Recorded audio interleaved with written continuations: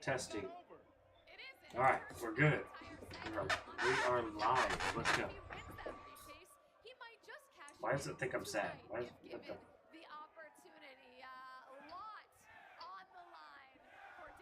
that was weird. I don't know why it was giving me a sad expression. That was weird. Anyway. my facial expressions are bugging out. Why is it doing that? That's so weird. Let me hide myself real quick. Or, there. I'm hiding myself real quick. Just so I could do this. WWE and cricket are celebrating the power of this community and the people who are the driving force behind it. They are the passionate experts empowering kids to make healthy choices. I'm excited for this show. I think it's going to be very good. And the dedicated community leaders ensuring that every individual has access to. I'm really interested to see what the main event's going to be. I'll be back on the screen here pretty soon. Just a second, I'm recalibrating my face so that everything will hopefully stop picking me up as being sorrowful. Hopefully this is how it'll determine what I look like from now. I don't know. I'm just kind of speaking for the sake of the calibration. Alright, let's try that. I'll tell you what, there have been some monumental moments that have happened for WWE right here in the city. Let me bring myself back in. Oh shoot, wrong thing again. There we go.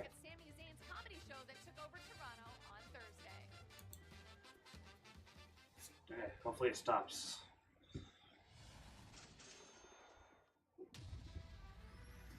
Let me get my cursor off the screen here. WrestleMania, SummerSlam, and the Royal Rumble have gone from jam-packed arenas to massive stadium spectacles. I haven't seen all of the start of the countdown show because I forgot that it starts an hour early this year because it's in I thought since it was back on the West that it would be, you know, like the normal time, but I guess they're starting it an hour early.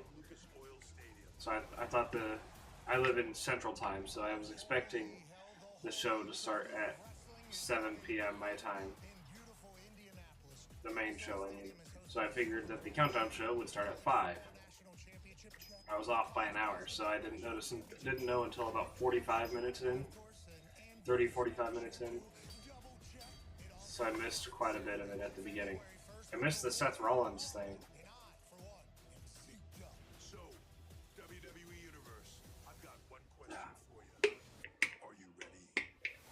Of course, I'm ready. They gotta change the SummerSlam logo though. That only worked in Detroit. Now it's just kind of lame. I'm not a fan of it without all the Detroit flair. Oh man, they all hate me so much. Everyone backstage Okay, does. well that's going on. I'm gonna try to find.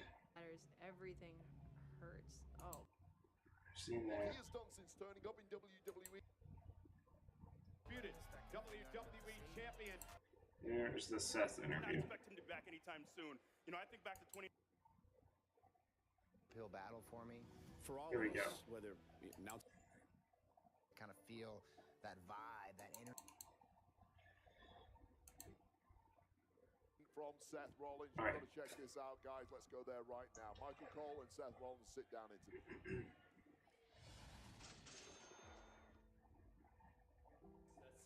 Look who's here. Ahead of tonight's World Heavyweight Championship match, #1 contender Seth freaking Rollins spoke candidly about everything that's happened since WrestleMania. First off, Seth, welcome back. It's been a few eventful months since you left us in WWE. How does it feel to be back? It feels good. I mean, you're always a little nervous when you take some time off and you come back. You never know how you're going to fit in, but I've been welcomed back with open arms. It's been really nice to kind of feel that vibe, that energy of the WWE universe. Don't get me wrong. Love my time at home with my family, but when you get back in front of that crowd, you feel that energy, man. That's where Seth freaking Rollins comes alive, you know? Before we get into things, how is the family? Becky, obviously, leaving WWE after losing the championship. She's at home with your daughter. How's she doing? How is the man? The man's great. She's great. I can't speak to her future or what she's got moving forward, but she's great. She's in good spirits. So they're just candidly speaking about Becky not being signed with WWE Let's go anymore. back to WrestleMania season. What an emotional weekend. Yeah. Let's first talk about Saturday night, the main event, the tag match, you and Cody versus... Was that what instead of doing I take a drink now? That night and stepping into the ring with those guys. Sometimes it'll make me angry. It was cold, man. It was weird. very cold night one. So that's kind of the first thing I remember from it. It was cold. It was so cold out there at night one. I felt people around me were so freaking that's where I belong. That's where I was pissy because of it. And I knew that getting in the ring, the adrenaline would get me through that night, and it did. And you know, the result wasn't what we wanted, but the experience was incredible. People were so pissy because of the cold that they were telling me to sit down whenever I jumped up to pop for like an entrance or anything huge. Banged up, grueling 45-minute match the night before. Yep. In there against a very dangerous. So glad night 2 was better. What was your mindset, and how did you get ready for a match of that caliber so quickly after the match on Saturday night? I remember after the first night sitting there, and WrestleMania has been 2 nights for a few years now, but I've never done back. This is the 5th 2-night WrestleMania. This breath you take where you're like, oh, we did it. I've never sat, I was sitting backstage with my wife and I took that breath and then immediately realized that I had to come back the next night. And I knew it was going to be an uphill battle for me. For all of us, whether an announcer like myself or an in-ring performer like yourself, for many, many years, we've worked back to back nights. WrestleMania is different because you leave it all out there, whether you're calling a match or you're in the main event on that first night. Now you got to go do it again the second night, and it's hard. Yeah. So why did you choose to be involved in both these matches then? I had a duty to the World Heavyweight Championship to defend it to the best of my ability, to give it a presence at WrestleMania, and it certainly wasn't something I was going to vacate. Yeah. There's always a puncher's chance, you know? You go out there, you never know what's going to happen. You know, Drew could make a mistake. That night he did not make a mistake until after the fact. But why did you stick yourself into the until after the fact, business of Cody and Roman and The Rock? Why did Seth Rollins do that? I mean, he's Roman Reigns. Seth Rollins. I guess I felt like it was important. To move the industry forward, we needed to put an end to Roman's reign. So I was willing to sacrifice my own well-being, my own championship reign. I had a feeling that we could do some good with what I had left, and fortunately, I was right. Let's fast forward to 4 hours later. It was only appropriate that Roman Reigns allowed his obsession with Seth Rollins to eventually cost him the championship. How did that feel to you? It was a catharsis. I knew that if I could just drag myself to the ring, get the chair in there, Roman would make that mistake. You know, give Cody the opening he needed to win the match. Thankfully, I was right again. What a bittersweet weekend. Yeah. I mean, everything that you went through emotionally, but to finally see Cody Rhodes. Yeah, Seth Rollins did nothing but lose that whole weekend. That sucked for him. That must have felt good for you. Yeah, you know, it was interesting. You know, there was probably a hint of jealousy in there somewhere, but I felt fulfilled for kind of the first time in my career. I took a breath and I said, I'm going to be okay. And I felt like I could take a rest, you know, for the first time in 12 years. I felt like I'm going to get this surgery and everything's going to be okay. Still to come, Rollins spoke openly about his view of current World Heavyweight Champion Damian Priest. I remember my first title reign. It is very different visualizing yourself as the world champion and then stepping into those shoes. You know, guys, very candid interview with a very special guest coming up. WWE. The bloodline. Is that all so far? You really hit it on the head there. These are two very different things to There's Sammy. It could have been bad. Probably the worst fall I've ever had in my... Are you kidding me? Alright, well, I'm gonna jump up to present now. Ow. Times pure excitement. I'm gonna assume we haven't seen the second half yet. Money. Equals one chance to turn ambition into destiny. At Money in the Bank.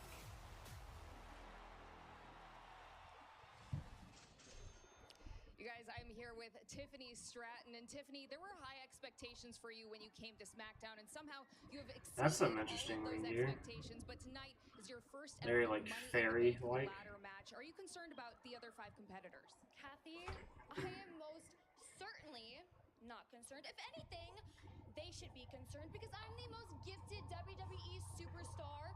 And tonight, that's going to be on full display when I climb up that little ladder and grab that briefcase and it becomes Tiffy in the bank. As long as Tiffany or Chelsea wins, I'm happy. So much. And, oh, I don't care about being right on my LA predictions so video. I'm going to go try to grab that interview, and in the meantime, send it back to you. Kathy, thank you so much. Tiffany Stratton certainly has made her mark on the main roster of WWE. She is an absolute. Oh, there's a sponsorship on the briefcase, straight up. For the women, we see the crowd here getting more and more excited as we inch closer to Money in the Bank. But you know, I think Tiffy should be aware of the field going into this ladder match because it's competitive. Set your clocks to Tiffy time. I think Tiffany, rightfully so, is a lot of people's favorite. You know, there's a ton of athleticism in this match, but I think sometimes you got to look at someone who might not have the same amount of athleticism, but who has the cunning. And the cunning, I think, in this match is Chelsea Green. I think a lot of people... Canadian Chelsea Green. Yes, Canadian Jackie. I'm excited to see what she does. I think Chelsea is someone who has the brains. I think she's crafty enough to figure out a way to get it done tonight. So I think Tiffany's a lot of people's favorite, but look out for Chelsea. I agree with you on Chelsea Green. Chelsea Green is a slimy little pest. But that's the kind of person who gets a lot of success in this industry. As you know yourself, Biggie, is a former Money in the Bank winner. Just kidding. But seriously, Io Sky is somebody who has this pedigree. She's done it before. I don't think there's any chance Io wins again. In the eyes of the genius, I'll be very shocked. She wants back gold. I will lick my sock if Io wins. I'm not gonna eat it because that's just insane. She somehow finds her way back to SmackDown. She wants gold back. She believes she is. Y'all wouldn't be able to see it, so you just have to take my word for it. And one way to get back to that top spot is winning tonight.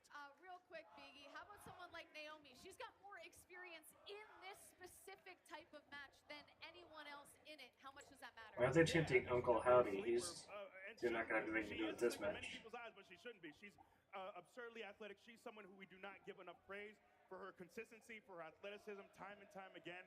So definitely watch out for Naomi as well. Yeah, the problem Naomi has in this industry. I saw was one of the WWE channels, like WWE on USA or something, had posted on YouTube a poll on who they think's gonna win, and Naomi was #1, at least at the time. I was like, are you kidding me? Like,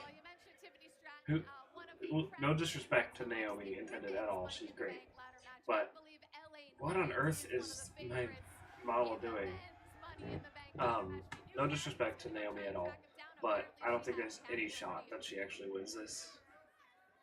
Yeah, thanks so much, guys. I'm here with LA dude, the camera's over here. Last night you said thank you. that main event Jey Uso was the favorite to win tonight's Money in the Bank ladder match. Now, does that lessen your confidence going in at all or motivate you further? Well, first and foremost, let me talk to you. Here's the thing what we got to talk about. Money in the Bank is upon us. You talk about the things that I said last night. You talk about me talking about Jey Uso being pretty much the odds-on favorite, right? Look, I got eyes, I got ears, I can hear what's going on. Everybody out there is going to say LA Knight. Everybody out there is going to say, yeah, and I'm pretty sure everybody out there is probably going to be saying yeet. But as far as everything that I could see, everybody out there, look, man, they're pulling for me, they're pulling for him, but I feel like, man, whenever I look off to the side, my expressions kind of bug out. Make a damn bit of difference to me. I walked into this place and I told you from day one. Actually, as a matter of fact, I told you last night, because if you want to talk about what I said last night, let's talk about what I said last night. Pre-show, Money in the Bank. I said they can say whatever they want. They can call it Mellow in the Bank, Heat in the Bank. Doesn't matter. I ain't going to say any of that stupid crap. What I am going to say is Money in the Bank. I've been that from day one. It's what I'll continue to be. I'll grab that briefcase because nobody else can while I'm standing in there with everybody saying L.A. Knight. Yeah. Nah. It's not going to be LA Knight. Logan Paul's waiting in the wings. Kathy, thank you so much. It's like you're reading my mind because I do feel like I do like the sort of heist theme they have going on. Inside Scotiabank Arena. So hang on. Let me ask you guys this: Are we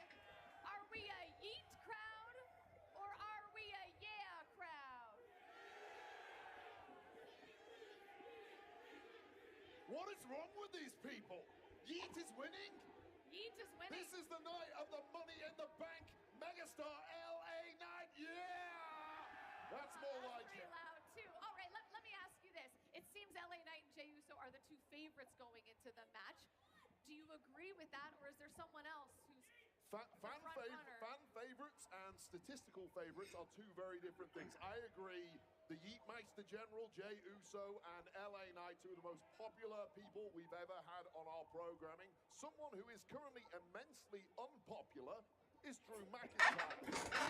He's unpopular. I think he's winning. He's ruthless, and he's really, really good. You don't have to. He's my pick to win. Check out my predictions video for explanation. In this match, 'cause he's dead. That girl in the back, I thought was AJ for a second. Do not get me wrong, but you told me last time to remove my bias when I was talking about CM Punk. You remove your bias when you're talking about Drew. No bias, no bias. He's the only former world champ, but continuing. That is true. But look, you know, one of the interesting things I think about this match is just about everyone going into this has someone who's not in the match that they have to keep their head on a swivel about. That's such a good point. Drew has to look out for Punk. With Gable, is it the Wyatt Six? Are they coming for him again? Andrade might be the only person who gives us focus on the match right now. That is true. Yeah. Right, and Carmelo's been picking fights with veterans from Bobby Lashley to everyone else. So I think that's one of the interesting dynamics we often talk about this match. There is Notice how they did not mention LA Knight having to look out for Logan Paul. They did not mention that one. Potentially some interference from all angles in this men's I'm telling you. match. Which I love. We don't know from who, but I expect something to go down. Listen, if there's one thing that WWE fans love, it's AJ Lee, but it's also surprises at premium live events. I'm sure we got a couple of those in store tonight. We will see. We are officially 30 minutes away from Money in the Bank. We've been counting down the top 10 crash landings. Here's number 4 to number 2.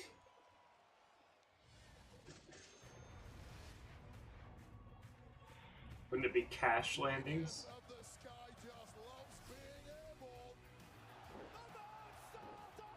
And that was cool. I don't know if I'd go higher than the other ones. This was taking out the entire field. Sheamus got some evil intentions.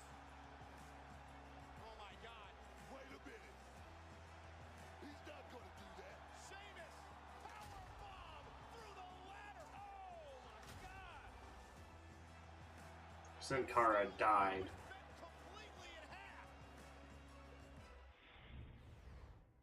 Such a precarious position. This could end very badly.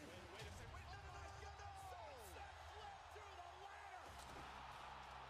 Dang, he got some bounce on that.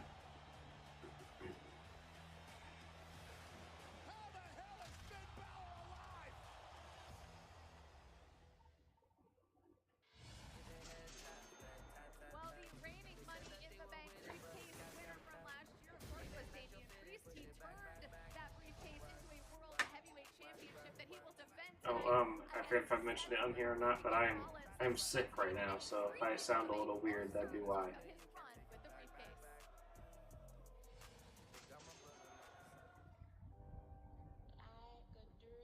I get asked all the time, what's the best part of what I do for a living? I couldn't have written a better book of how this happened for me.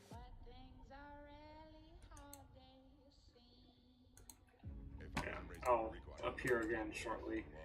Wrestling the way I did, I just knew this is. I'm just my family suffered emotionally seeing me go through a lot of fixing this to where literally we'll having nothing. I'm out of shape. I have no money saved. What do? Go make a name for yourself. He has a presence about him. He kind of set himself apart. Damian felt like he had to act a certain way. It was frustrating to hear people's opinion of me. Hunter himself told me he proved them wrong. It was his time to have something big. Biggest moment in your life. So happy for him. I'm one of the ones that wasn't supposed to.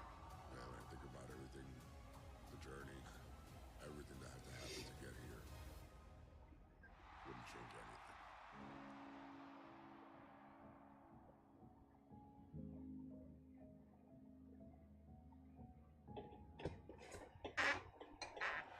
By the way, that is just a preview of an upcoming episode of WWE 24 on Damian. I didn't know Tony 4 was ever coming back. Great Hasn't it been a long time since the last one? I think. For someone's career, right? Just like that, in one night, it can take you from a guy who's kind of languishing and it can take you straight to the top. That's why I love this event. I love this match so much. It's so exciting, but it really gives you, I think, more than any other match, maybe besides the Royal Rumble, it really gives you that opportunity to really skyrocket right to the top. Yeah, and Damian Priest, just a guy who naturally oozes confidence. That confidence found a whole new level when he became Senor Money in the Bank, and it's growing still. I'm sure, Big E, it's got to be a career highlight for you winning that. It's definitely up there, and there's nothing like, I'm telling you, there's nothing like being at the top of that ladder, looking out at the crowd, holding that. I don't even know what I was doing. You're doing something like at the audience. I remember very well. We've been counting down the top 10 crash landings. Without further ado, here is number 1.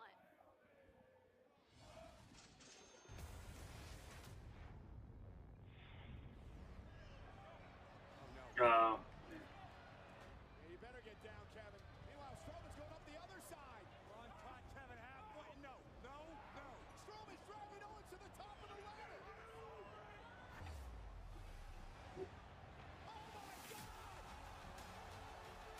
That was one tall ass ladder.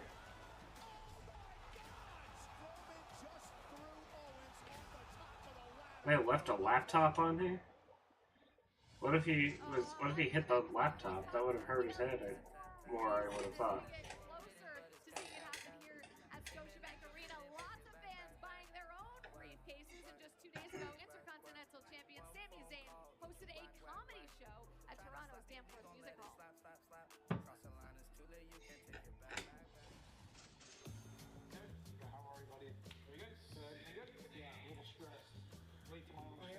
Equally nervous, if not more nervous, than if this was a WrestleMania.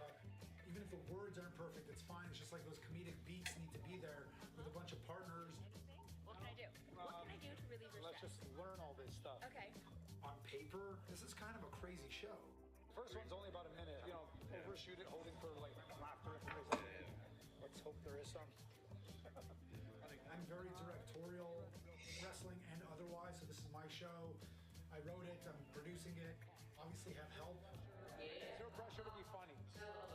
Fun. Well, I can rattle off a few bits. Oh, really? Yeah. All right, whatever you want. I love the creative process of putting something together that takes you on that kind of ride. It goes from one thing to another and you don't know what's next.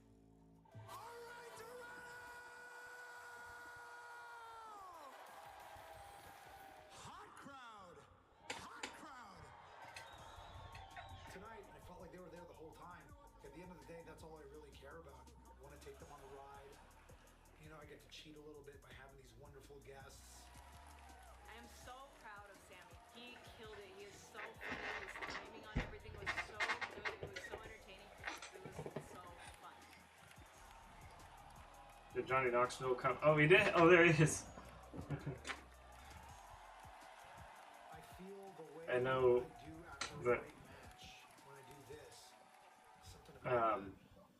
Johnny Knoxville posted something on his story about taking a flight to Toronto, and Sammy still hates him. Like, in kayfabe, obviously, but like, Sammy posted, "What is this stalker doing? Why is he following me around?"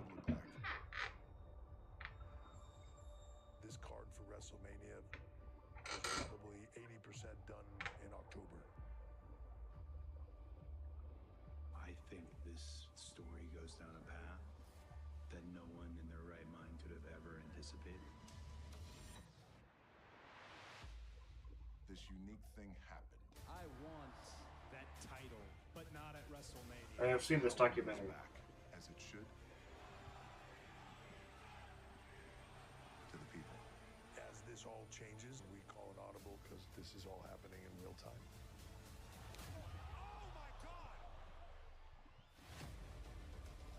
We pivot in a way that blurs the lines of fiction and reality.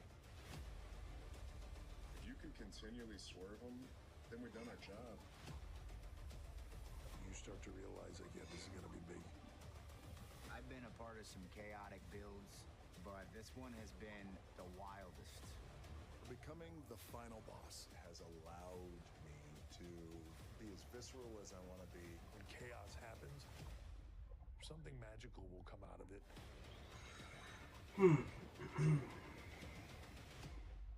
What do we do next? It is a good documentary. I do recommend watching it if you haven't seen it yet. The best ever Money in the Bank cash-in hasn't happened yet because it's not mine.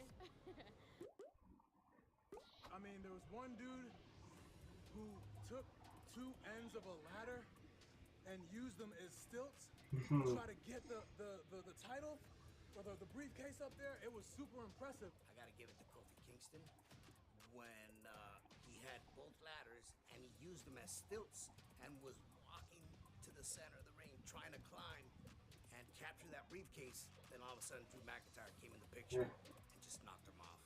That was crazy. I have to go back and watch the tapes to figure out who that was. I don't know. Competing. Clearly. Jeez, I wonder what it is. Briefcase, unhooking it, hearing that bell ring, holding it high above my head, roaring.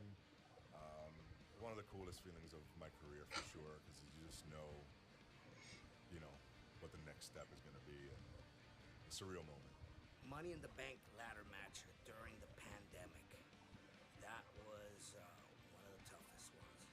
As you can see, I'm still alive, but I was thrown off a 15-story high building, maybe even Yeah. by none other than Corbin. I think the toughest part about being in a Money in the Bank ladder match is that you I like how they don't bother decanonizing it. He just was thrown off of a 15-story building. to win. Am I going to, like, there's so many things that go through your mind when you're stepping into a match like that. You know that a lot is on the line, there's a lot at stake. So it's very, very unpredictable. The toughest part is literally the object of the match, is climbing the ladder, getting hit by the ladder, and I don't think people fully understand or believe how dangerous those ladders are. Like the first one that I was in, it fell one way and clipped the side of my hip, and like my hip was jacked up for the next like 3 weeks. It's so dangerous. Ouch. And scary. Which is the best cash-in of all time? And he's gonna say his own, probably. Because a lot of people weren't I like expecting her not only win it that night, but cash in that night and was successful. Opinion, of course. Obviously, I'm a little biased to mine, mainly because There's Seth's, Dolph Ziggler's is one of my favorites. I'd say that's probably my favorite, just Dolph Ziggler. Probably not. And then doing it at WrestleMania, the biggest WrestleMania of all time. Gotta give it to Seth Rollins. Probably the most recent one, Damian Priest, stealing it from Drew McIntyre because Drew kept his eye off the ball. Sorry, bud, I like you, but come on, do better than that. Oh, I would turn it into a mask. Instead of it being squared, I would have a briefcase that is shaped of a mask, and I would carry that bad boy, almost like a lunchbox. It would be a stereo mask. I might make it a little bit bigger. I'll make it light, but I'll make it bigger so it can carry a few more things. I got a lot of stuff. I walk around with a lot of bags. Put my dad's face on it, because everyone would be cheering for Mr. Miz, and then it would make me the ultimate babyface, because my dad makes me the ultimate babyface every time. And I think he would really like that. Or I can always turn that briefcase into a title. Just the center of the title, representing what I will eventually win. I'm sorry, Ray, but I hate your idea for a custom briefcase. Tomorrow, when it comes to my opponent, it don't matter. NXT brings the heat to Toronto. Our NXT champion finds himself in the middle of Got Heat Wave tomorrow. four-way match for the NXT championship. Oh, yes, man. Plus, a battle for the NXT Women's Championship. There is not one woman that can take this title away from me. These fists don't lie. NXT Heatwave in Toronto.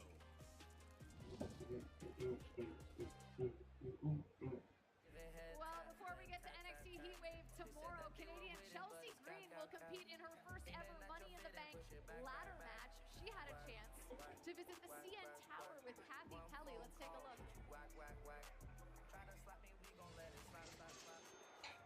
Chelsea Green. 1,168 feet in the air. I'm actually not sure what that calculates to in meters, but I'm sure you could do the math. I feel like nobody already told me that statistic before they asked me to be here. Yeah, it's sure it's 3,000 and something.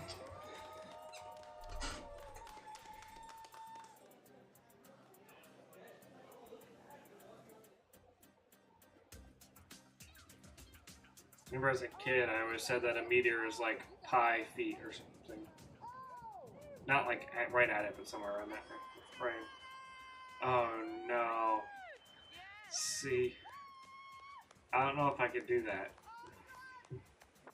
I'm not scared of heights, but I'm scared of heights in a situation like that. Like, if I was just on, say that other white building back there, if I'm just standing on the roof, you know, with just a firm ledge. Yeah.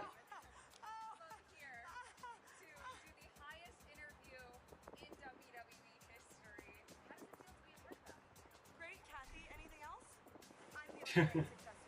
I would be fine, again, if it was like, if I'm just standing on a solid roof. This where I'm just counting on this harness and this cable to hold me up. That's what I'm like, nope.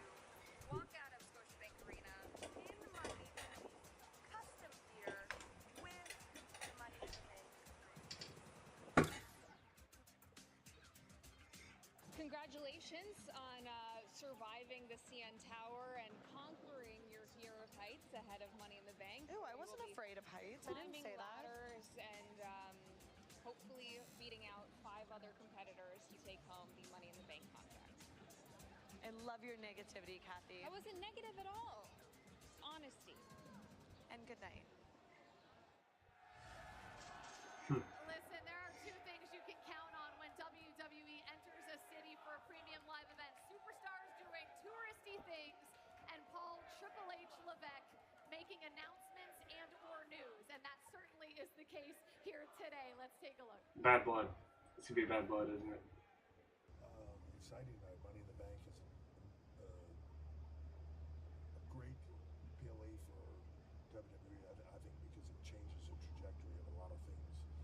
So as you're getting ready to head into SummerSlam, but you know, once somebody has that Money in the Bank briefcase, it sort of changes the dynamic because the chase begins, and you always have to, if you're a champion, you always have to be looking over your shoulder. So it'll be a big night. We got a lot of great talent in there. I think very difficult to call. I think all the matches tonight will deliver, and then some. We got a few surprises in the tank. It's going to be a fun night.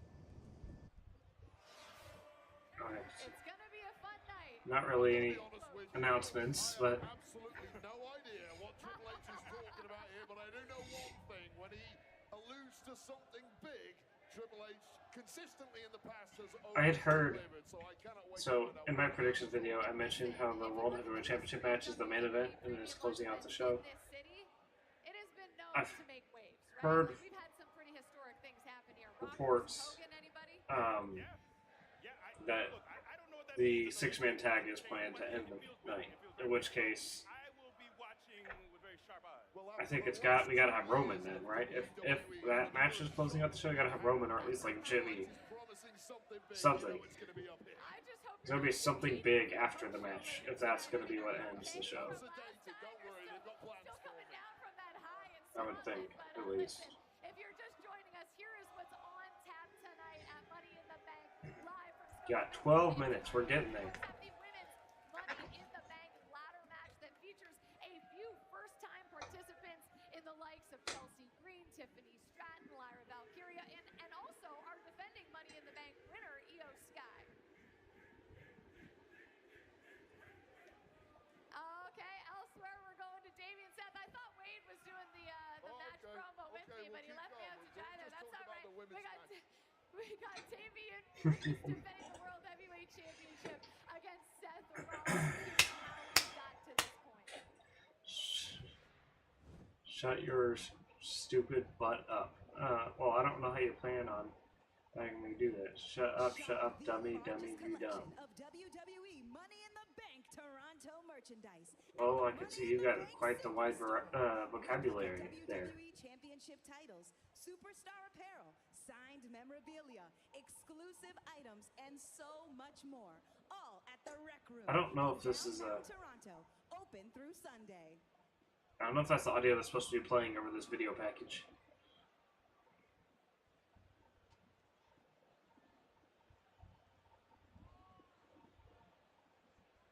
Are we gonna get the proper audio? There's something I know. I wish you would beat me up right now. I can beat you up right now, bro.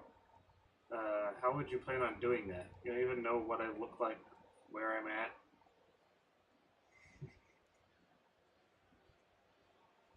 I don't know what you're getting so hostile for. Are we gonna get the actual audio in here anytime soon? Is this just awkward silence with I said shut up, dummy, or what?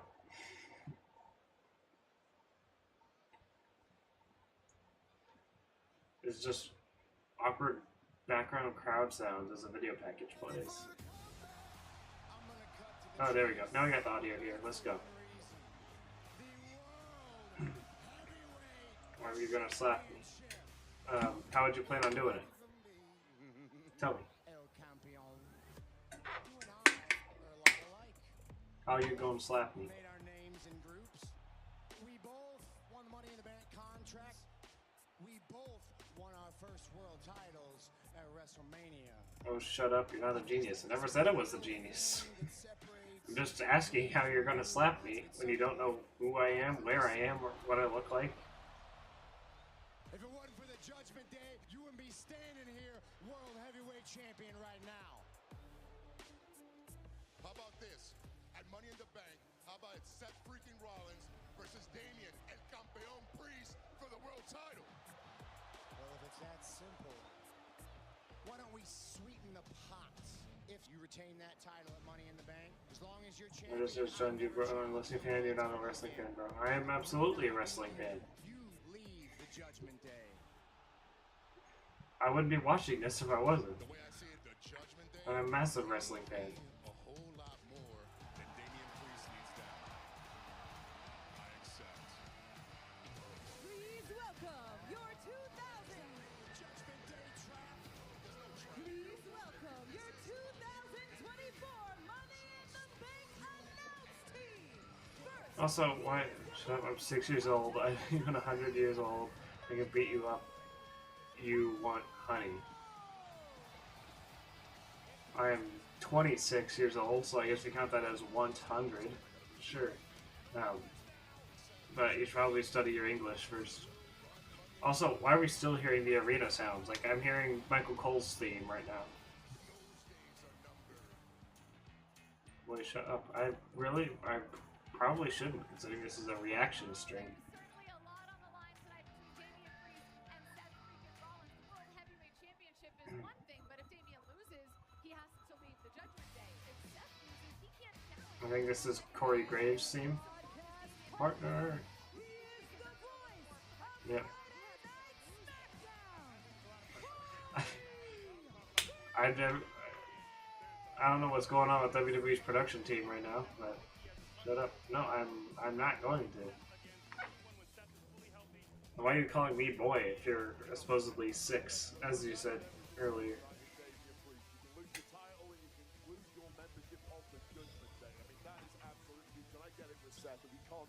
Ross said, shut up. Who is the fighting boss because you do not like Jay just like his brother? I don't know who Ross is. Who is a fighting boss because you do not like Jay just like his brother? I don't have a problem with Jay. I love Jay. Jay's great. You're assuming you're talking about Jay Uso, then you spelled it with an A instead of an E. I don't know who the fighting boss is unless you meant to say final boss. But I don't know what it has to do with anything, and I don't know who Ross is. You know what, that promo last night from Kevin. Talking about Ross Tweddle from Cultaholic? Who are we talking about? They acknowledge your tribal chief, Cody Rhodes. My tribal chief, if you're meaning to say tribal chief, and if you say acknowledge my tribal chief is Roman Reigns, not Cody Rhodes. I'm so excited for this. Cody's a great champion and all. No diss to Cody, but he's not the tribal chief. Bloodline post-WrestleMania spiraling to their death, and along comes Solo Sikoa, does all the things he's not supposed to do, brings in all the people he's not supposed to bring in, and look at them now. They are going skyward, maybe to the best, most dangerous version of the Bloodline we've ever seen. Kevin Owens, fight like hell. You're going to have to fight like hell tonight if you and your men have got any chance against this Bloodline. Who is now, in your Cody's the champion? He is the champion. He's a great champion. That doesn't make him the tribal chief, though. Cody doesn't even have a tribe. He's a white dude. He's a champion. That's for sure. He's the champion. And he's a great champion. Dairy knowledge. Tune the knowledge, your tribal chief. I don't know what you meant to say by that, but I will always acknowledge my tribal chief, Roman Reigns.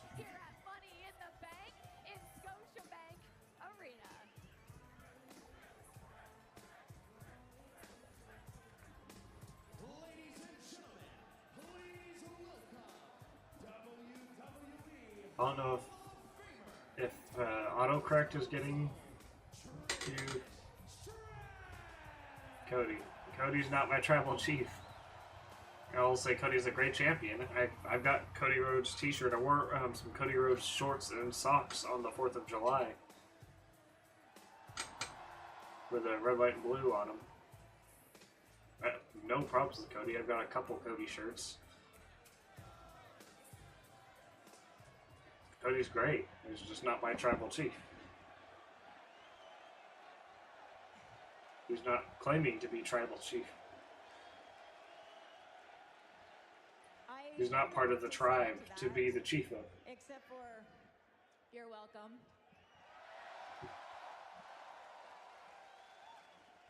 You guys, it is so good to be home. And I'm so excited that I get to be the one to welcome you to a night that's going to change WWE forever. That might be a bit over dramatic, but Welcome to Money in the Bank. bro, you 26, my mama older than you, bro. You're dirty, my mom is 34. Someone who has given And me many an awesome introduction. I, Please welcome our yeah, your mom's probably older than me, but Urban. so what? Oh, so we do have Samantha. I was thinking earlier, Mike Rome was our announcer for SmackDown, so I was a bit concerned he wouldn't have Samantha, which would tell me that there's no way Chelsea Green is winning if Samantha's not the announcer. But she is, so.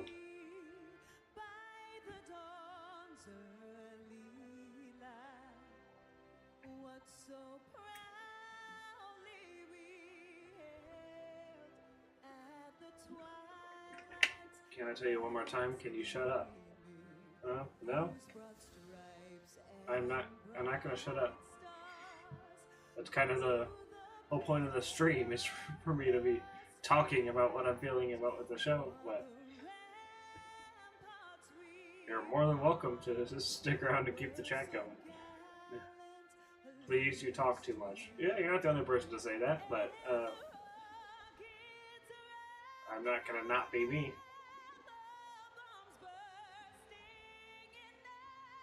Samantha's such a good singer, dude.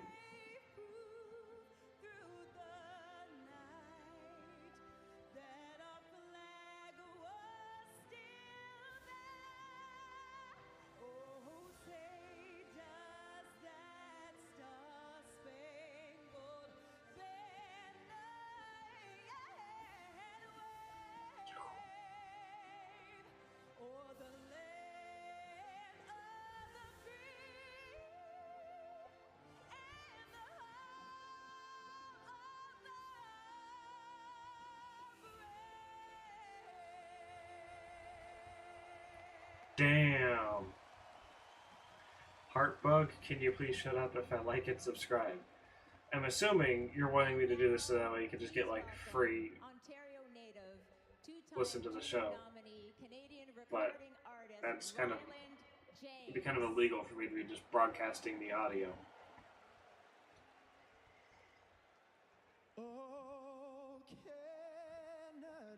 Yeah, I just realized they were doing the American national anthem.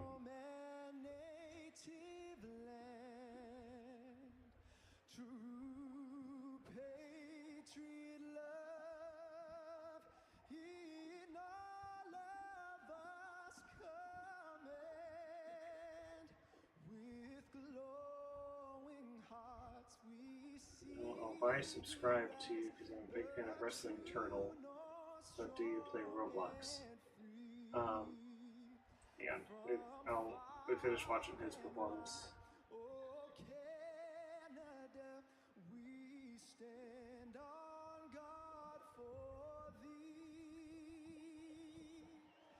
God keep our land glorious and free.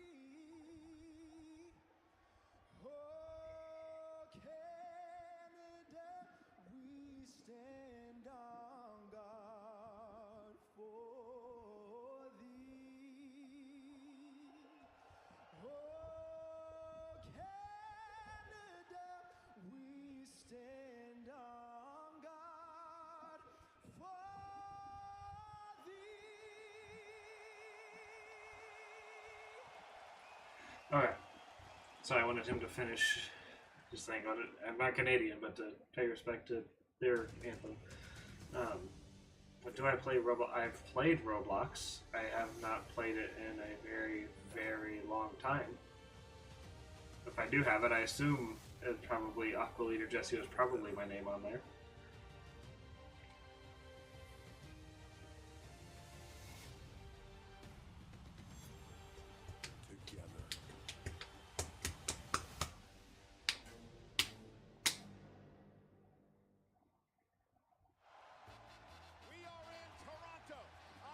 All right, Money in the Bank time. Let's go.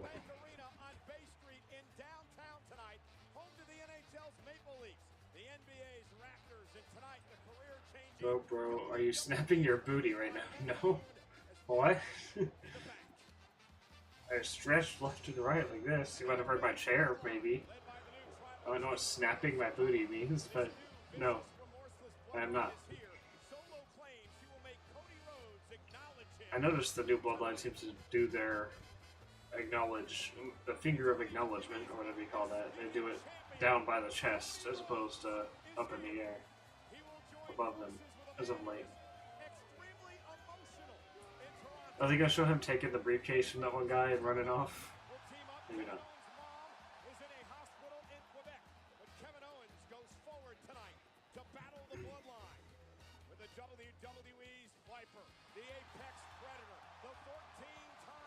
Blah blah blah blah blah blah blah blah blah. I hate you.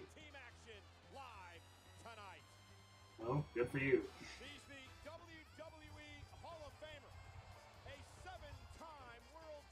Cutting back to when she pulled in.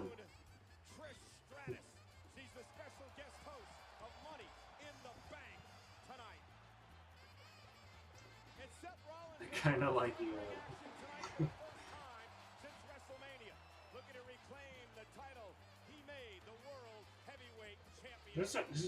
Seth's got some sick yo-yo tricks.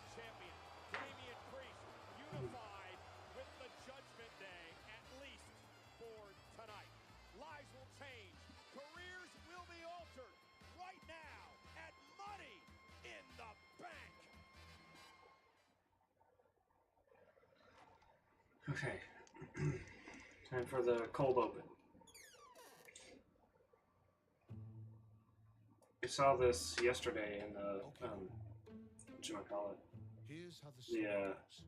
what's 1 billion plus 1 billion? That'd be 2 billion? And I mean all the way up. Because up here is what everyone wants. Don't tell me it's good. Can we like have them not do the characters doing the gritty this time? And to get it, it's more than just a classic smash and grab. You gotta battle your way. Fly your way. Climb your way and crash your way. your way past 5 other superstars.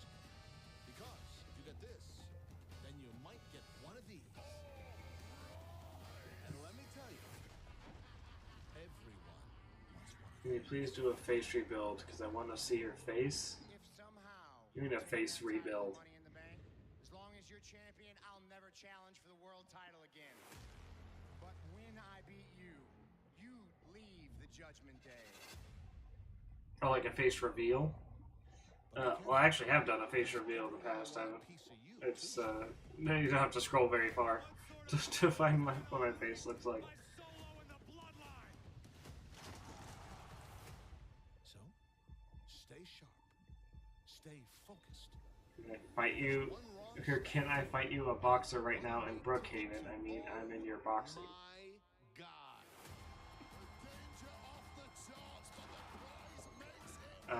I'm not much of a boxer.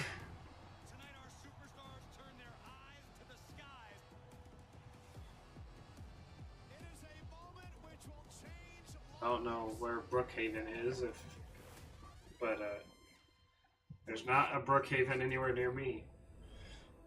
Oh, and Roblox. Never had the money. Well, I don't currently have Roblox installed on my computer. Oh no, they're gonna do the gritty. Damn it, they're doing the gritty. Why'd they have to put them doing the gritty on here? This is stupid. This is so cringy. This is so cringy. And now, Prime Hydration and Wheatley American Vodka presents WWE Money in the Bank.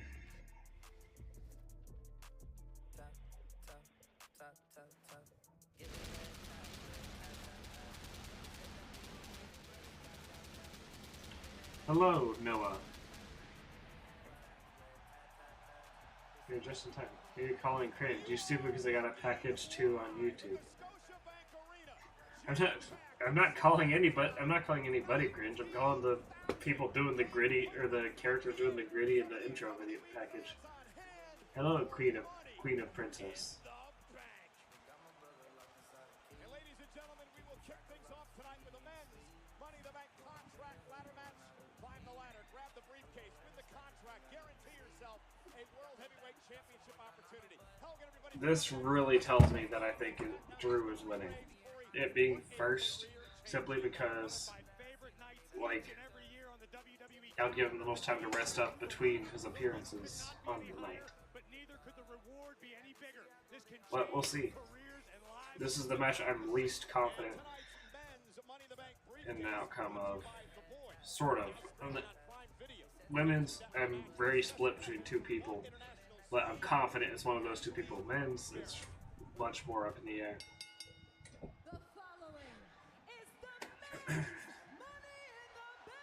All right. In this match, there are no countouts, no disqualifications, no. What time does it start? It just started. The only way to win. Jay is winning. It's possible. I'm not gonna say it wrong because I'm not confident. I didn't think it was him simply because he's got the briefcase and the poster. I don't think they would do that if he's going to win. And Drew made sure to announce that he was going to cash in the same night. I think that's going to happen, and he's going to get screwed. But I'm not going to say like you're wrong because I'm not very confident in my answer. You could be right. And I would not be upset if Jay wins. I'd be quite happy even. I love Jay Uso.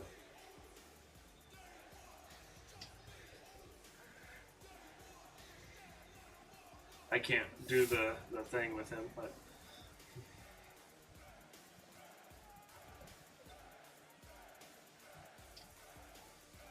okay, there's more fireflies than last night, so that's good.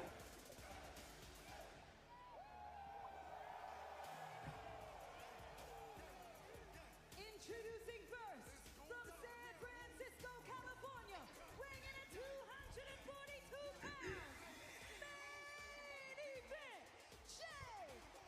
Is this gear from something? Like inspired by something? I can't quite place what it is. You better take it easy over there, Cole. You yeet any harder, you may pull something. Come on, let's get yeeting to the in the Money in the Bank match. Main event, Jey Uso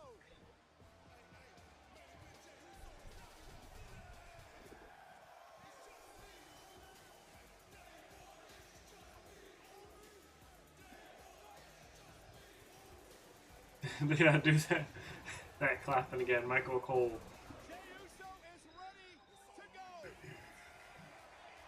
sounds like Toronto is more than ready to watch main event Jey Uso go. An emotional day for Jey Uso. His uncle, Roman Reigns' father, Sika Inoue, buried today after passing away last week. Jey said he wanted to be there, but he knew his uncle, as he calls him, would want him to be a part of tonight. I know Roman was at the funeral.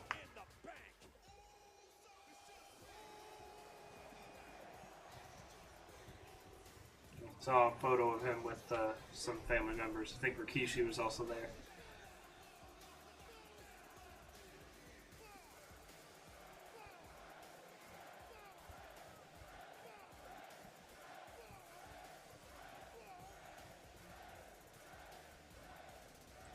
WWE Money in the Bank, that is right. It is Money in the Bank time. Money in the Bank is one of my favorite parts of the year because it oftentimes is the leaping off point for somebody joining the main event scene. It was Liv Morgan in 2022. Last year it was for Damian Priest and Io Sky. It's usually a lot of people finally getting what they deserve. In the good way, not like a revenge sort of way. I feel like on the women's scene, we're definitely going to get that.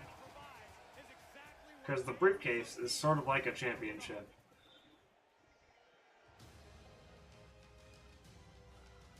No pop for Andrade.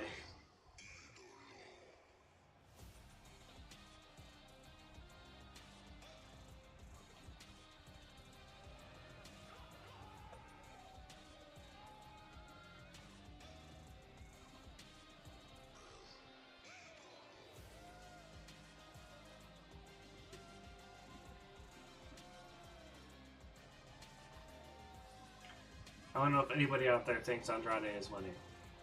Jay is winning? Maybe.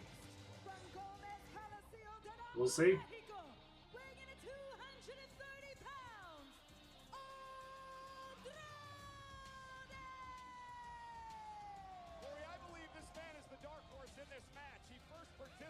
He certainly is the dark horse, that's for sure.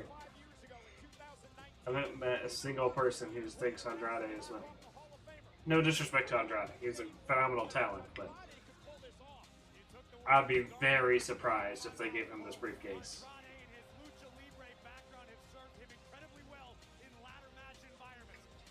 It would be the most shocking Money in the Bank winner of all time.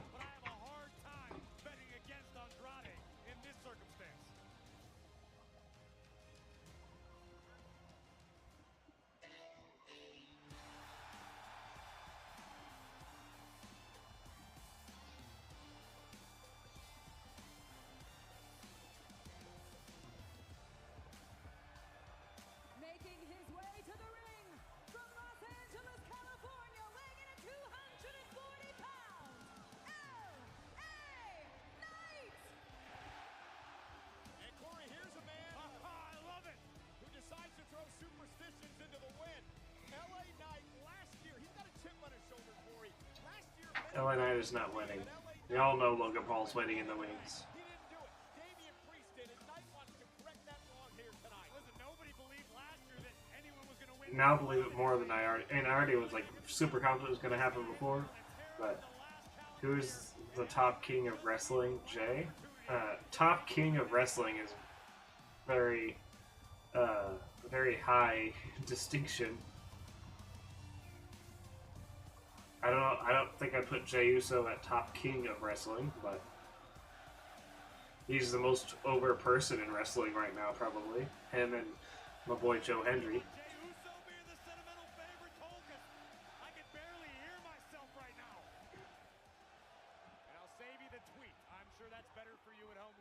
Did you say like who? Who would I say? And you could make the argument that the king of wrestling is whoever's the WWE champion. So I guess Cody Rhodes. Sorry, you're not it. Boo.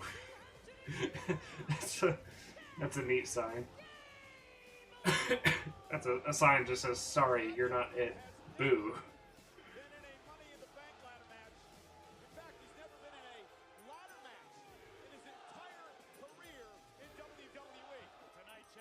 You who suck.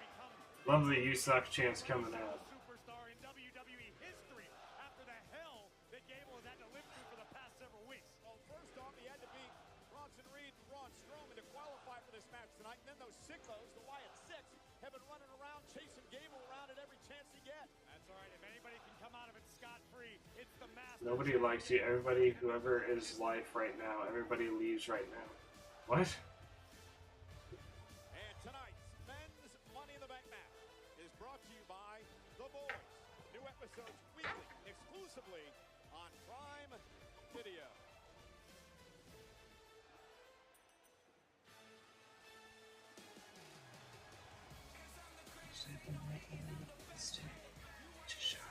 Guess you wait till next year.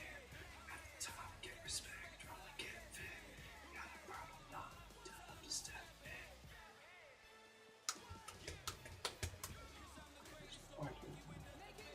Can you give me Robux? Can you give me free Robux? I'm not handing out Robux, unfortunately. No.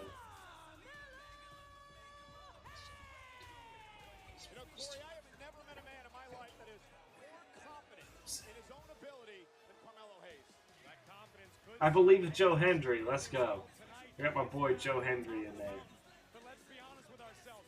As Hayes makes his entrance in Toronto, I'm next to you next year. we need a Scotty Barnes You need to be next to me next year. out of him if he wants to become Mr.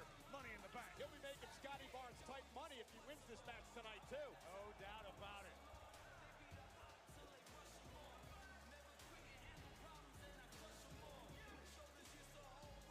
Carmelo Hayes ready to go. The final entrant coming in the Next year, because you can't hear me next year, Carmelo Hayes, baby, he won. You're saying Carmelo Hayes, are you talking about his theme song, or are you saying he's winning next year? I could see him winning next year. Here's the man that I think is winning this year.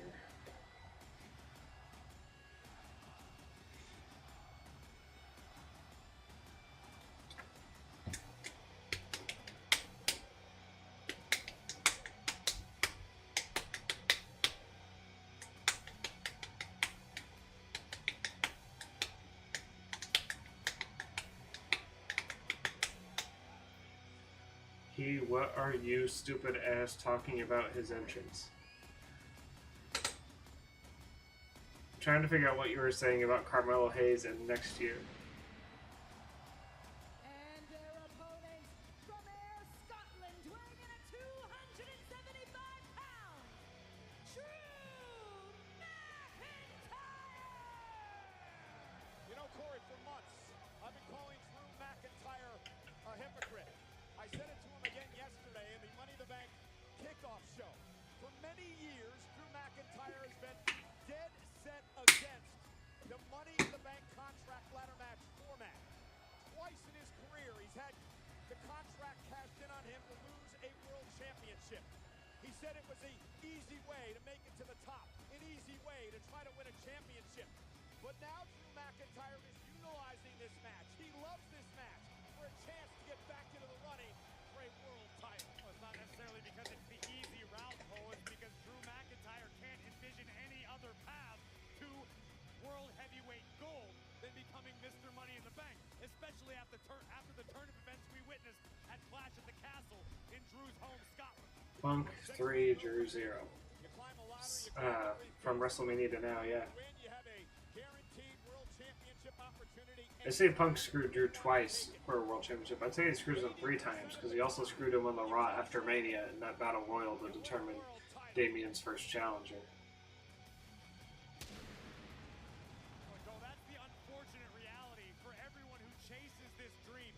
Most superstars will spend their entire careers longing just for a chance to be the kingpin, and most never ever receive that opportunity.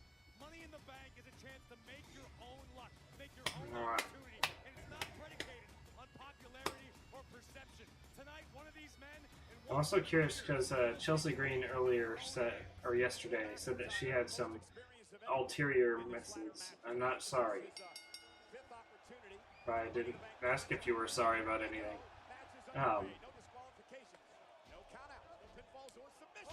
She said that she had some ulterior methods of reaching the briefcase outside of climbing the ladder. I'm curious what that might be. We got our prime bottle in the ring. But the key is keeping your head on a swivel, realizing when the opportunity presents itself, you have to take it. And most of the time, it's being in the right place at the right time. A lot of luck involved as LA Knight plants Carmelo Hayes, and quite the rivalry those two have developed on SmackDown as Jey Uso and It's 2 plus 2, 4. And now perhaps the two fan favorites in this matchup square off early on.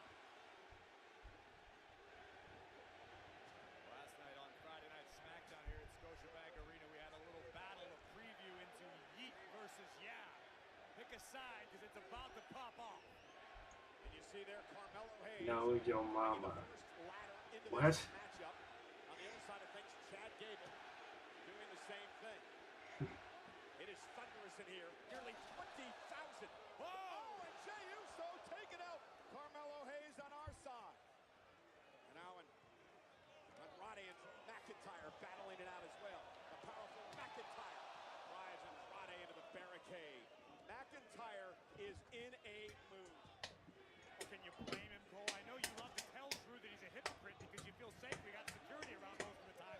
But let's be honest, McIntyre has spoken a great deal of truth, no matter how you feel about it personally. Well, and it just is the way he delivers it, Korea. Oh, goodness.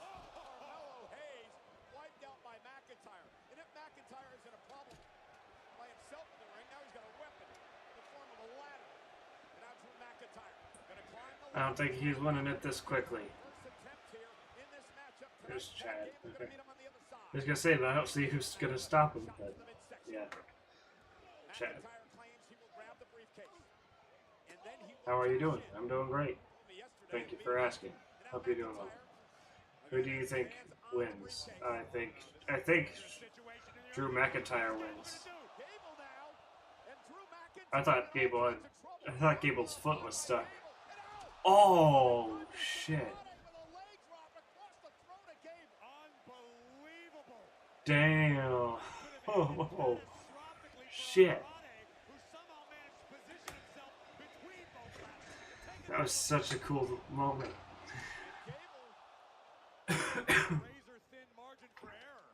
Excuse me. Ladder for a weapon in his own right up the face of McIntyre. And now do LA Knight. Yeah.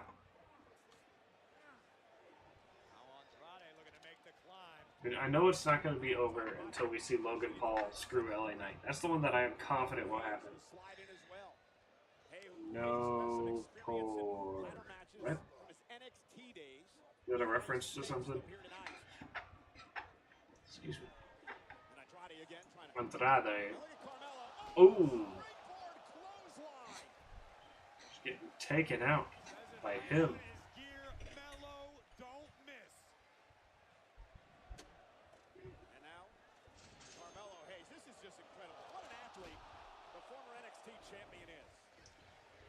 Is Ollie is nobody in the chat, so are you dumb? What? What? I don't know what that means. Former NXT champion, we've seen the physical abilities of Carmelo Hayes. Will tonight be his night? He's flashy, agile, and smooth. Uh-oh. Now looking to. Oh no, this is going to be bad news. Oh my God! Now. Ouch. Both men may be split in half. I don't know that I have ever seen a maneuver like that.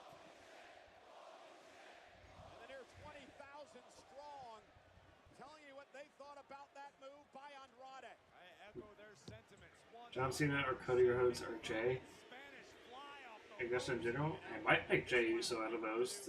The Usos are my favorite tag team of all time. And the Bloodline is my favorite story in all of wrestling. The Jey Uso is a very vital part of both of those things.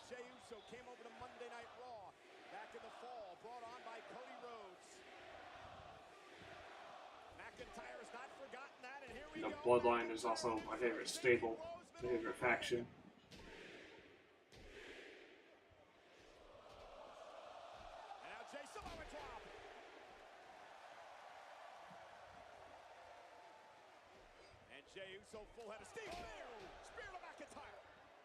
He also is not a gather. You're not a gather anymore. Jay and Jamie, they not together. Her like Jimmy, they're not together anymore, bro. And I know they're not together anymore, right? At least for now. But the Usos still is my favorite tag team. And Jay was half of that. And let's not act like they're not going to end up getting back together by the time the year's over, most likely.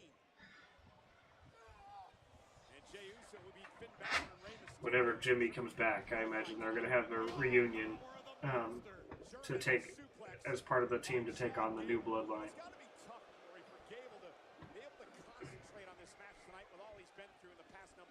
Listen, this is where Chad Gable thrives. The power of Gable again. When the pressure is at its highest is when the master shines the brightest.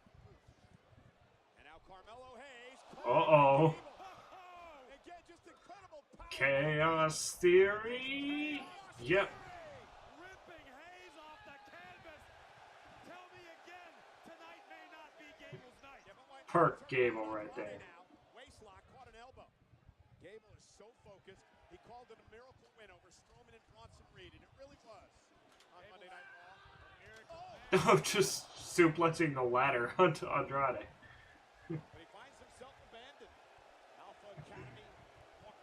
LA Knight's waiting down there in the corner. I can see his armband.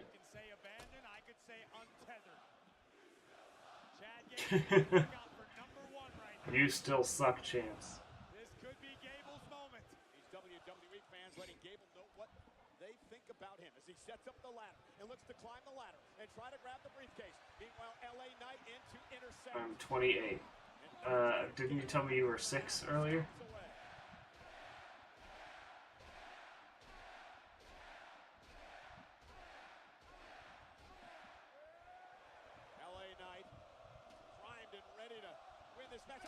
Oof.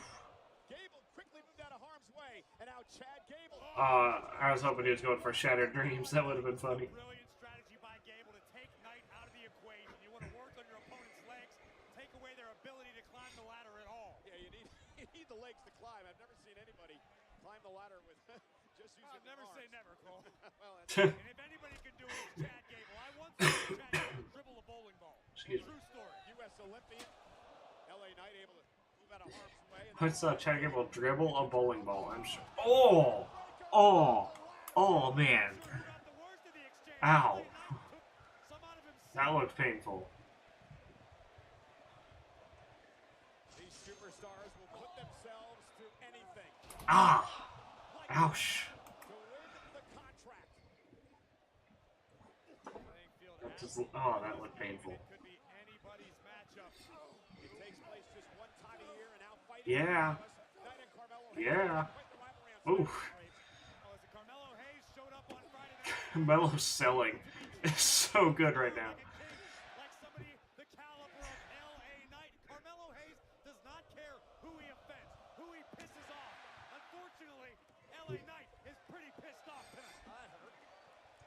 Thank you, because I didn't see the other lives that I was on. You couldn't see them. Yeah, I'm hoping this works. You only got 500 subscribers and 26 subscribers and 500. Like, bro, you ain't got that much subscribers. Yeah, I don't have that much subscribers. I don't really care about my subscriber count. I'm just doing this for the heck of it.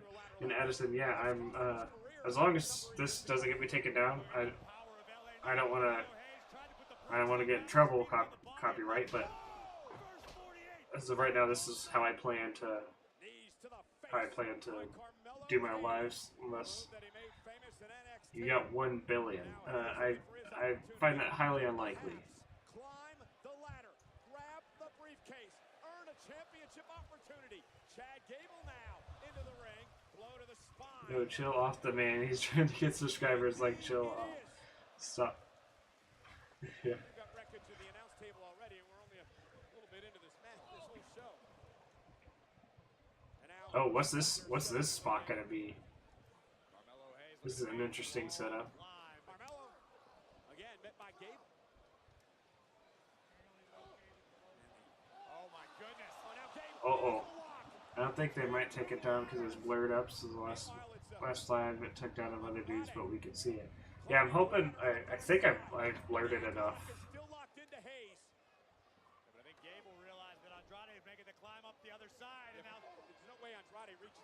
I did some anime reactions that haven't gotten taken down, so I know I keep repeating myself, but we were talking about some of the premier athletes in the world. I hope they'll let me do this. Get your bet on Jay.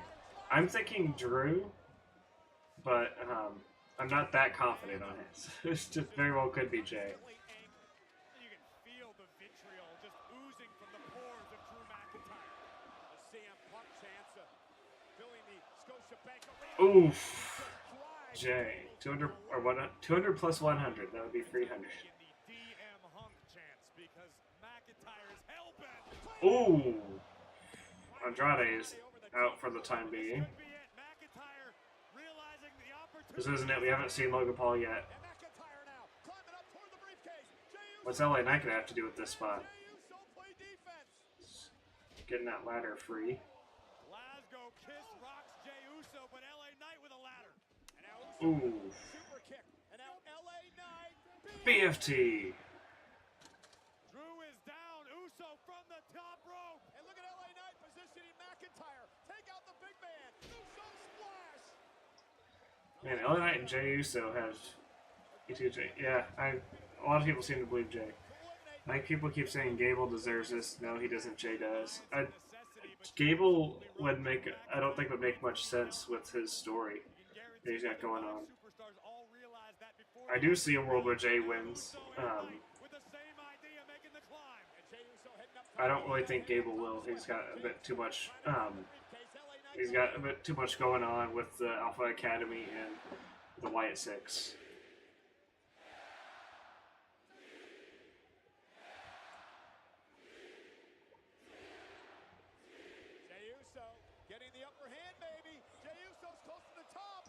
Is Andrade even here? Is he Speed Champion? He was Speed Champion last I checked. Andrade is here to have a sixth person in the match. Maybe to try to get him a little more over, give him some moments. He did have that impressive leg drop to Gable.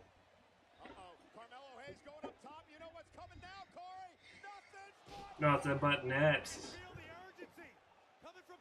I would not be upset if Melo won. He's not going to win here, but I would not be upset if he won. I'd be pretty happy if he won. Oh, what is Andrade doing?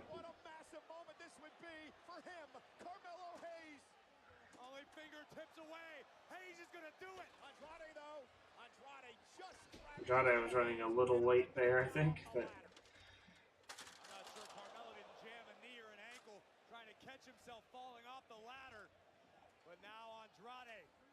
oh, the obligatory bridge spot. They usually do it between the ring and the announce table, but I like how he just sets that up and then proceeds to climb the ladder.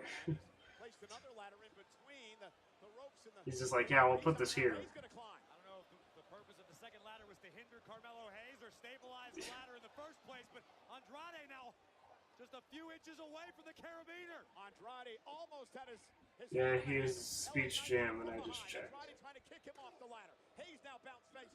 Oh, he's Speed Jam.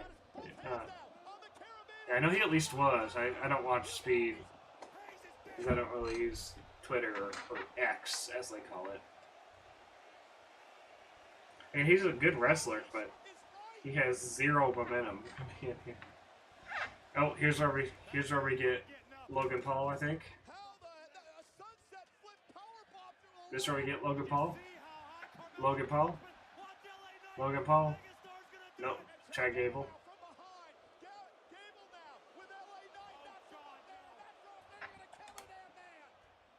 Okay, okay.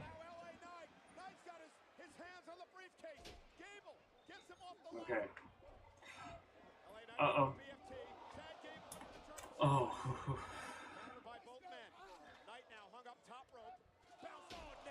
Ow. Ouch. There's the... Oh, shit. Ah. Oh. Ow. Ow. Come on, Jay, get up. Yeah, don't worry. It's not over until we at least see Logan Paul cost LA Knight in the spot, I think. I'd be very surprised if he didn't. I got a dog. Good for you. I have 2 dogs. I see, like, just recently got a dog, which is congratulations. I love dogs. No way. Okay, I was gonna say no way.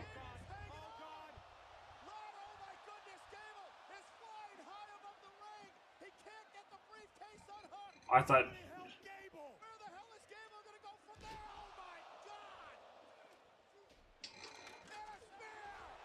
Oof. I think that'll have Gable out for a while. Not much speed either. I don't have a problem with it, it's just that's not the ideal platform for me to watch anything.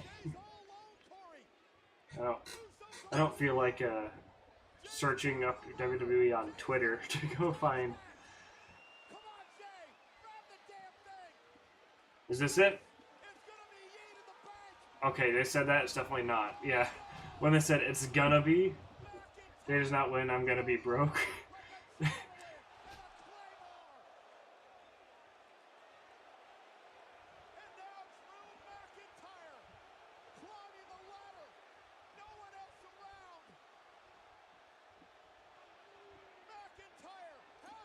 Told everybody, and he's gonna cash in tonight and get screwed. He's gonna cash in tonight and get screwed out of it by possibly Punk or AJ Lee. I'm telling you. Alright, so I'm 1-0. That does look like it did look like it was hurting. It looked. Also, I don't mean that as a rub-in. I'm just like, I can't believe I got that right. I can't believe I got that right. I prayed for this. That was one of the signs that I prayed for this.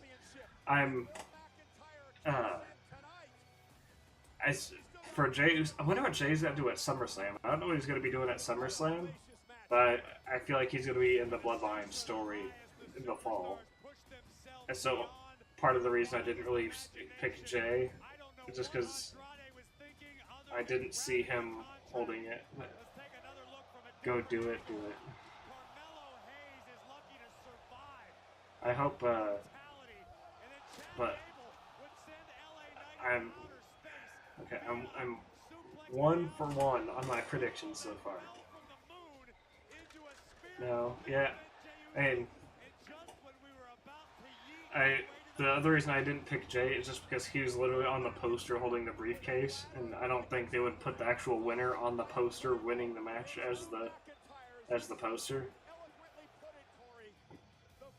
I had a lot of reasons in my prediction video, but you won. I'm gonna win next. Like, I bet all my money on Jay. If he doesn't win, I'm gonna have no more money. I'm gonna be broke. I don't do any betting on anything, but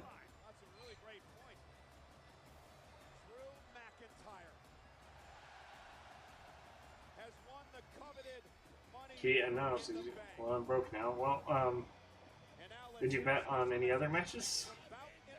Maybe you'll get that money back.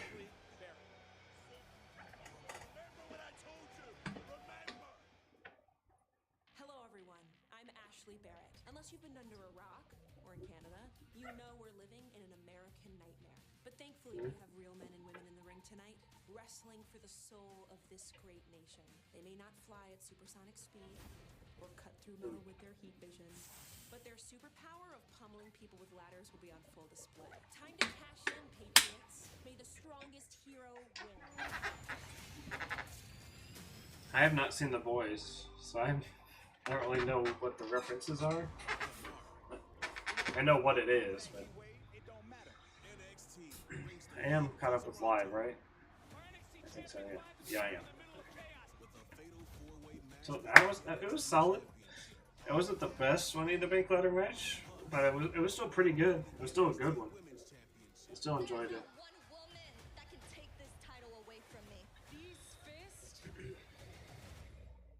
Don't lie. NXT Heatwave in Toronto.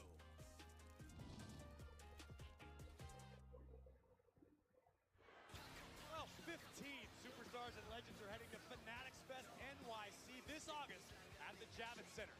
Meet Cody Rhodes, Liv Morgan, Jey Uso, Rhea Ripley, Hulk Hogan, the wise man Paul Heyman, if he's in any condition to do so, and more. Saturday, August 17th and Sunday, August 18th.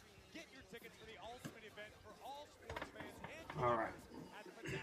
I'm not going to Fanatics Fest. I don't live in New York. The Money in the Bank Premium Live event. We are live tonight in beautiful Toronto, Ontario, Canada. Well, coming up next is Brutality versus Bravery. Sami Zayn defends the Intercontinental Championship It against said Brutality. I don't expect to see Rhea during this match. after this break. For our subscribers of Peacock Premium Plus, let's get an inside look on the ferocious challenges between these two superstars that led to this match. Actually, I did. Like you did bet on other matches?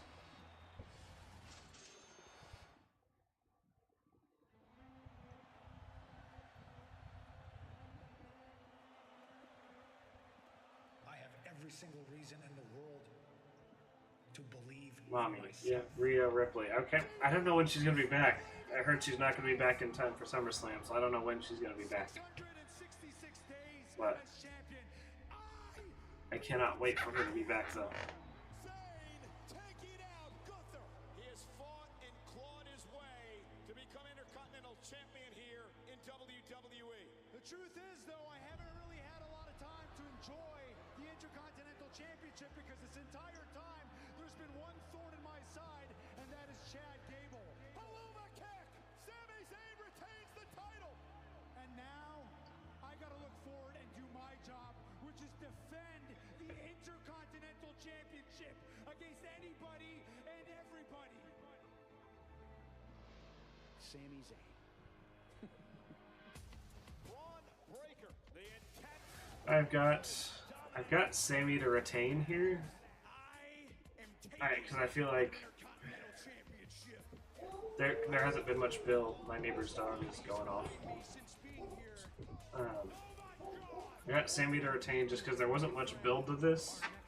I don't know how he's going to retain. It could be disqualification, or it could be a roll-up. But I do think Sammy is dropping that belt soon, because he needs to drop it soon. But you want to know what the difference between you and me is that you are well fed. And truth be told, you don't need the Intercontinental Championship at this stage of your career. That Intercontinental Championship needs me. I don't know why I feel like Sammy's going to retain. I feel like Braun's going to win. I know, it's like, if Sammy wins, it's not going to be like a Helluva kick into a pinfall. It's not going to be like a regular win. It would be a roll-up or like a disqualification. Because I don't think they want Braun Breaker to get like straight up beaten at this stage. Because they're strapping a rocket to his back. Oh. Like it could be the point where Braun, Sammy wins in a way that Braun gets pissed and just gets more and more angry in the build up to SummerSlam.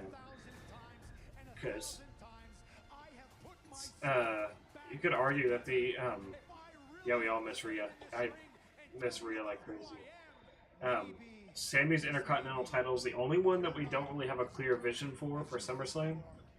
Like, you got Cody versus Solo. You got Drew, Damian, or Seth versus Gunther.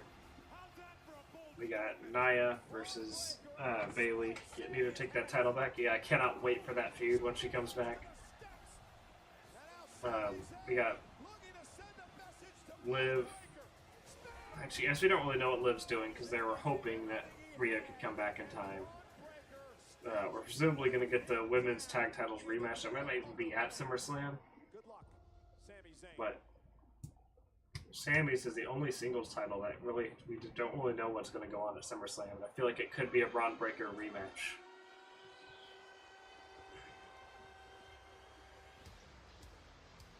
Oh, a new theme?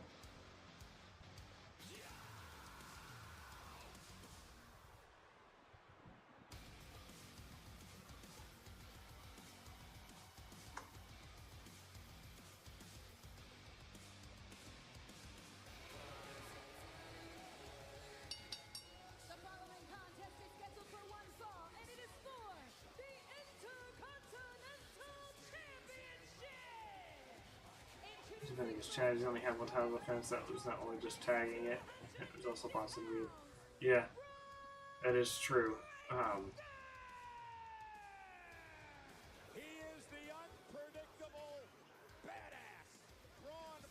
do. I think I like this theme song. I can't really hear the words very well. It's definitely less generic than it was before, so I'll take it. Was it just me or really did Don Ziegler wrong by firing him? Dolph's doing pretty good in TNA right now as Nick Nemeth, so and yeah, Sammy's been defending against Chad Gable the whole time. I don't think Sammy should be champion for a super long time because he's like supposed to be an underdog, and an underdog can't really be a dominant champion. Underdogs look better chasing after titles than holding on to them. That, and I think by the end of the year, Sammy's going to be involved in a different storyline. That would be better off without him having that championship.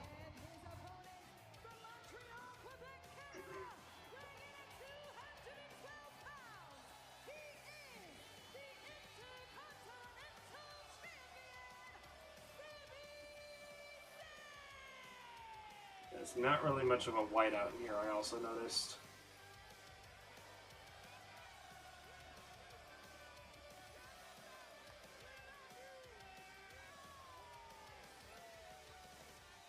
I feel like Roman's going to return tonight. If the six-man tag is going last, I think there's a real possibility. But only if the six-man tag is last. Sami Zayn, Sammy, like, bro, he retaining, like, knowledge, Sammy for a real Braun Breaker, he winning.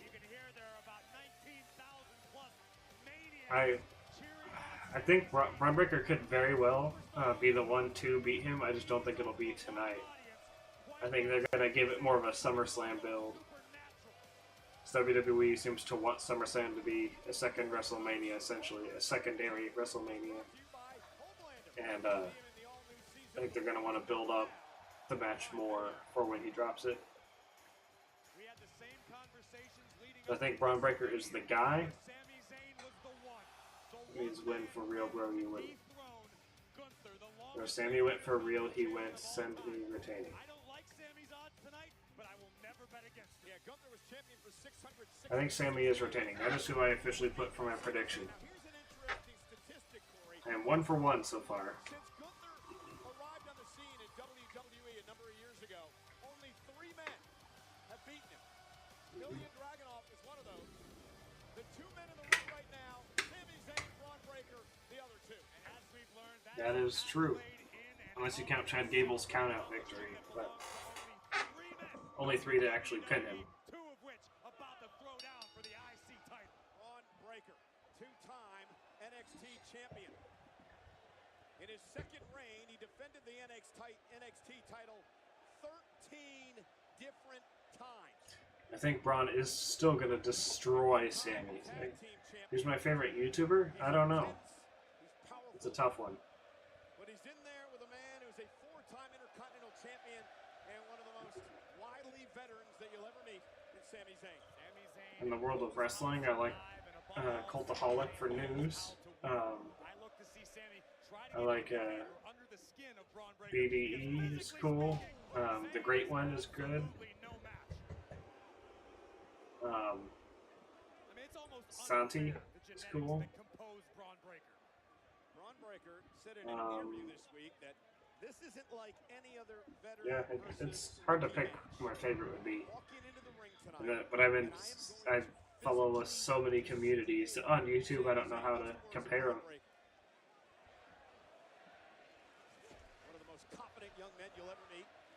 Subscribing to YouTube channel.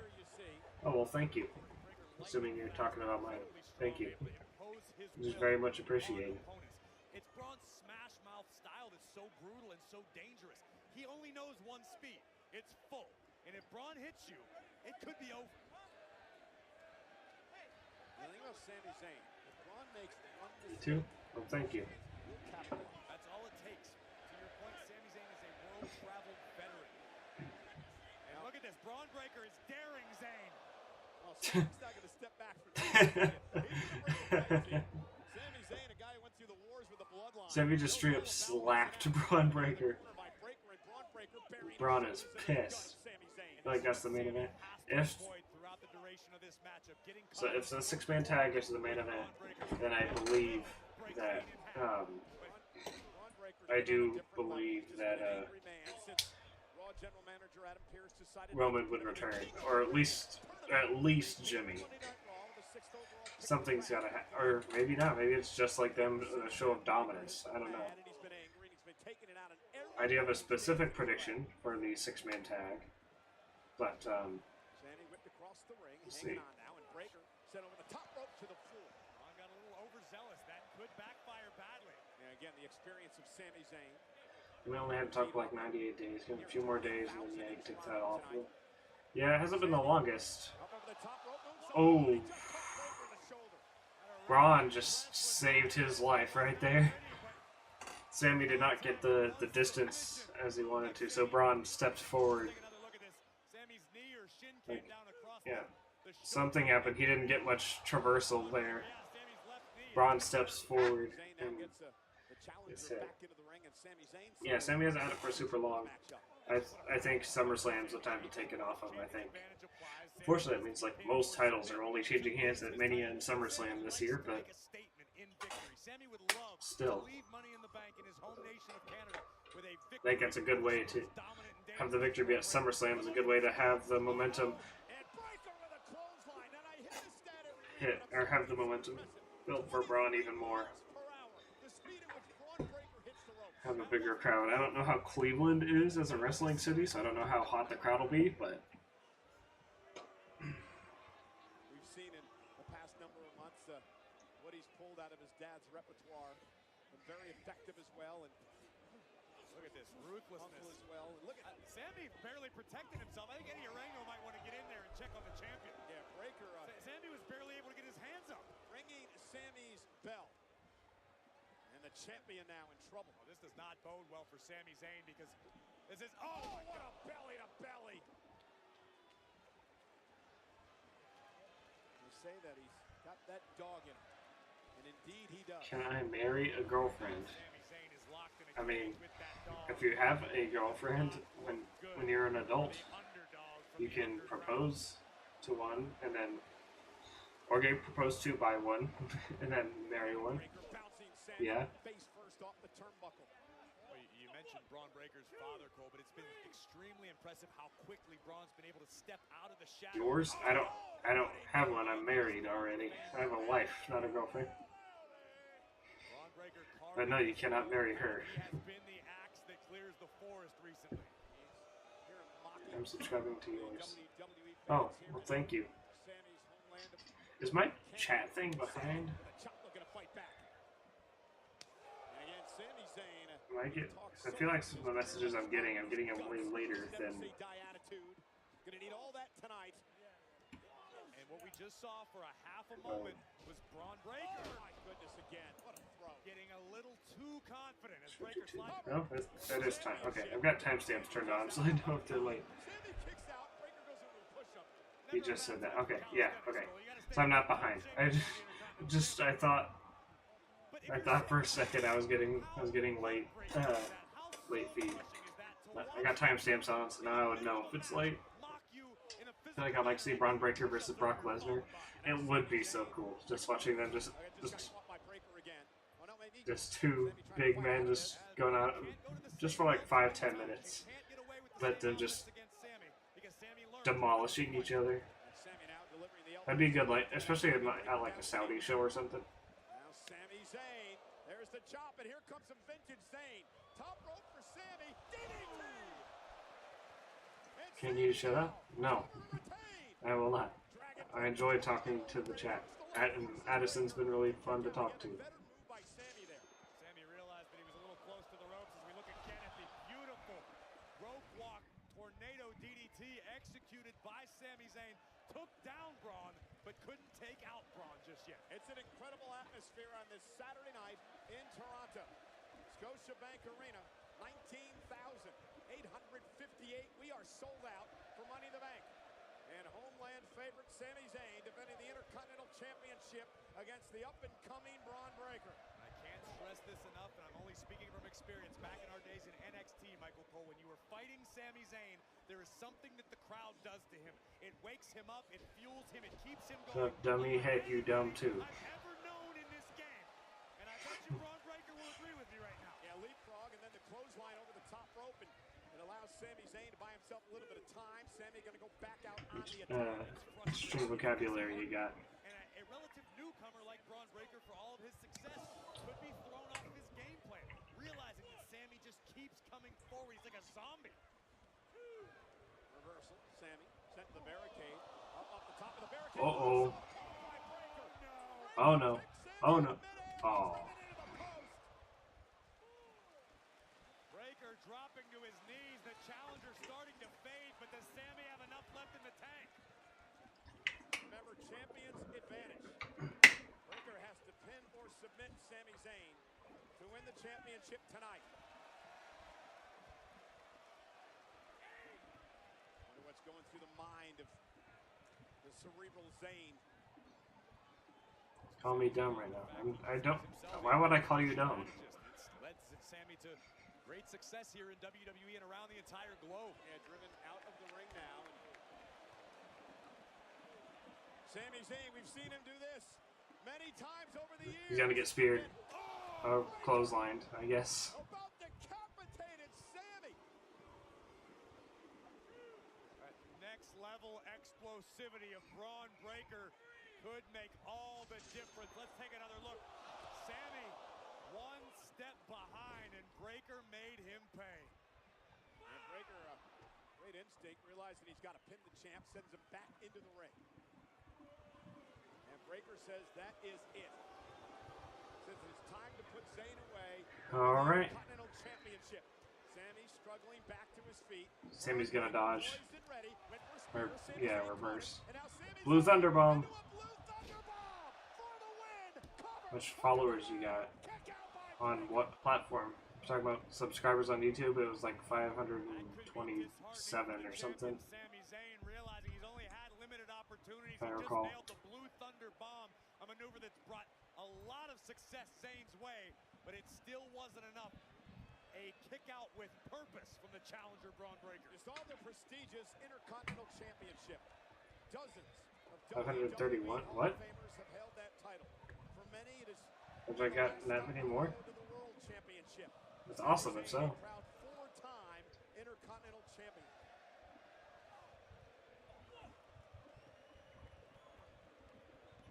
Braun now positioning Sami on the top turnbuckle. Sami again could be thinking about another tornado DDT, but Breaker puts on the brakes. Dummy. Yeah. Someone signs back there. He walks up the ropes like a step. Frankensteiner! That is unbelievable. Cover for the champion. That's not gonna do it. Sami somehow stays in it. You know who told you to shut up? It was Hunter, I think. Oh, bro, you keep slapping your butt. Stop slapping. I'm not slapping my butt. Are you talking to me? He walks up the ropes like he's walking upstairs. I'm not slapping my. What? I've said it before, I'll say it again with all due respect. Braun Breaker is a damn mutant. Now he's just trash talking, bad mouthing, and punching Sami Zayn right in the face. Sami wisely rolling under the bottom rope, realizing this could be a matter of preservation, self-championship or otherwise. What a great decision by the underdog champion. And wait, no. Braun Breaker sneaking out the backside of the ring. Oh, we saw this Monday night. You're calling me dummy? Hunter Hill has been calling me dummy for some reason. Braun ain't falling for that again, Sami. Sorry. Look at the athleticism of Breaker. Oh, dang! Ah! Ow! Oh, man. He didn't call you dumb, then you called him dumb back. What?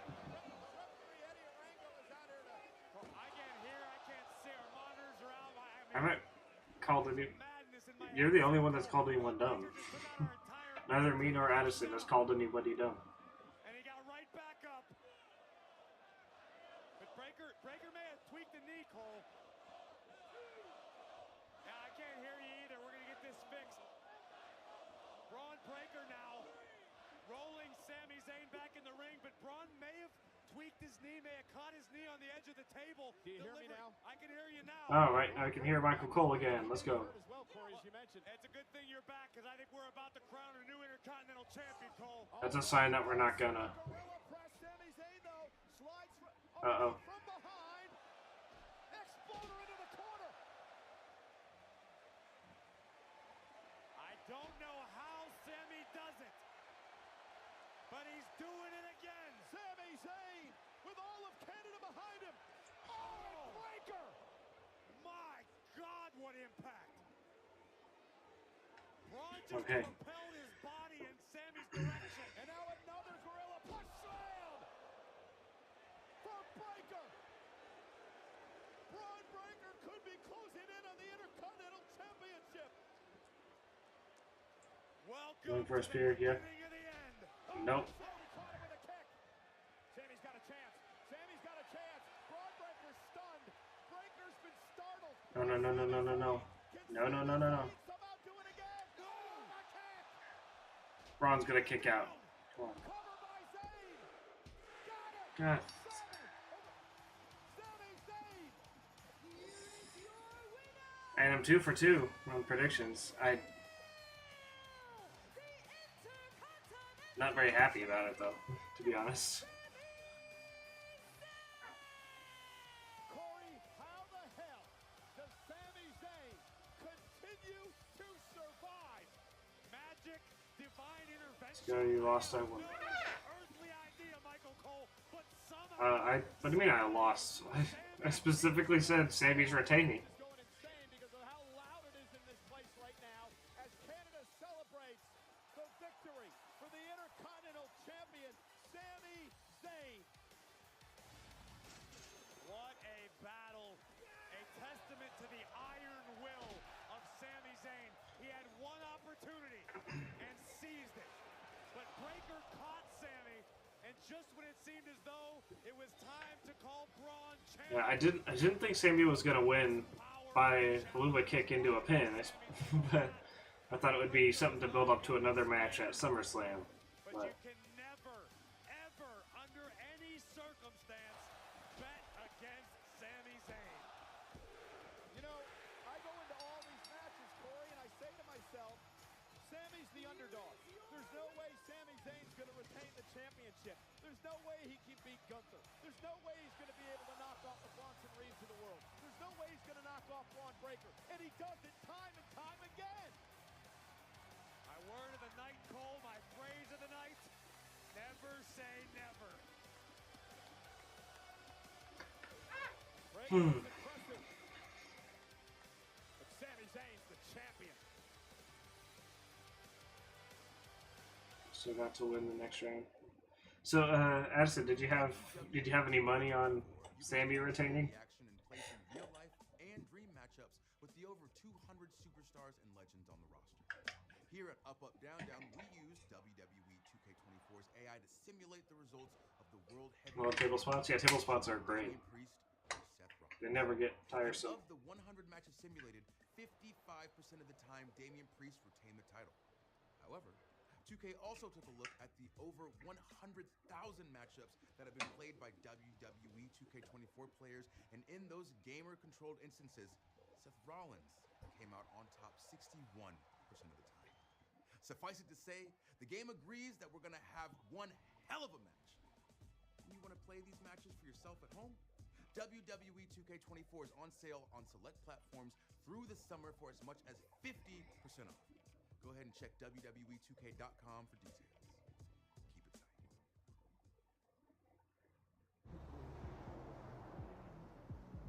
Cody, man. Oh, here we go. Bad blood, bad blood. All the way to October. Exactly, Metro. It's a classic stakeout.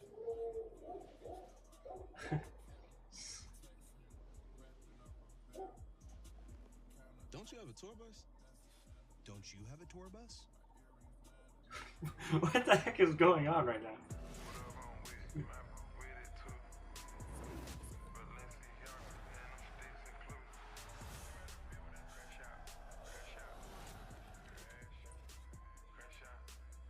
if we're getting Bad Blood, we gotta be getting a Hell in a Cell match for Drew and Punk.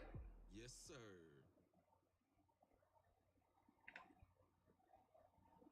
I don't know what's going on with that little shtick, but News today.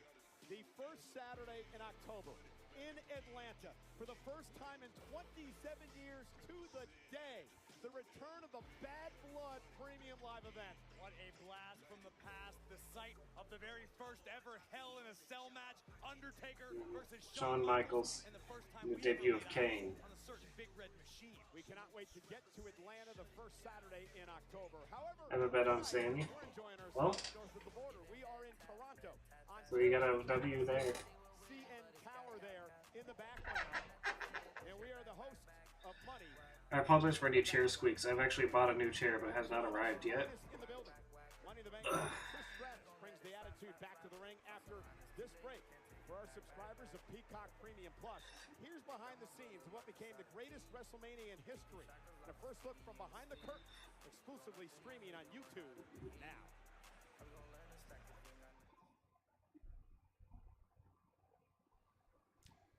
This unique thing happened where I feel like Seth is gonna get his title back. Right. as it should, as it always does, Which one did I pick?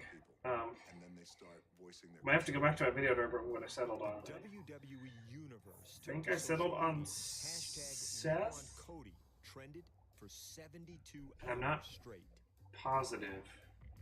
Their concerns So, were no matter whether we're getting Damian Finn at SummerSlam or if it's gonna be further out. invested in him for a couple of years now. Rock, we love you. We get Rock and Roman in the big main event. Don't know if it should be now. Maybe what about next year's WrestleMania?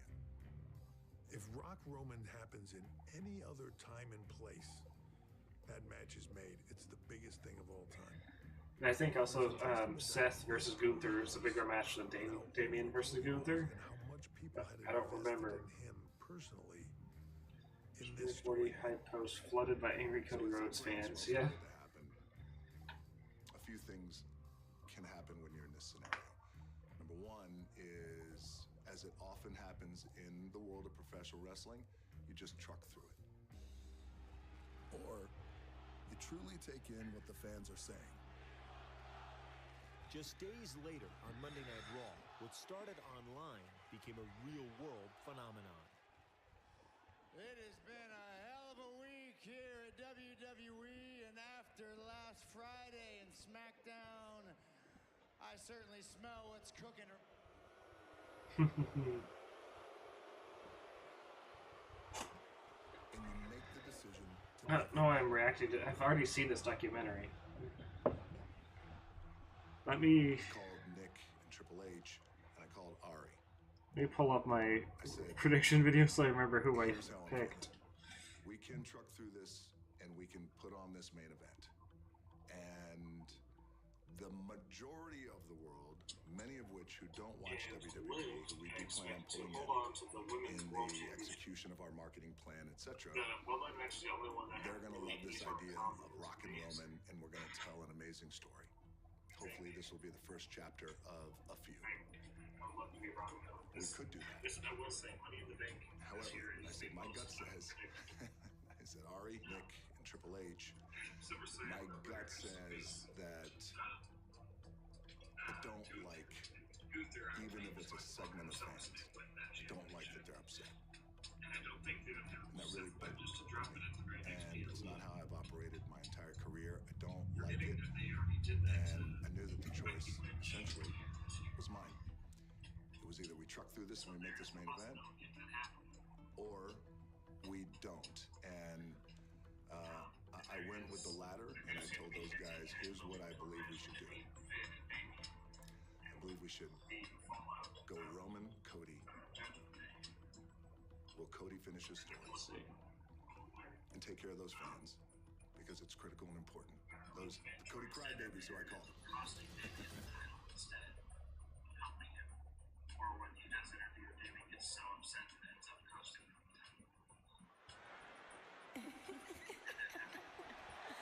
Oh, Trish is coming. Here comes the host of Money in the Bank. Ladies and gentlemen, please welcome WWE Hall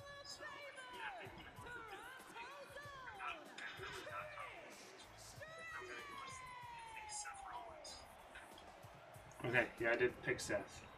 Shawn Michaels is my favorite superstar of all time. I have a question for you guys. Are we having fun? Shawn Michaels is definitely in my top 10, possibly even in my top 5. Undertaker is my favorite of all time. Happened right here in this arena in front of you guys. I became two-time champion, had a retirement match, faced the Queen, Charlotte Flair. And there was this one time when I was the mystery surprise partner for a certain someone. What?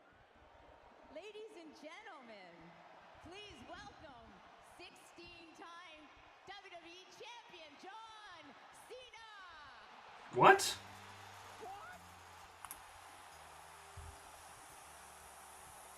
What is John doing here?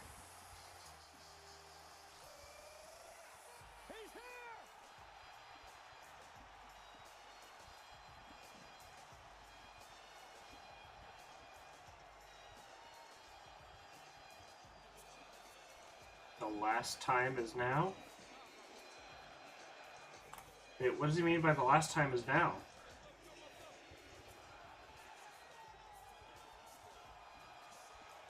I was not expecting to see John Cena here.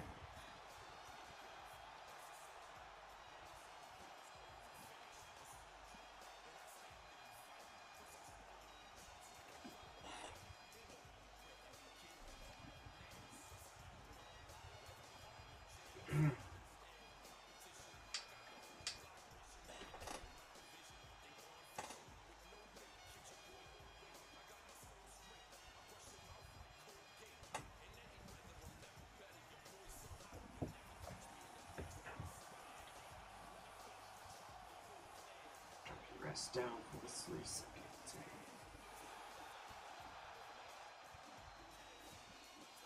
Yeah, I don't think it's that loud right now.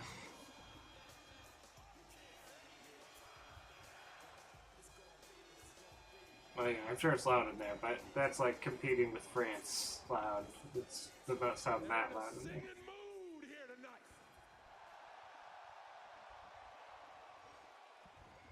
Sounds like y'all showed up to sing. That could be why you're here.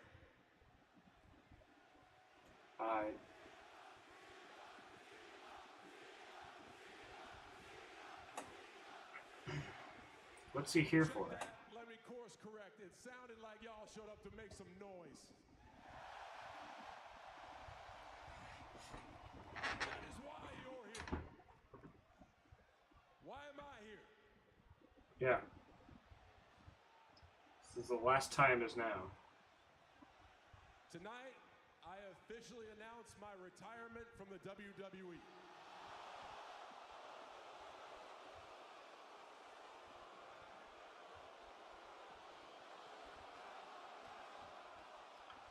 I mean, he's gonna have one more match though.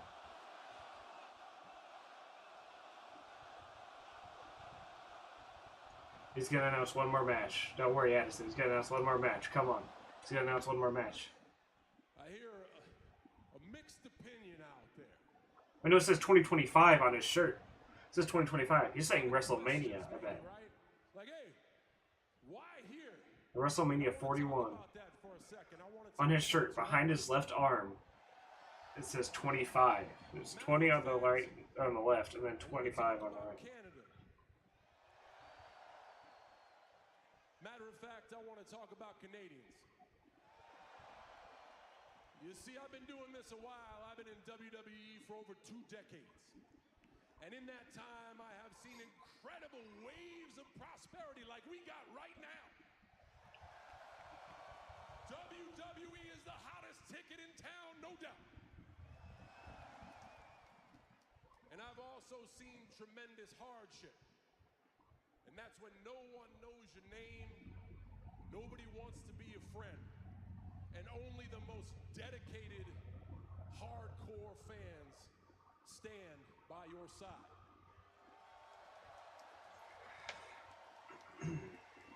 So in all those years, one of the most important, one of the most impressive things that I learned was whether the WWE is hot or cold.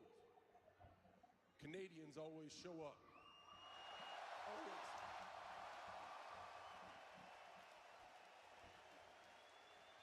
Yeah, see, it says 2025. It says farewell tour 2025.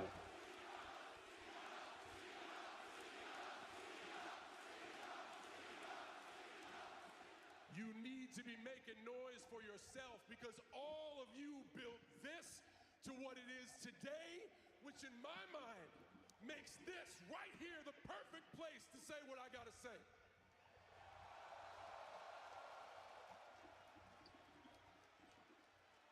But why now, right? Why now? Because it's Money in the Bank. John Cena's best match was at Money in the Bank, if you ask me. Symbol of opportunity. And this farewell does not end tonight. It is filled with opportunity. Everybody, Raw makes history next year when it moves to Netflix. I've never been a part of Raw on Netflix. That is history. That is a first, and I will be there. And along with that history-making firsts, we are going to build so many unforgettable lasts. The 2025 Royal Rumble will be my last. 125 Royal Rumble. The 2025 Elimination Chamber will be my last.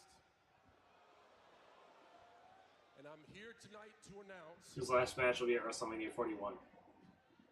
that in Las Vegas, WrestleMania 2025 will be WrestleMania 41. the last WrestleMania I compete in. I know that's a lot to take in, right? Probably a lot of questions out there, which is why I'm telling you right now, I am going to kick off the press conference right after the show, and I will be fielding any and all questions having to do with my retirement. You are not going to want to miss it. But in the vein of ultimate opportunity, I want to take advantage of one right here, right now with everybody. I want to say thank you.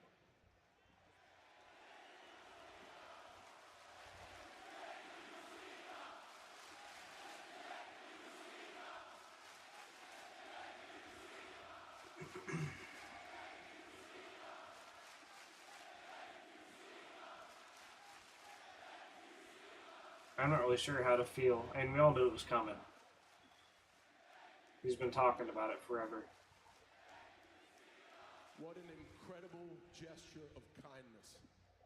I want to say thank you.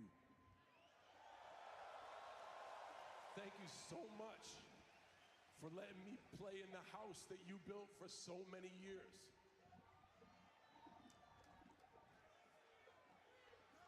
Thank you so much always for your voice, because it's really loud, and your honesty, because it's beautifully brutal. And most of all, thank you so much for allowing me to be here with you tonight, to let the whole world know that we are planning something unforgettable, which also involves me returning to Toronto to kick some ass! Okay. So, if you are watching at home, or you are one of the insanely loud here in Toronto, Canada,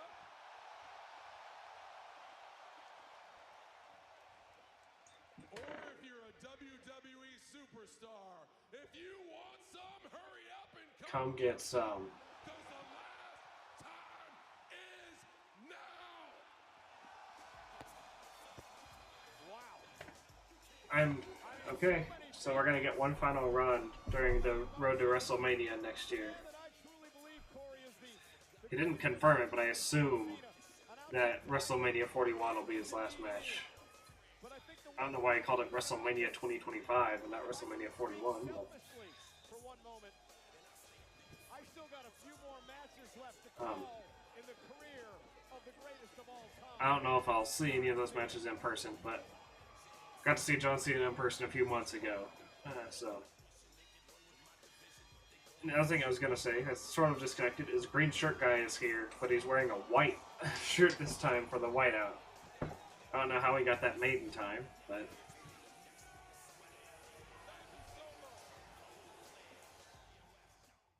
maybe he really did have like insider information. I don't know, but yeah, excited to see John Cena. I keep wanting to do like his expressions, but this is what happens when I do the John Cena face wave thing. Just moves my head around.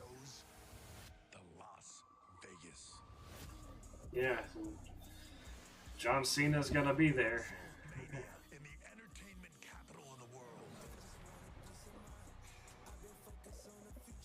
Only question is, are you ready?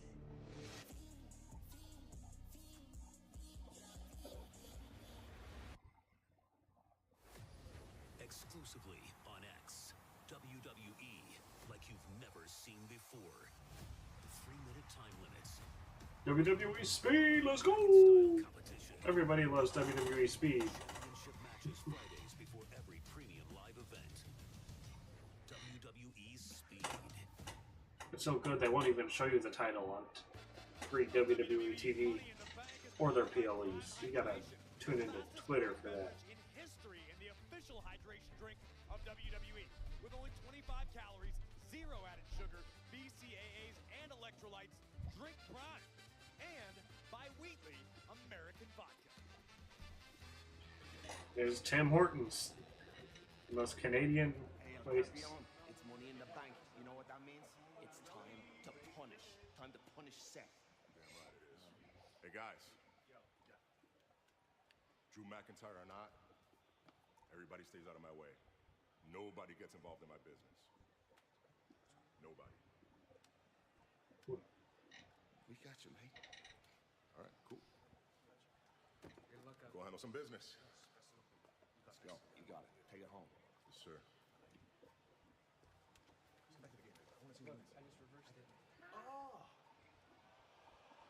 Whatever you want, boss.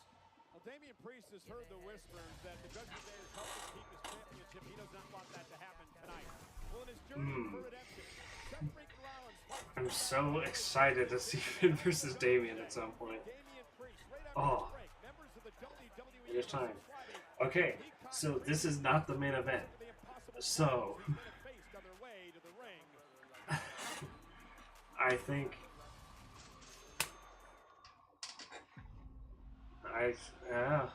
we might get the Tribal Chief tonight. I don't have my Roman gloves on; they're in the other room.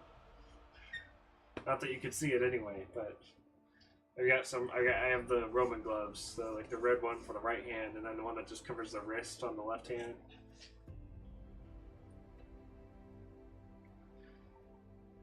So I've got Seth to win. I initially didn't. I initially was thinking Damian, but the more I thought about it, because I was like, why would Seth win just to drop it a month later, you know? Because I believe Gunther is winning at SummerSlam no matter who he faces. But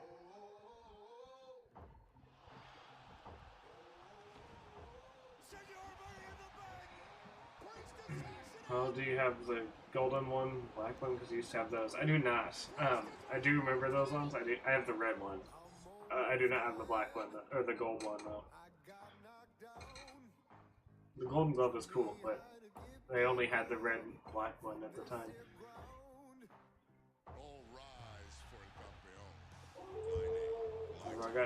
I got Seth to win too. Yeah, I was thinking, because I really want to build up Damian as a big star, and I feel like they're succeeding so far. I think it's been a good run. But I think they might want to have Damian Finn at SummerSlam, and then they're gonna want to have Seth versus Gunther to give Gunther a more legitimate win, or a bigger win. Really didn't not use the black one that much. Yeah, it was only Won our first world titles at WrestleMania. But there's like this one little it was mostly for like sometimes during the first half of his run, I specifically remember him using it when facing John Cena at SummerSlam 2021. You would be standing here, world heavyweight champion right now. How about this? But Money in the Bank. How about Seth freaking Rollins? I wore my gloves at Mania. I attended WrestleMania this year, and I wore my Roman gloves, even though I had Cody to win, obviously. But I'm a big Roman stan, so if I was gonna go out, I was gonna go out supporting my tribal chief. The way I see it, the Judgment Day, they need me a whole lot more than Damian Priest needs them. I accept. Oh, there's that Judgment Day trap. There's no trap. You know why? Because this is about you and me. Just you and me. If that's how you feel, we ain't gotta wait to get this fight on. Here we go. And Priest is not happy. At Money in the Bank, I really need you to stay out of this, man. I gotta do this on my own. And Rollins now. So this idea that you have that you still run Monday Night Raw, And Priest has had enough. those days are numbered. I feel like we're in for a good match here, boys.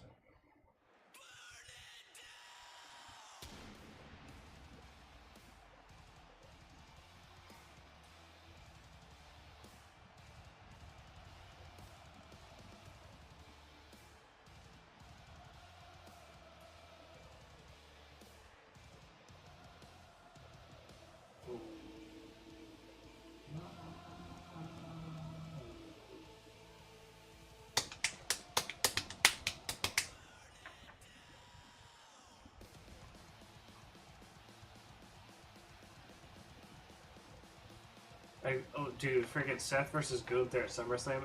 If that is what we get, it's gonna be so good.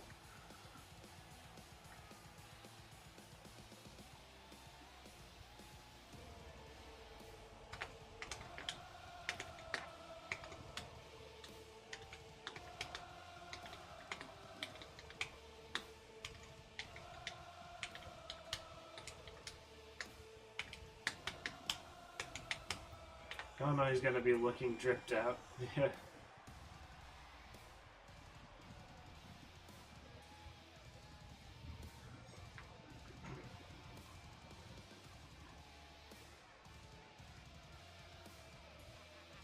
I wonder what Seth's SummerSlam gear is gonna look like if he is competing there.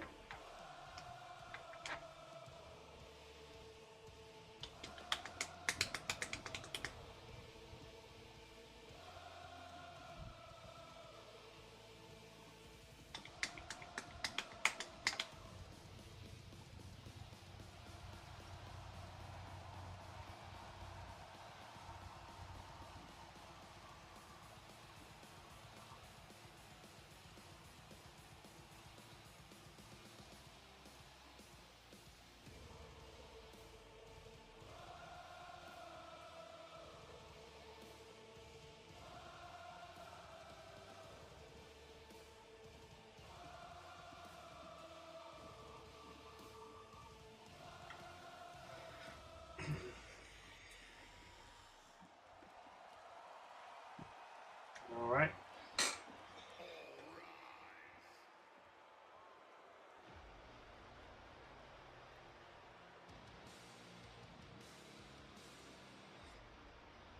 Well, ladies and gentlemen, there is a lot to unpack. I'm pretty sure the color is white and orange. I'm pretty sure you may be wearing like white and orange color. It was WrestleMania. Yeah, and you might be matching the color for SummerSlam. Last match before he went away for knee surgery. It was on that night that he lost the World Championship to Drew McIntyre. Just over 5 minutes later, that man, Damian Priest, would come down and he would cash in. The Money in the Bank contract. But is that meant to be inspired by Sephiroth? Championship.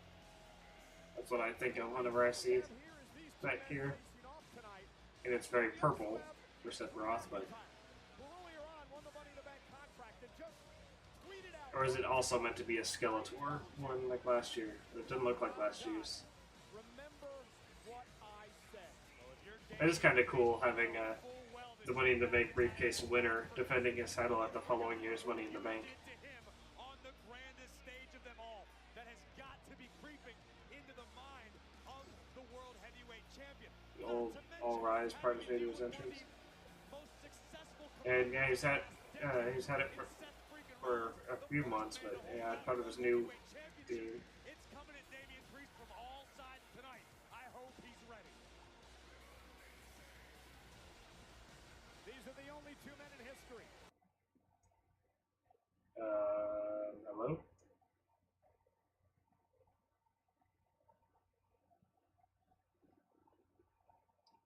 Only 2 men in history to what?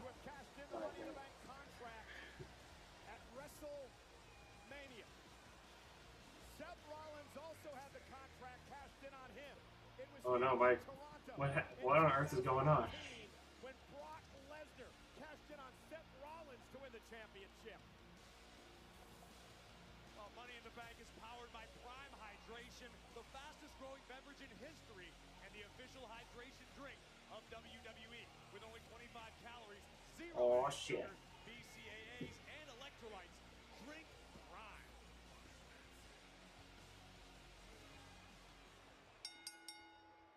The following contest is scheduled for one fall, and it is for the World Heavyweight Championship!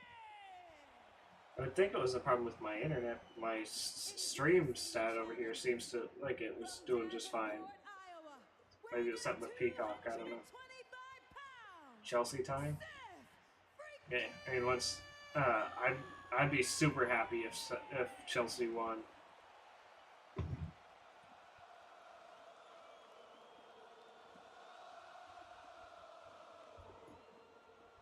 And his opponent, representing the Judgment Day, from New York City, weighing in at 249 pounds, he is the World Heavyweight Champion, El Campeón, Damian Priest!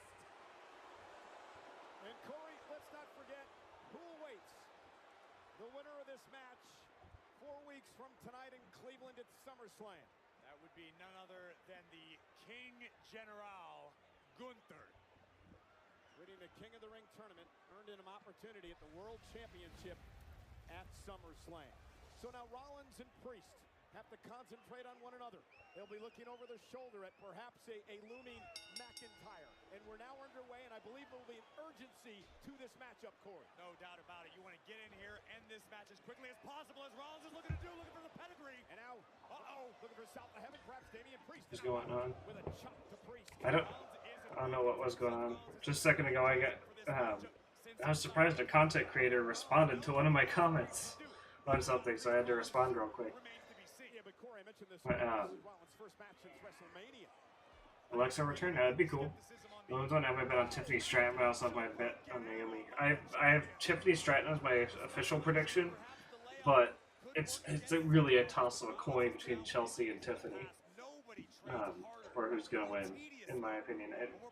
It's very tough. I just see yeah, I don't know. I'd be extremely happy with either one of them. I don't really care about getting my prediction right. As long as it's one of those two, I'll be happy. I am 2 for 2 on predictions so far, though. It's been a great motivator for Damian Priest because Priest realizes that because he won the championship by cashing in the Money in the Bank contract, there's always going to be a little bit of controversy surrounding your reign. Priest looks to prove himself night after night after night, no matter who the opponent. Imagine what it would do for El Campeon's confidence if he knocks off Rollins tonight. And Rollins now out of the corner with a swing blade. For Damian Priest as well, he had an opportunity at Rollins last year for the World Championship when Seth was the champion, and Damian Priest lost that matchup. Another motivator for the champion here tonight. Rollins taking a minute to survey the scene. And Rollins No Tiffy time, yes Chelsea time. I'm fine with either one, honestly. It'd be cool to have if Drew is stupid enough to cash in during the match after he kept telling Damien not to do that, I'd lose it. But Tiffy time or Chelsea time, I'm fine. It just has to be one of those two. If it's not one of those two, I'll probably be pretty disappointed. Do you actually think Seth is going to win? I think there's a real chance. Seth is my official prediction, actually. I see a world where Finn screws Damien out of his match. I see them wanting to have Finn versus Damien at SummerSlam, and having Seth versus Gunther at SummerSlam. Many things to say in a very controversial, outspoken sit-down interview on the Countdown Show. And now Rollins, top rope, Priest, able to duck underneath. I do work on my bit on Seth. Kick to the face. Also for the Alexa return, that would be cool. I don't know when it would happen today, but I hope to see her sometime soon. Rollins now going to launch himself up off the top rope, and a swanton from the top rope by Rollins. And now Rollins with a moonsault. Rollins changing things up. Cover now on Priest and a kick out. The evolution of Seth Rollins. Rollins has been around this game long enough to know that everybody studies your footage of your matches. Everybody knows what you do before you do it. So you have to show them a new wrinkle. You have to keep coming at them with different game plans. It's why. Are you sleeping? No, this just happens when I look down. I was responding to a message. For some reason, when I look down, it closes my eyes. My eyes are very much open, I promise. Even if I'm looking at the screen, sometimes it closes my eyes.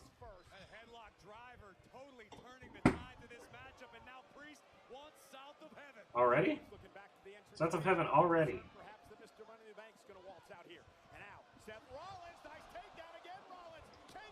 I do too, bro. I like him screaming about the title match. Yeah.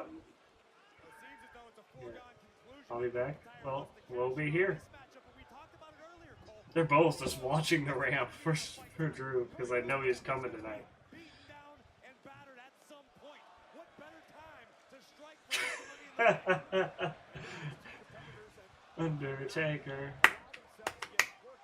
Undertaker chants. What a pivot by Rollins, slamming Priest down in a big boot. And then the champion's down. Rollins making the climb to the top turnbuckle. Seth going up top, Priest in trouble. Rollins could be closing in on the World Championship. He's the inaugural World Champion. Splash by Rollins. Cover for the title. Hook of the leg on Priest, who kicks out at 2. You keep saying you can't let McIntyre become a factor. Drew McIntyre's already been a factor in this matchup. Both superstars in the backs of their minds worried about Mr. Money in the Bank as we look again at the full extension on the beautiful frog splash from Rollins. Damian Priest, the champion, waited 281 days to cash in his... They're just gonna keep looking up at the ramp. There's no way Drew is gonna be dumb enough to cash in during the match after him giving Damien so much shit for it. Because that he is the biggest dumbass.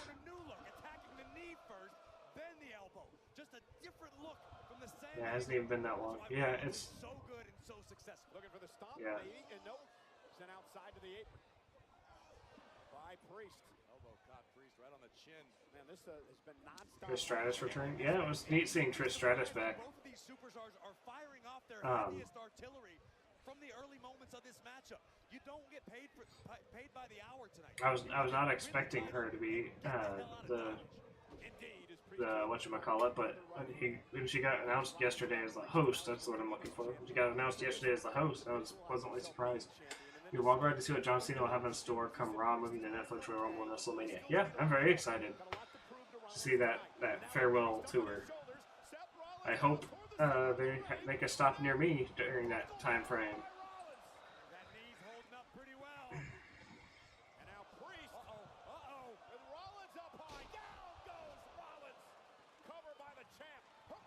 Seth, you got this. That's not enough.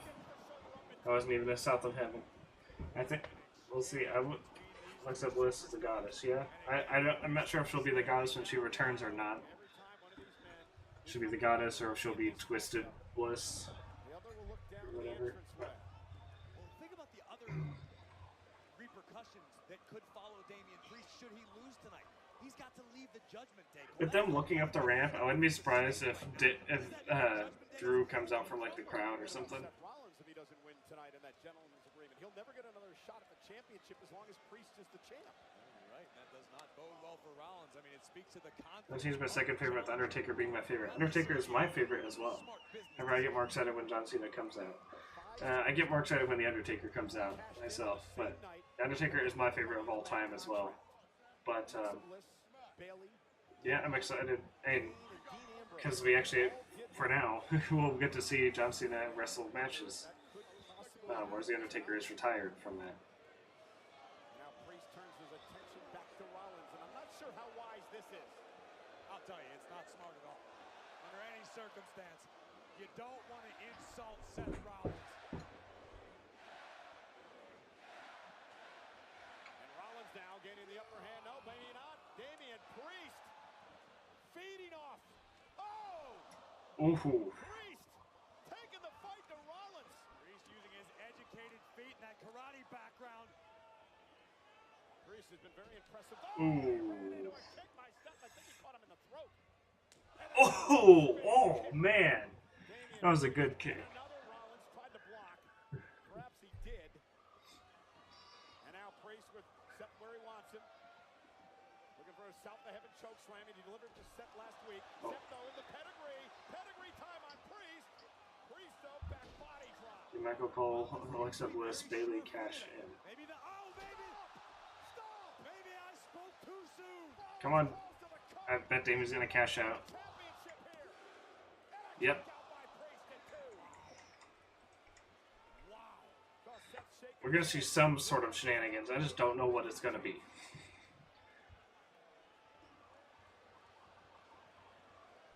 Just when it seemed as though Rollins may have been a half a step off of his game, not as sure-footed as we're used to seeing, Rollins answers with a stomp and nearly becomes World Heavyweight Champion. There are 19,000. You're happy winning the bank. Shawn Michaels is my favorite dog superstar of all time. Shawn Michaels is great. And hello, Hassan Terrell. I apologize if I mispronounced that. And yes, happy Money in the Bank. It is one of my favorite nights of the year. I was actually sick. I technically still am sick now, but I sound a lot better than I did before. But I do apologize if I sound kind of stuffy. I am sick at the moment, but I'm feeling a lot better than I did earlier today and throughout the entirety of yesterday. So, like your hair? Thank you. I designed it myself. Curious strategy from Seth freaking Rollins. I don't know why you want to give someone as dangerous as Priest any time to recover. To your point. Oh. Boom! He's not getting a W off of it. If he wins, he's doing it with the South of Heaven, but... I would dare say that was uncharacteristic of Seth freaking Rollins, what we just saw. The verbally berating of the champion fired up Damian Priest. That's exactly what Rollins didn't want. So what got into it? I don't know. Listen, Seth's been one of my closest friends for well over a decade. I don't know where his head's at tonight other than the task at hand, the World Heavyweight Championship. And obviously the concern that Drew McIntyre could be lurking. And he talked a lot during that countdown interview, Corey, about What is the production guy doing over there by the table? Coming out less than 100% to face McIntyre on Wonder if that's it. And he's such a proud competitor, such a proud man. And, you know, he wants to win the title tonight. He wants the championship back. And again, we've seen Rollins come back from injury in the past, and I was talking about it several moments ago that he comes back better prepared than when he left. But age is a real thing. Rollins has got a lot more mileage on his body. Maybe he's not the same architect we once knew. Hey, I asked him the question. I said, this could be your last run. He laughed at me, but he did admit most of his good years may be behind him as Damian Priest now hammers away and then catches. Yeah, I never saw the latter half of that interview earlier. Out of action recently, the back injury he was dealing with prior to Maybe I'll see it later. I'll go back and find it. Rollins is human. And Seth Rollins now up to the top rope. Got Priest where he wants him. Superplex. And to the Falcon Arrow. Uh-oh. Falcon Arrow. Priest though able to counter. Rollins counters. Falcon Arrow by Rollins. Cover for the title. Seth got it. No.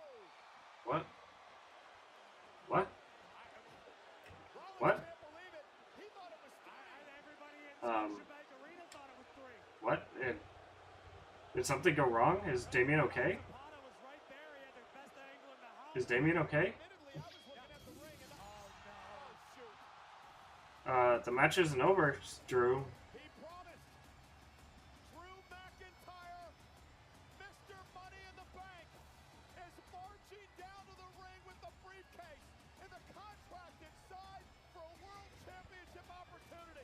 Are they calling an audible right now? Is Damien okay? I didn't see where the injury occurred, if there was one. Is that what the production dude was there? No, why would the production dude be there to tell them about that? They've got headphones on. Or cans, as they call it. Alright, well, give me Punk or AJ.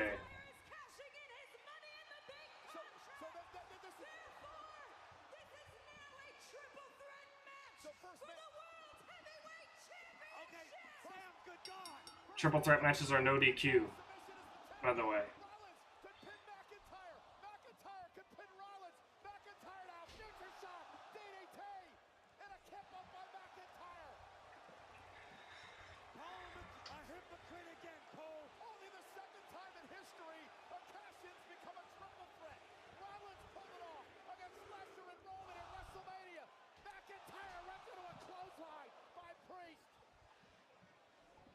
Dumps Rollins out to the outside.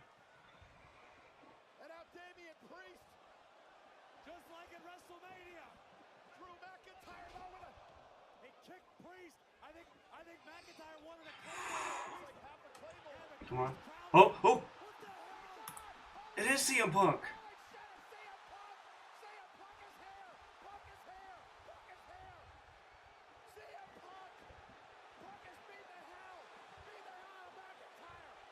I called it.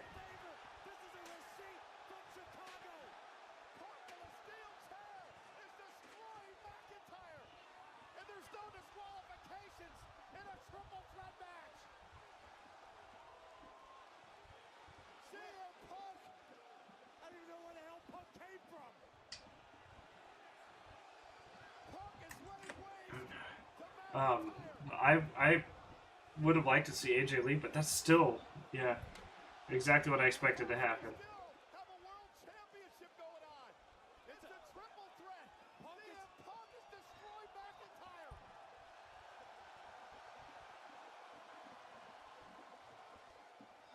So did Damien kick out of that one pin and I just didn't notice? Ooh.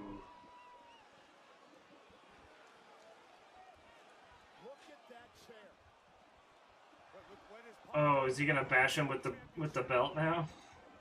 Well, you can't stop the guy. There's no disqualifications.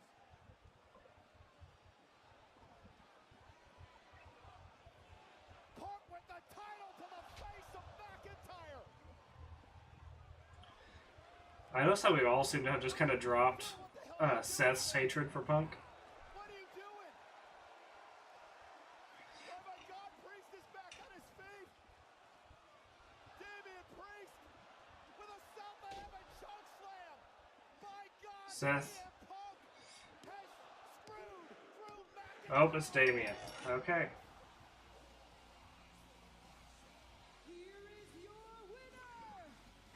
Okay. He's like, people won't stop getting involved in my goddamn matches. Well, I am 2 for 3. I'm not upset. Why does it say dope on his glasses? That was brilliant. I thought Seth would be walking out from it, but that's what I predicted would happen. You can check my predictions video for confirmation if you think I'm just BSing that. I did call that specifically. It said either him or AJ Lee that screwed Drew out of a cash-in tonight after he wins and cashes in the same night. It's beyond bad blood.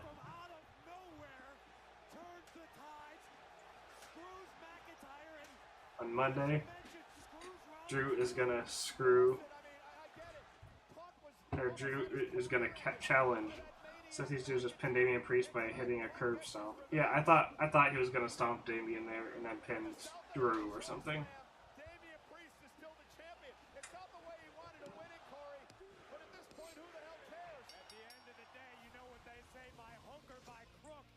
I just hope Damien's okay. I hope he didn't get injured. Because I don't know why he didn't kick. Or maybe he did kick and I'm just blind. There's no second city safe. For Drew McIntyre, he's been the second city devil.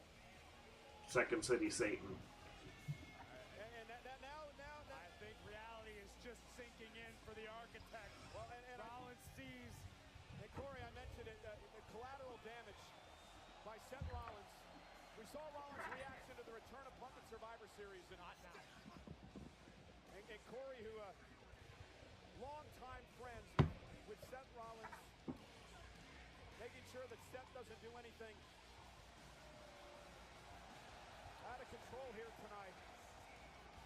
But again, Rollins, Punk cost Rollins the championship tonight too. Punk made sure now that Rollins I'm so pissed. shot at the title as long as Priest is champion. CM Punk has a Oh, imagine it's like a triple threat between like Seth, Punk, and Drew. here tonight. And with the typical CM Punk, who has turned the WWE upside down.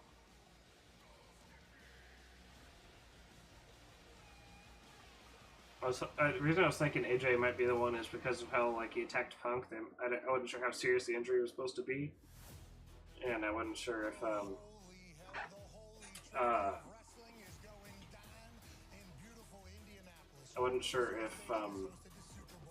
and I thought Punk would be out longer, and I thought that with the whole wristband having AJ and Larry's name on it, there's a chance.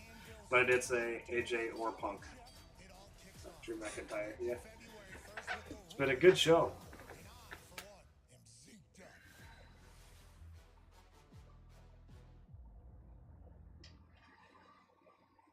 Let me talk to you.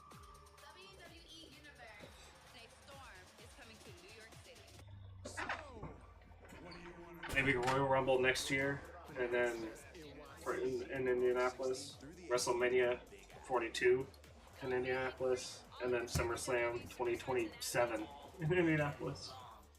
Maybe.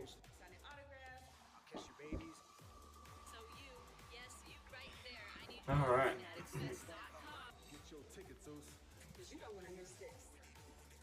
I'm going to miss that, unfortunately. I'm not traveling all the way to New York for that. If I lived in New York, maybe. In fact, I probably would if I lived in New York, but I do not. So I'm not going to Fanatics Fest. Shadows will be back tonight, Anime Dude. And yeah, we saw her earlier. Anime Dude. That'd be a cool nickname. Oh, imagine she screws Zoe out of the ladder match at one point. That'd be funny. Also, I just realized we never saw Logan Paul tonight. I really thought we were going to see him.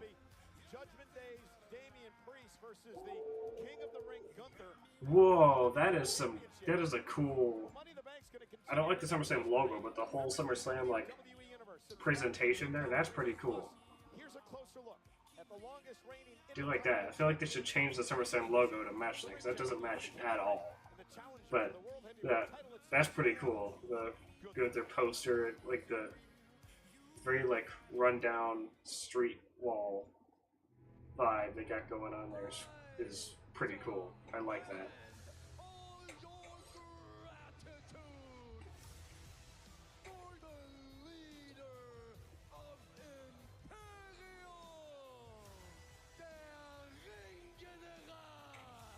I was at SummerSlam in 2022, so I got to see Brock use the tractor to dump Roman Reigns out of the ring. Buckle up and grit your teeth. This guy is #1 against the entirety of... I've lost so much money. Oh yeah, I forgot. Oh man. Well, we got 2 more matches still. You got 2 more matches. You can make some of it back still. The only thing I'm concerned about is not having a worthy opponent to do battle And I'm 2 for 3 on predictions so far. So that means that we gotta have the women's ladder match next. Okay, bro.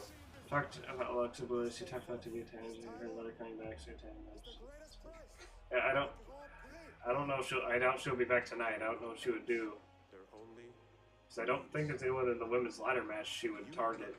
If she is with the White Six, that is. I don't know if she's going to be there. But if she's going to be involved with them or not. But I'm assuming she is. 51 days, he is ruled as the champion. If he wins tonight, he is guaranteed to pass the Honky Tonk Man, shattering that 35-year-old record. Offense upon offense upon offense.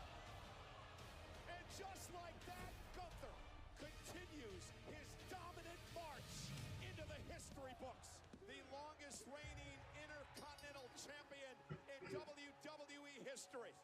The Ring General has rewritten history. This is the 23rd King of the Ring tournament. And he has to tap. I'm in the business of taking hope away.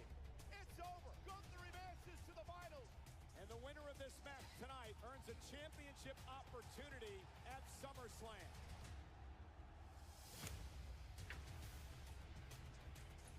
Are they gonna? And now he's got it.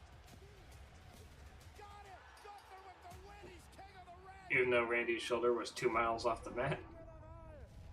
Became the king of the ring. The epitome of efficiency and elegance. Your King of the Ring. This is a dangerous, dangerous human being. Am now the rightful king of the ring. I had to stand Gunther is winning at SummerSlam for sure. never seen before. I am curious though. So I guess we really aren't getting Seth or Drew. Oh my goodness, Damian versus Finn at SummerSlam. So I guess it's gonna have a longer build because it has been slow storytelling. I think it would be too fast, anyways, with how storytelling has been recently.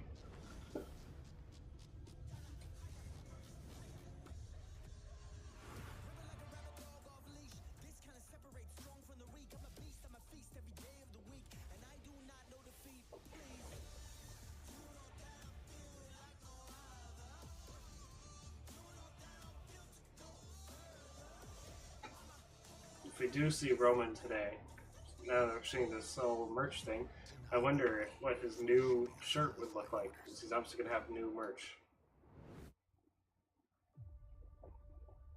I think this story goes down a path. Another ad for the documentary, I don't know. We blur the I hope lines so. of fiction and reality. I hope it's Then we've done our job. I would be more than happy to see my tribal chief. To be as visceral as I want to be. When chaos happens, something magical will come out of it. Well,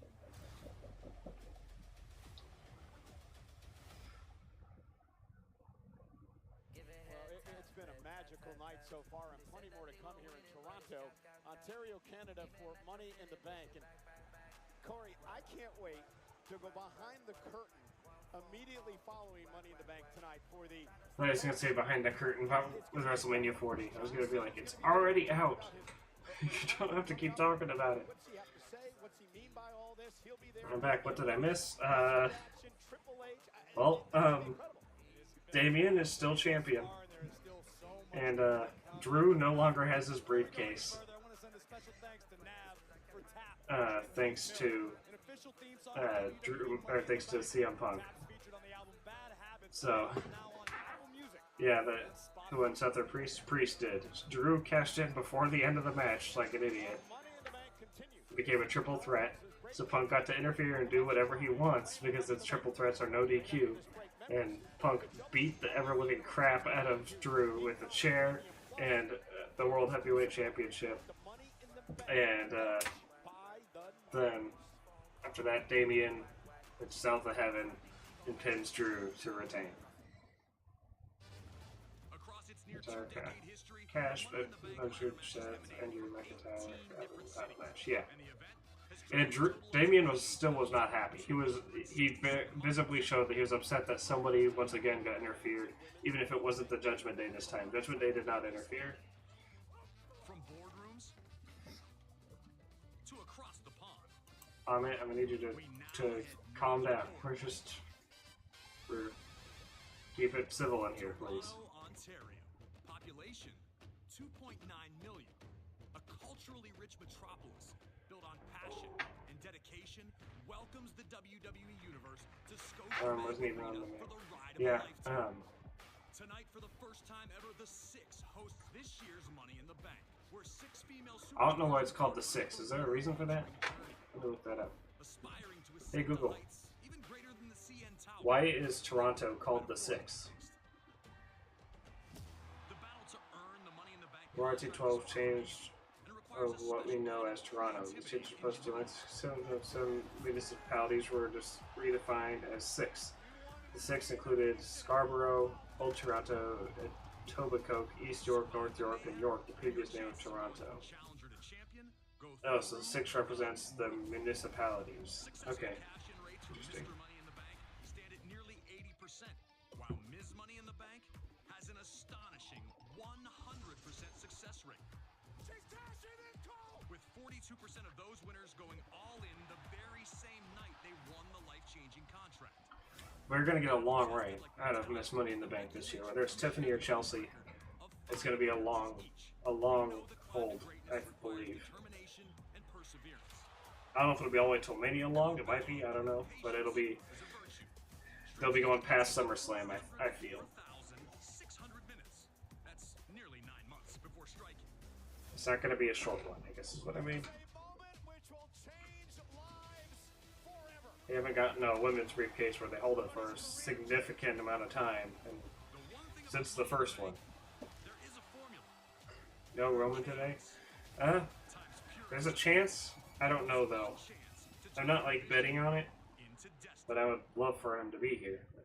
I think that he still might be a tribal chief character, just a phase. What do you mean no Roman today? Yes, Roman today. And he'll definitely still be a tribal chief. I just think he'll be a babyface. Like, be the same character, just be rude to the new bloodline. All right, Samantha. Is Chelsea entering last? Let's hear what the pops are like, specifically for Tiffany and for Chelsea.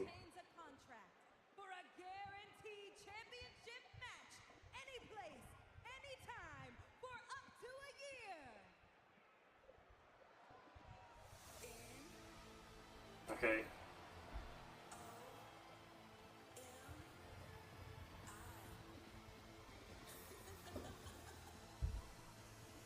Comment. Keep it civil.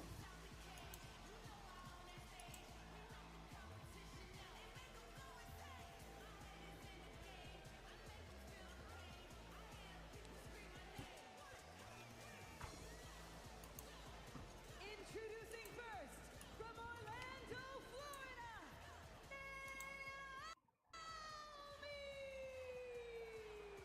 You know, Corey, Naomi is entering her fourth Money in the Bank contract ladder match tonight, second all-time in the women's division. Got to give Naomi an advantage of some sort, understanding what this environment truly entails. You can study it, but until you experience it, you never truly understand. The two-time women's champion knocked off Blair Davenport and Indy Hartwell during this opportunity tonight. And we saw just a few moments ago what having Money in the Bank can afford you. However, in McIntyre's case, Is Naomi just doing your dance? Is that why you're laughing? I beat her in a dance contest a long time ago. I did.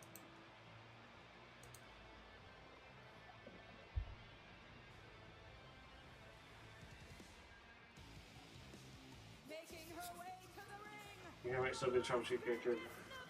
Oh, wait. Okay.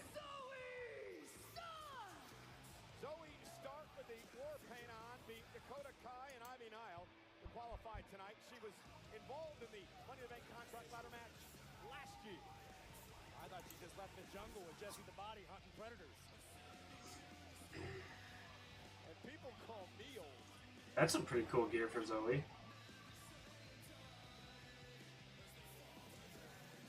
Okay, who would it be next to where the camera's dude is positioned over there? Is something going on up the ramp by the stage? Listen, Zoe Stark is an incredibly talented individual. She cut her teeth in NXT. She loves this game. She excels at this game. She has mastered the physical aspect. But for some reason, the WWE Universe refuses Punk did it again. to Yep. accept Zoe. The solution to that? Climb the ladder, grab the contract, and make them accept you. Oh, that's why the cameraman's there, duh. So they can get her like rising up from the smoke.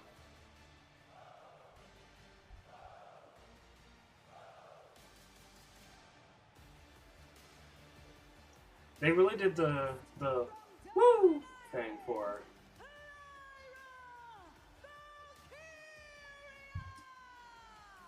Interesting story, Corey. 10 years to the day. A decade ago today. What was the... Oh, I wish I got whatever that sign said. It looked goofy. And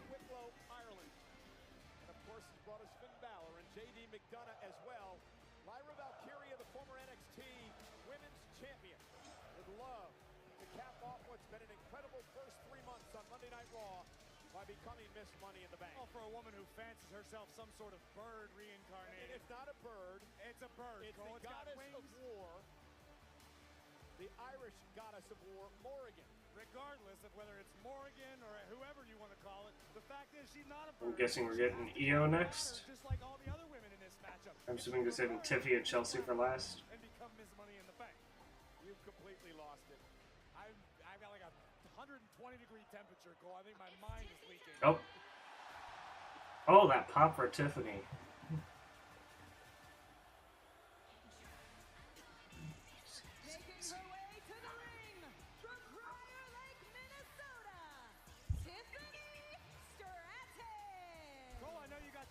Oh, I like that. I like Chelsea's announcement for her. That's why they pay you the big bucks. Tiffany Stratton, who beat Jade Cargill and Candice LeRae to qualify for this matchup tonight. Now, some history between Tiffany and Lyra. Tiffany Stratton beat Lyra Valkyria for the vacant NXT Women's Championship. They've had quite the rivalry back in the day. I was about to bring that up. Tiffany's got to be feeling extremely confident. We know that Stratton possesses the athleticism.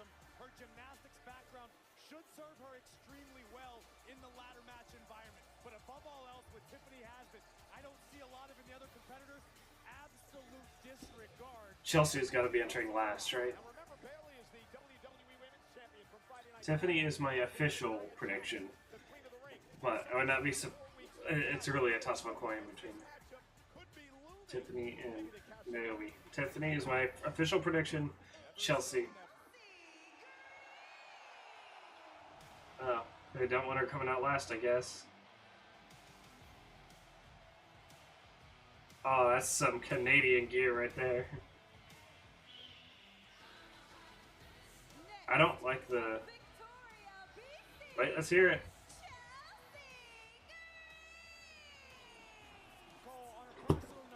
I don't like the new intro they put. I still can't tell what that sign says. It's a good Chelsea Green when she says her name. It's so good. It is great. I don't like that it's added into her song digitally now at the beginning.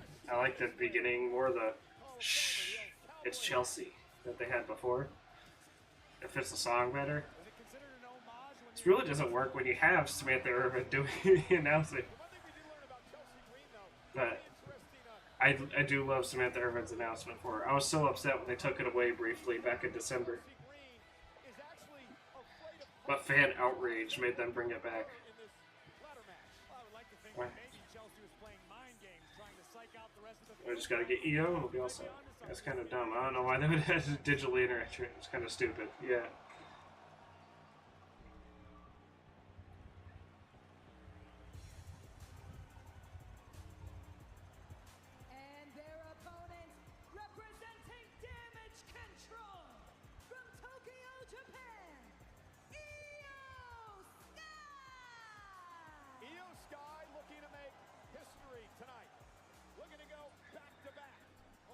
I was pretty actively upset though during the draft whenever they announced that Chelsea had been drafted to SmackDown, because I knew that meant she wouldn't be with Samantha Irvin anymore. Went back to back. Now Io won last year, and then she would cash in the next month at SummerSlam to win the WWE Women's title. You've got to imagine Io Sky is the odds-on favorite. Of course, we know what. I don't think she's the favorite. I do not think Io Sky is the odds-on favorite. With Naomi, Naomi's familiar with the environment. Io's actually done the thing. Io has made the climb, cashed in the contract, and reigned as champion.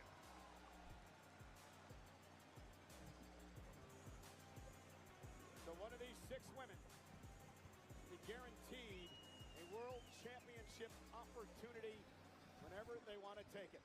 Io Sky knocked off Kiana James and Zelina Vega. Turn this opportunity tonight. Should mention that Chelsea Green knocked off Bianca Belair and Michin to be here in this matchup tonight. Also in her career, Io's 4-1 in ladder matches, Corey. So Io's very well-versed in this type of match. I mean, this matchup truly is too close to call. Any of these 6 women will be worthy competitors of carrying the Miz Money in the Bank contract. But Chelsea's left standing all by herself inside the ring. You're going to need a ladder, Chelsea. Quite think you could jump that high. And Chelsea's trying to figure out what to do at this point. Again, this is her first Money in the Bank contract ladder match. She's a homeland favorite from the west coast of Canada, British Columbia. Do you realize how big Canada is? I don't understand why everybody from Canada just gets to claim the entire country. There's Money in the Bank. Oh yeah, Banker. I was sitting there thinking it might have been a typo or something. That is very clever if that's actually true. Yeah, Banker. That's funny. Also, wait.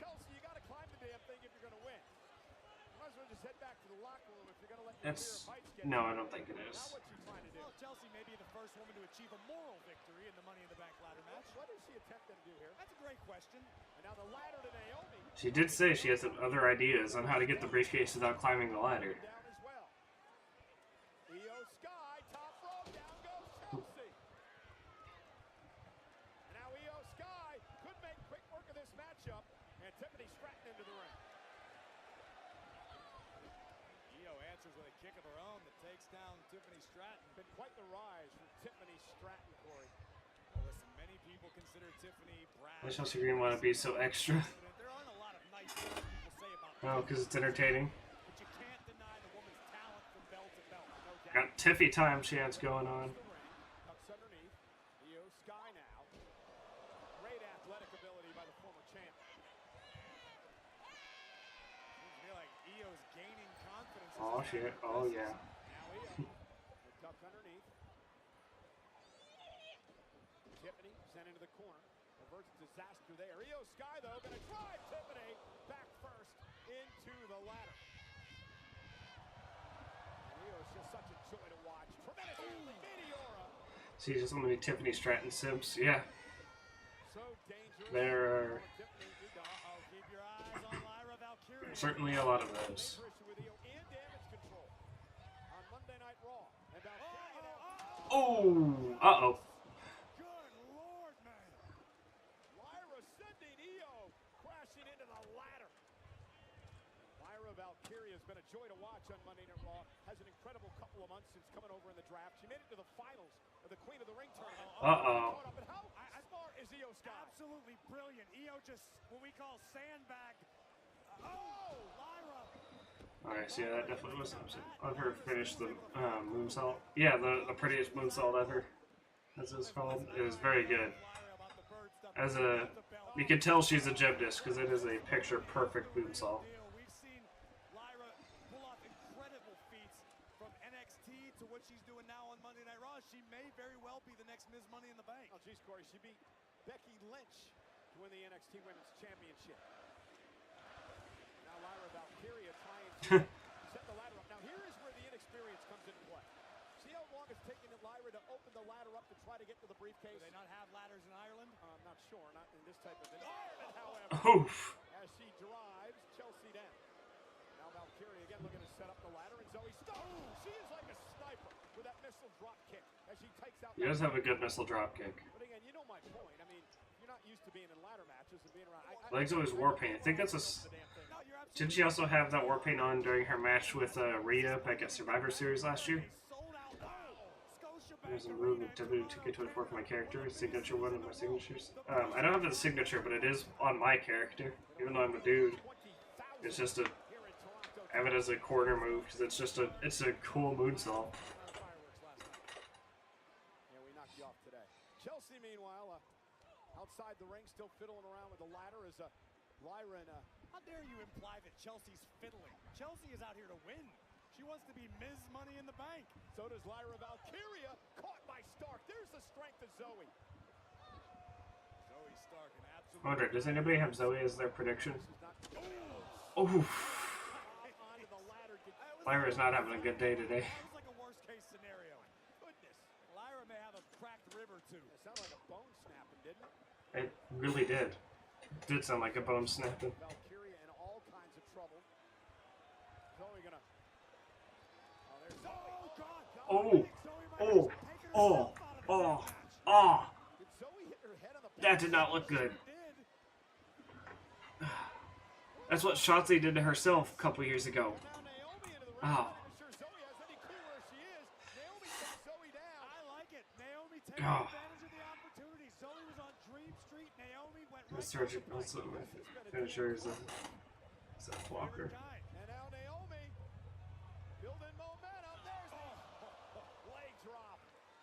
Remember, back in 2022, Shotzi went to do I forgot what move she was doing. Was it like just a senton or a back body? Or like I don't remember. But she ended up hitting the back of her head on the ladder and it busted her open, so she was bleeding everywhere. It was the Seth Walker. Oh! Oh! Oh! Ow! Oh! Ow! Oh. Why does the thing keep showing up on the screen? That's weird. This is insanity. This is absolutely wild. It's like everyone in this arena is collectively holding their breath. And now Io Sky driven into the corner by Stratton. Io trying to somehow fight out of this predicament. She's locked in the corner, trapped by the ladder. And now Stratton going to use her gymnastic background here. That's not a parallel bar. Look at the balance. Oh, Swanton takes everybody out. Right. Tiffy has been an MVP so far, for sure. Take a look at the role that was on for the moment. Ah, still don't like looking at that. Still don't like looking at that. Following it up with a picture-perfect Swanton to take out the rest of the field. The only problem is you got to be inside the ring to climb the ladder and get the contract. That balance beam was what I was looking for, by the way. I got a couple daughters. I know all about you. Chelsea Green, Chelsea all alone in the ring, trying to set up the ladder. Can she overcome her fear of heights to climb the ladder and grab the briefcase? At least this is a much bigger ladder. At least you think a bigger ladder is what Chelsea needed. Well, I mean, it might make her feel a little more comfortable when she gets up. Come on, Chelsea, you got this. You can do it. Uh-oh. She's doing okay here, halfway up. Meanwhile, Io Sky from behind, and this sends the ladder into Chelsea. They do at least have a canon reason why Chelsea would take so long climbing. She's scared of heights. John Morrison's his old finisher. You're talking about the Starship Pain? Io Sky looking to go back to back. The like corkscrew, split-legged corkscrew moonsault in the corner. That ain't gonna be Lyra. Lyra, I'd say, is like number 3 on the likelihood list, behind Chelsea and Tiffany. Oh! Oh! Ow! Ow! Ow! Looks painful.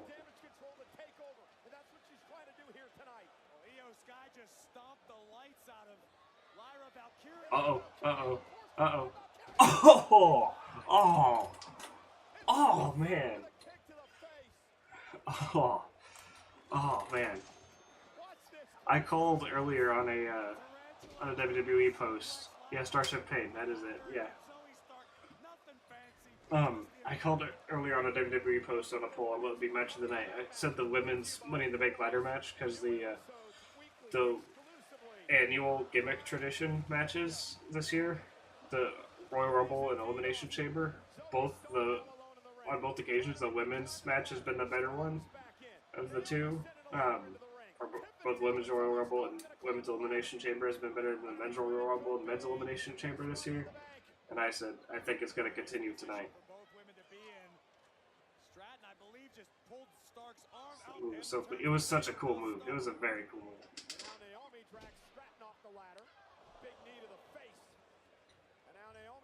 Wonder what the plan is here with this setup.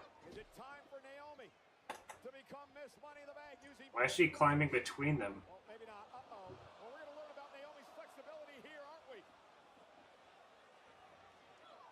Oh, tell me somebody's gonna...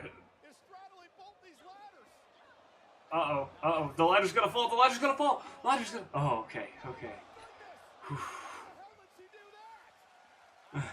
I thought that was gonna end poorly. I thought that was gonna... Poorly.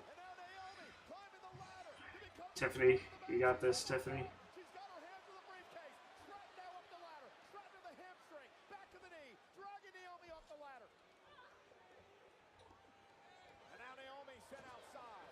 Ow!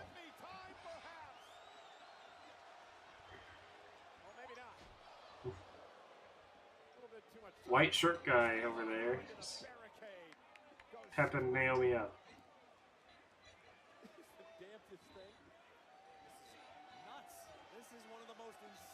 This has been a great match so far. This has been bananas.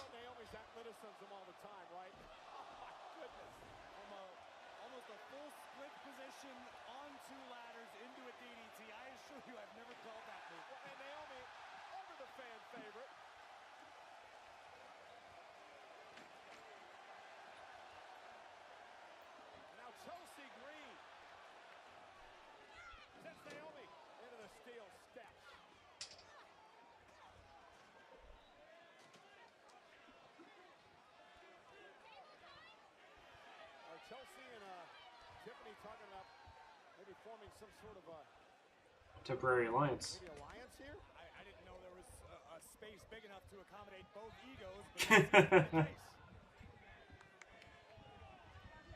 Now they're working together, setting the ladder up. I mean, the table. Chelsea and Tiffany clearly not used to setting up tables. It's not like they spend a lot of time at picnics or catering people. They have people that do this for them. So you have to figure it out as you go. Those tables do not cooperate, as the ladders often don't either. Zoe Stark. Yeah, that was the catchphrase of the pretty rough Women's Royal Rumble in 2022. A lot of ladder botches, where the ladder just did not work with them.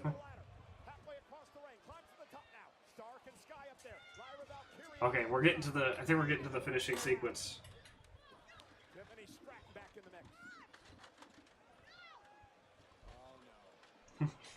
About to get even worse. Chelsea Green with a right hand. Io Sky said, and now both women exchanging blows. Chelsea face first into the buckle, then answers with an elbow. Oh my goodness, what kind of spot are we gonna get here? Firing off heavy right hand. Chelsea, oh! And now. Tiffany does not want to be there. Uh-oh. Ow! Ow.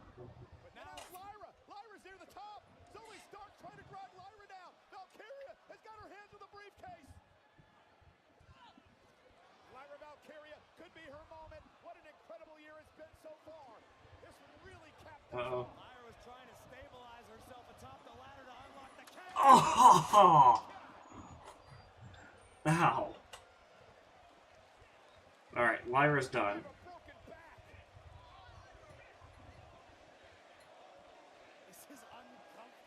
She's setting a spot back up, but with the other ladder. Okay. I think Lyra's done for the rest of the match. I think that's Lyra being eliminated from the equation.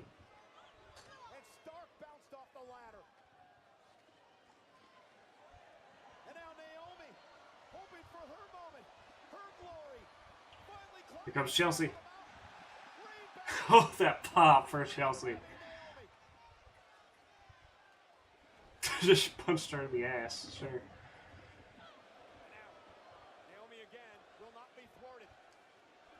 Chelsea Green on the other side. Desperation out for Chelsea. Forgot all about her fear of heights. Maybe not.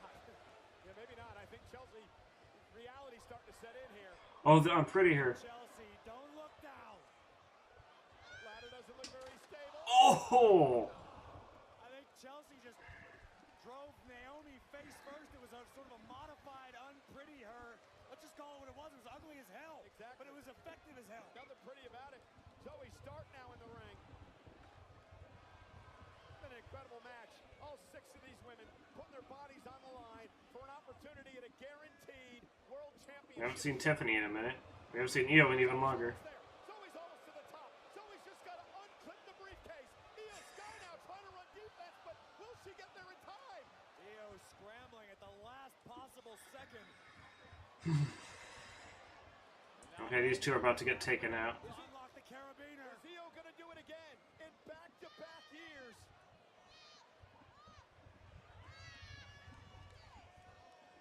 Stark goes at the body. Oh my God, no. I don't know what the hell Zoe's thinking, but the answer should be no. My God, up there. It's gonna be 15 feet above the ring.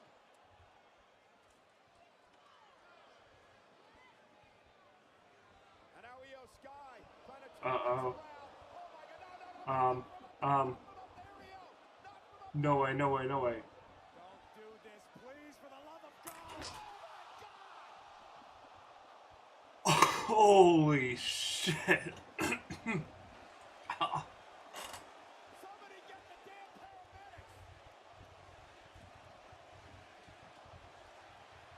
Come on, Chelsea! Come on, Chelsea! Come on, Chelsea!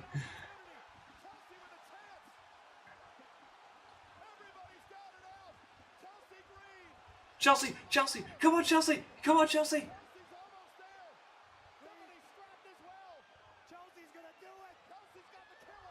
What? Tiffany! Who is it? Who is it? Who is it? Who's gonna win?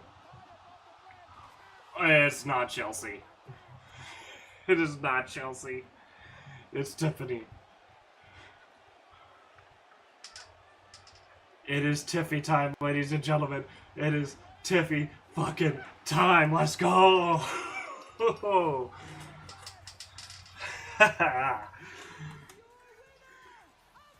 Let's go! Tiffy time, baby.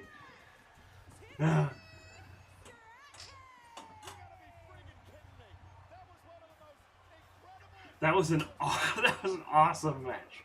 That is match of the night as of right now. Yes, out to game 619. Holy shit, that was a great match. Holy cow.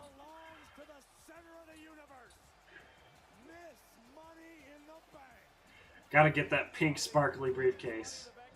Go ahead for Chelsea. Yeah, as I said, I'd be fine with either one. I am 3 for 4 on predictions so far. Holy shit, that was good. That was probably one of my favorite Money in the Bank matches I've seen. That was so good. The only hiccup I'd say would be that got botched on the DDT from Lyra, but that's. But it's a tough move to pull off, and it wasn't that big of a move. Like if there is a move to botch, that'd be it.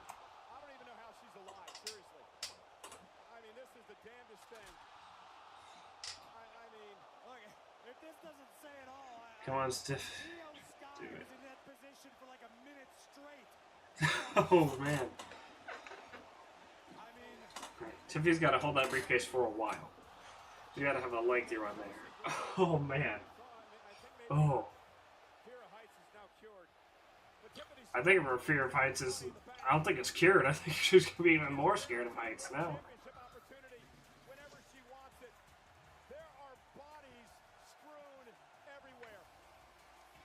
I told you. I told you she was going. Yeah, she was my official prediction too. My reasoning in the video was I feel like they've been putting a little too much focus on Chelsea. Yeah, that's fucking insane. It was crazy. I'm so happy though.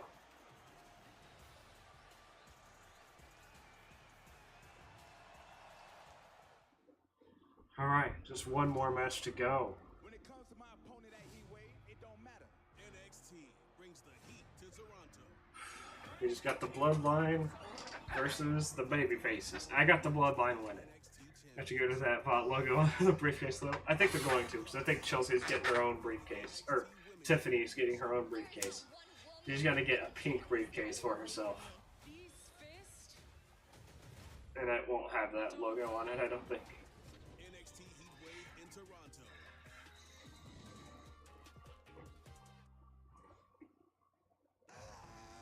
Hated, despised. I don't make a very good first impression. He was somebody you want to just smack the taste out of his mouth. WWE Legends. New episode next Sunday at 8. Part of WWE Legends. The Miz. Some of these are, like, I'm not saying The Miz is a bad superstar or anything. I don't mean that at all. Yeah, why can't they have a rock and roll logo?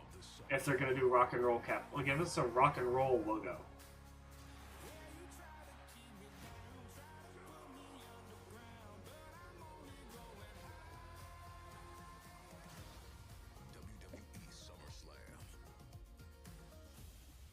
This would be a great show to have if it doesn't hurt by nothing more be the theme that they used at Mania. Yes. That was one of the best Money in the Bank matches I've ever seen. That was so good. All the respect to all 6 of those women, and congratulations to the new Miss Money in the Bank, Tiffany Stratton. 4 weeks from tonight, we're in Cleveland for the biggest party of the summer at SummerSlam. We already know Damian Priest will defend the Literally, so last year I was giving.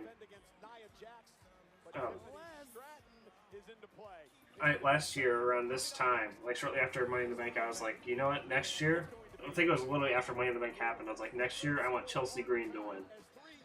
But then, because obviously Tiffany wasn't on the main roster, but then earlier this year, whenever Tiffany moved up to the main roster right after the Royal Rumble, I was like, you know, I might want Tiffany to win. It's got to be one of those two, and I've been holding on to it.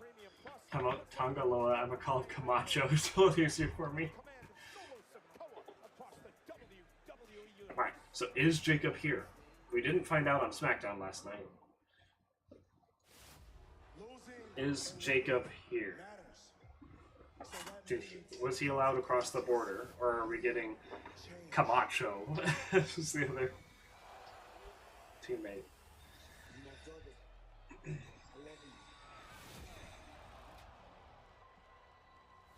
That's the son of Haku, who has been wrecking shop in Japan for years. Solo, you're making decisions that are not yours to be made. That's a sign we might get Jimmy here. There's a chance we might get Jimmy Uso back today. Solo, I acknowledge you. I call the shots, and you Who knows? Yeah, I don't know. We got Jey Uso and the Bloodline in the same building for 2 nights in a row. We didn't get anything last night. Maybe we'll get something tonight. I don't know. I'm just so excited to get the this. Who we get? Roman or Jimmy? Longest is one of those two. Yeah, I hope so. I'm just really excited for the old Bloodline versus new Bloodline storyline. Bloodline 1.0 versus 2.0. Heading into War Games. So why don't you leave your family backstage? Are you sure you want to face Solo? I get wanting to do it on your own, but they always have a plan. These Tongans are completely unhinged. Here comes Orton, here comes Owens. That's Jacob Fatu. This guy needs to be locked up. Fatu is going to destroy the WWE champion. By enforcer Jacob Fatu, step up.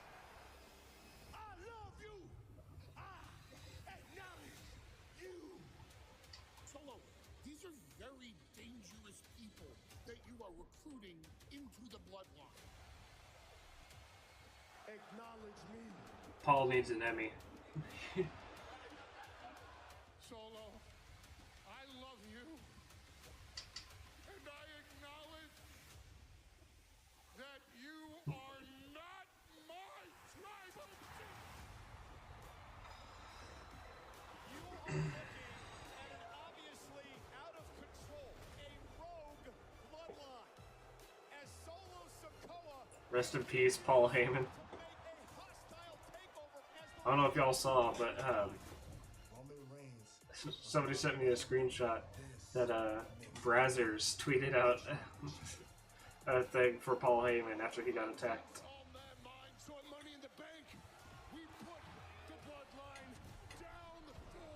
Because I am going to show everyone. Bloodline may well have met their match. All I care about is to beat their asses worse than ever before. Cody Rhodes, I am coming for you. I don't see Excuse me. I see a seat filler. So I think the Bloodline's winning, and I think Solo is pinning Cody. It is my absolute pleasure to be joined backstage by Canadian icon and WWE Hall of Famer Trish Stratus. Trish, you know I've spent a lot of time in this particular building, but I gotta say, it has been electric tonight. What do you make of the crowd? Oh, that's because here the fans are so passionate. And Shouldn't we be praising the highlights of the night? I mean, the center of the universe just won Tiffy in the bank. Trishy, I think you should say a little something to me. You know what? It doesn't matter. Social media is already praising me in this match, and Tiffy in the bank is going viral. no, I was going to say congratulations, but instead I'm going to offer you a little piece of advice. Don't get too ahead of yourself. And don't be too arrogant, because it's what happens once you cash that in that can determine if you'll be a future Hall of Famer like me, or just another flash in the pan. Toodles!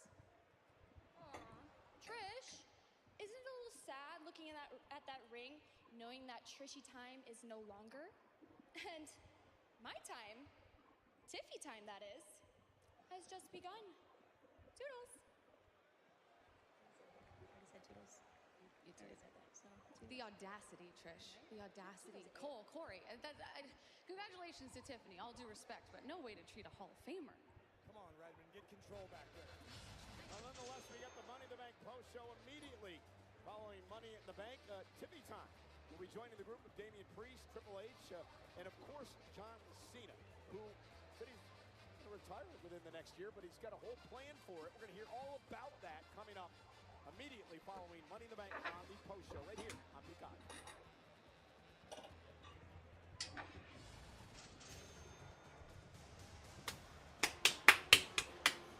All right, who's here? Oh, is that? Oh, we got Jacob. We got Jacob. We're gonna have Tangaloa on the side. It looks like he's wearing a suit, so he's definitely on the sidelines. That's good. That's good. That's how it should be.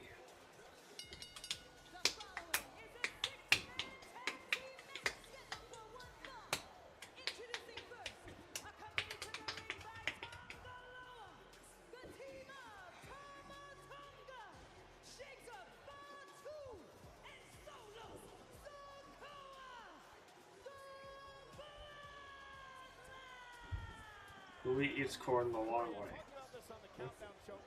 That's what the sign says.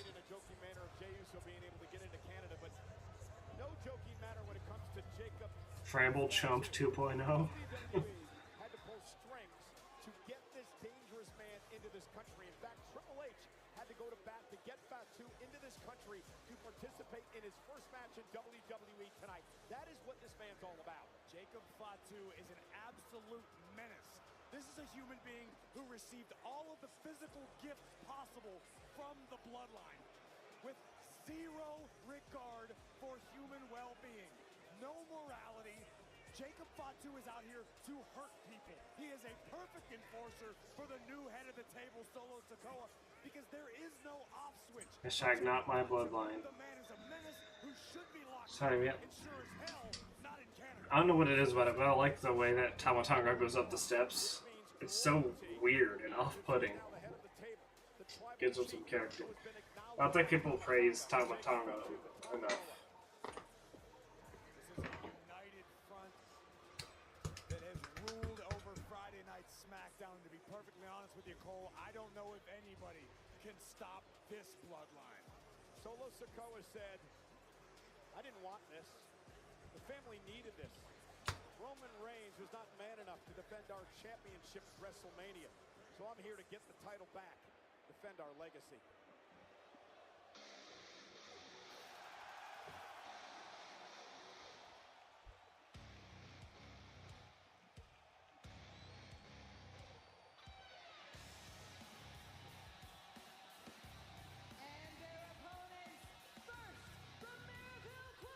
You can see they've got the pyro thing set up right there.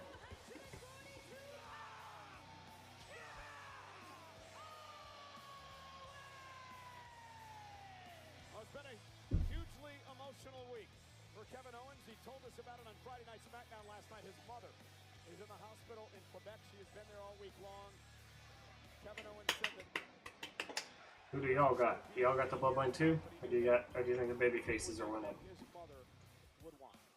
Kevin Owens knows that in his heart, in his soul, and I fully expect Kevin Owens to fight with blind rage tonight against the bloodline. How about the balls of this guy to walk into the ring and walk right up to the bloodline? I think it's really important that the bloodline looks good in this match. Like, they need to look pretty strong. This week, but KO is ready to throw down. Money in the Bank is sponsored by Wheatley American Vodka. On this American Independence Day weekend, make sure your cocktails are top wrong by using an Said during my predictions that the only way I would really be okay with the bloodline losing personally would be if it's by disqualification.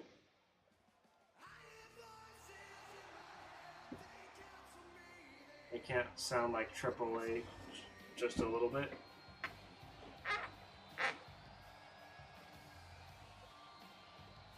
I'm not sure what you mean by that.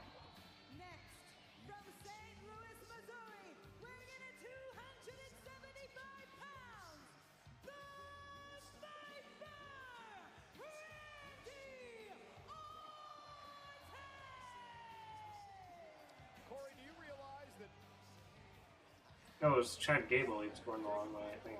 I don't know. They call the man a Samoan werewolf for a reason, Cole. He's about 3 feet in front of us as the Viper makes his way to the ring. 20 years ago, Kevin Owens' right here in this theme song is kind of like... Randy Orton won his first World Championship. That was back in 2004, and now he's Oh, I gotcha. battle again, perhaps against the most dangerous force he's ever tangled with.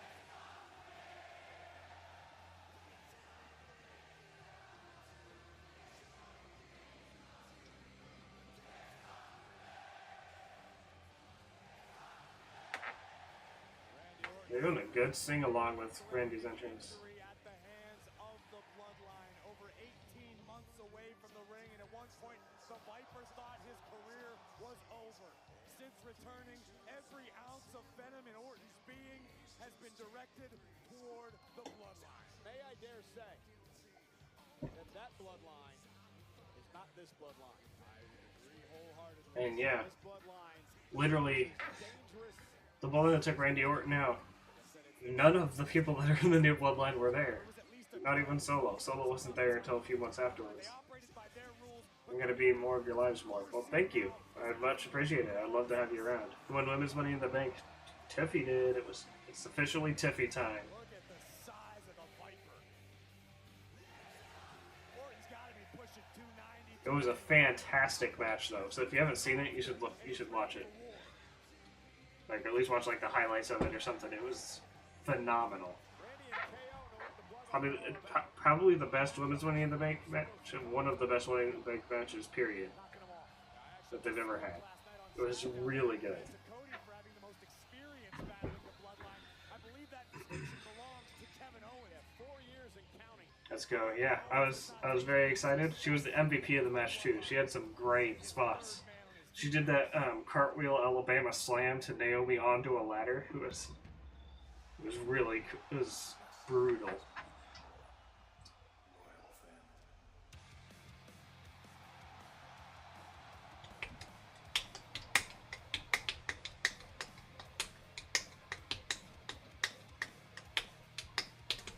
Believe in Joe Hendry? That's right. If you can't tell, I do too.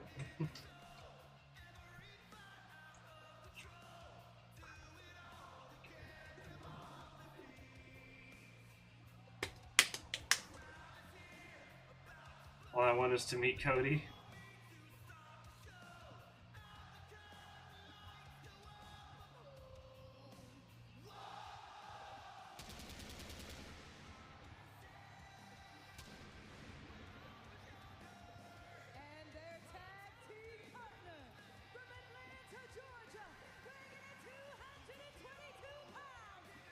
Aww. Adrenaline in the show, everybody.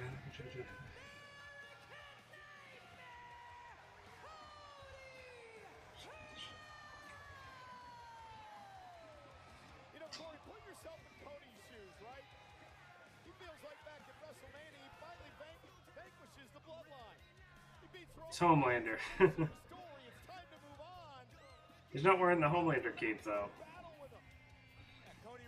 From his promo video he did for The Boys. A more ruthless, dare I say, a more evil, vindictive bloodline than even before. And Solo Sikoa said, Cody Rhodes. Wow. And I will take his championship.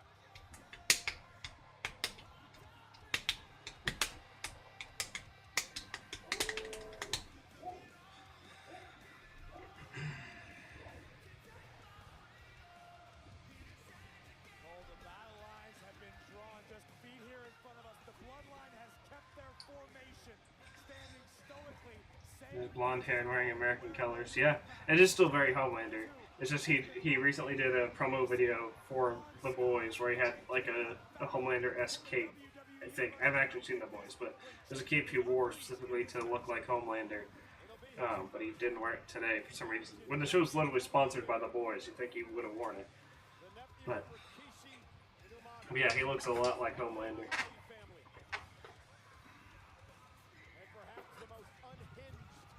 I hope Solo can one day learn to be as good with facial expressions as Roman is. Like, Solo looks a little too scared right now as opposed to confident. Question, do I have a Snapchat? Yes, I do. I don't. Yeah, I do.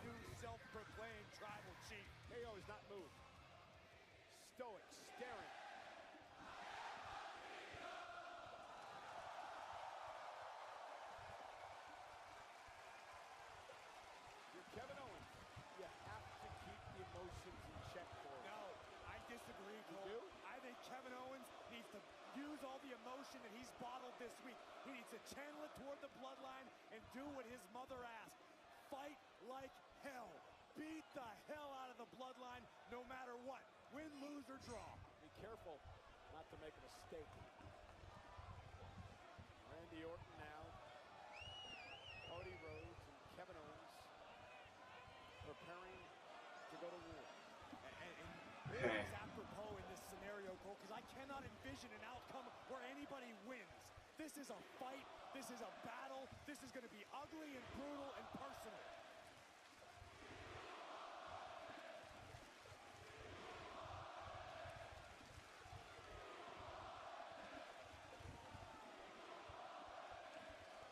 And it looks like the American Nightmare going to kick things off for his team. And who will start for the bloodline? Bell rings. We are underway. Cody Rhodes, the undisputed WWE champion. We see Solo presenting the sacred Ulafala to the infamous Tonga Loa. I mentioned before, the red means that he is royalty, that he is the tribal chief, that he is the head of the table. He claims Roman Reigns is never to return, and that he now runs the family.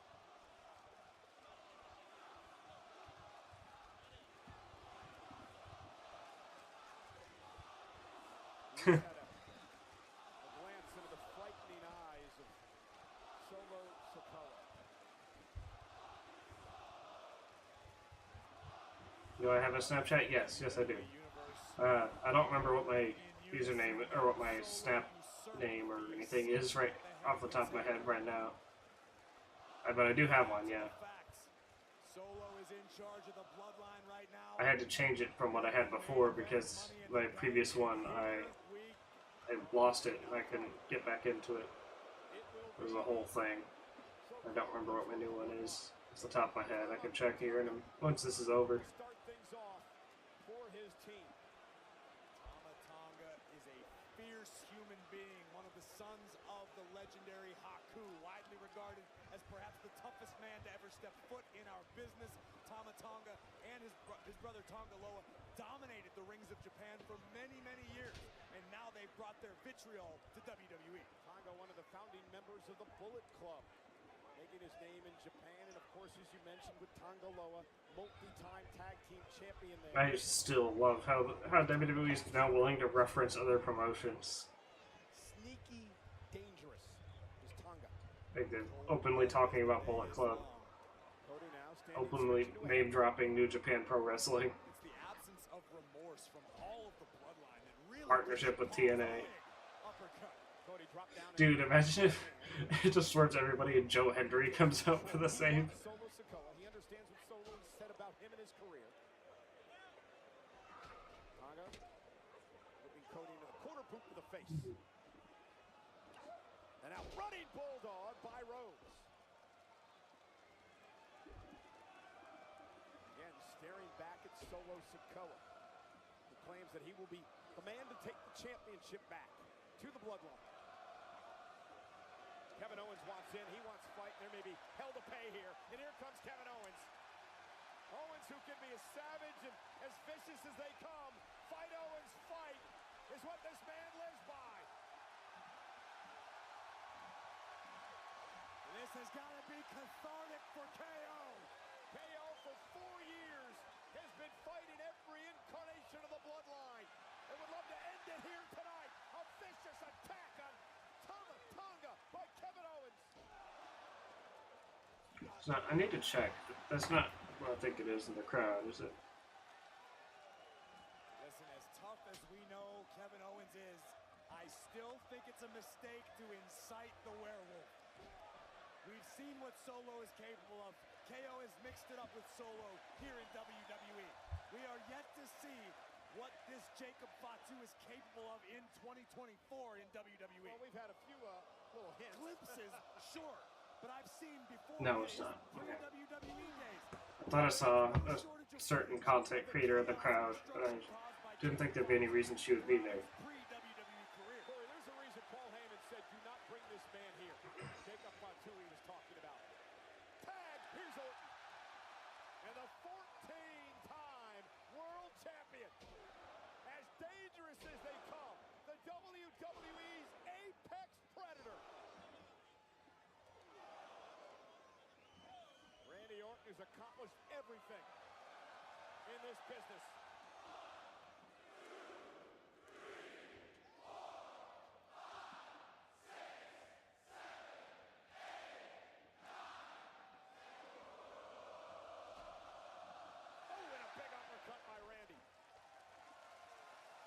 Right now, Orton and company controlling the pace, not allowing Tama Tonga to get rolling here.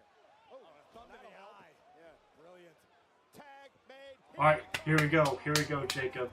Let's go, Jacob. WWE ring, 6'2", 279. The werewolf, Jacob Fatu. Come on, Jacob.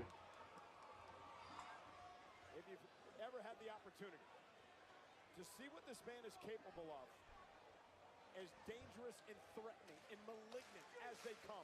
And you're about to witness that, although Randy Orton quickly sidesteps Jacob Fatu.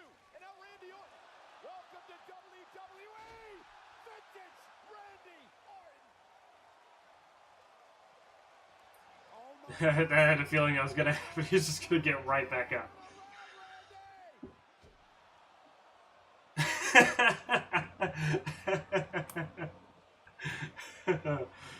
Oh, Randy. You fucked up. Fatu just popped up after that draping DDT that Orton has wiped out so many with. And now Fatu with a Samoan drop. Absolutely terrifying power from Jacob Fatu. Now a kick to Randy Orton. And Cole, we talked about knowing of Jacob before his WWE days. This is the best physical condition Jacob's ever been in. And now the head of the table, the new tribal chief, the man who is acknowledged by the rest of the bloodline, Solo Sikoa. The man who orchestrated the destruction of the wise man, Paul Heyman.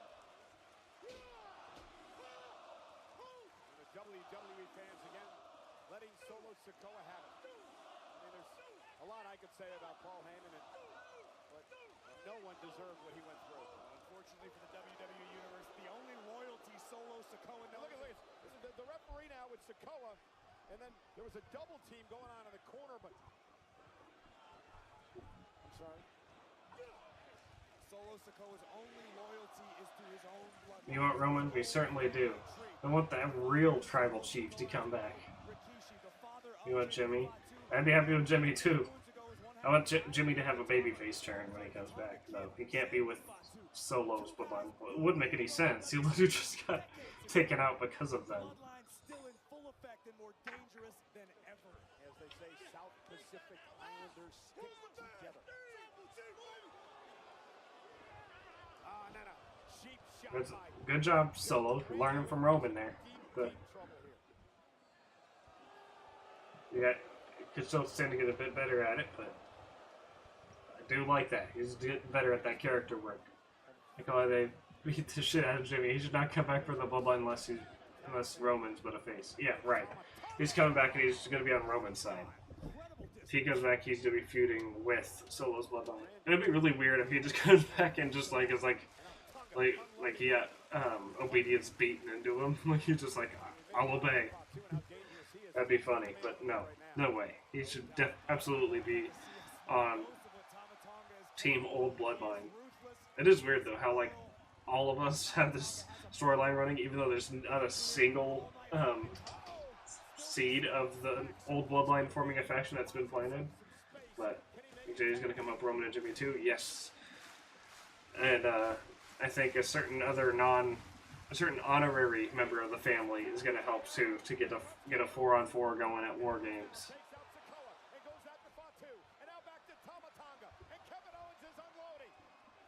Rapid fire right hands now stomped from the prize fighter. Kevin Owens has been at a completely different level so far tonight. Blind with rage, as expected. KO sent across the ring. Tonga ran into that. Now a clothesline by Kevin Owens turns him inside out. Here we go. The War Games match is going to be fire. I feel like it's going to be a really solid War Games match. It's going to have a lot of story in it. Kevin Owens going to go up top. It's really going to make Survivor Series feel like a Big Four PLE again. I've done a good job with Survivor Series in the past couple years, but this will be like the thing. It'd be a big enough match to make it a Big Four PLE again. Bloodline versus Bloodline.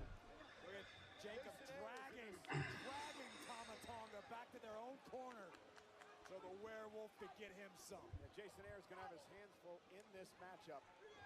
And now the headbutt from Fatu. I think it would have been a smart decision for Jason Ayers to get the Royal Canadian Mounted Police on standby because this thing could get out of hand. Is it just me with Kevin Owens Frog Splash? It was a pretty good, solid Frog Splash. I'm a huge fan of Montez Ford's Frog Splash right now. He's got Montez as my favorite current Frog Splash.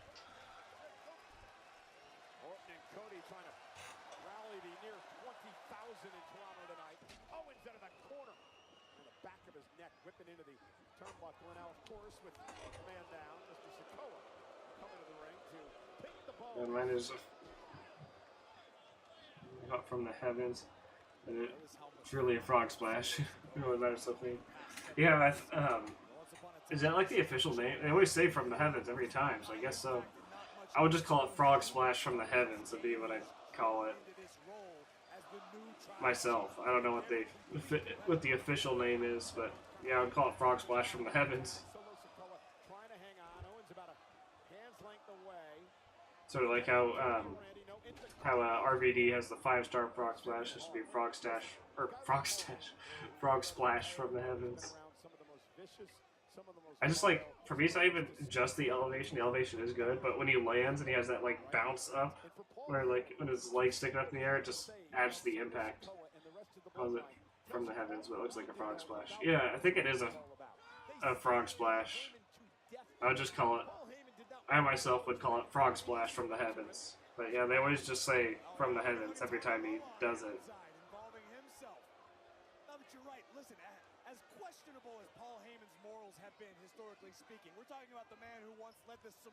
They're doing a better job of having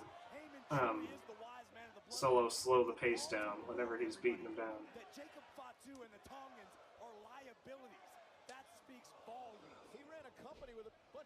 It seems a lot more Roman-like in his and how he's doing it.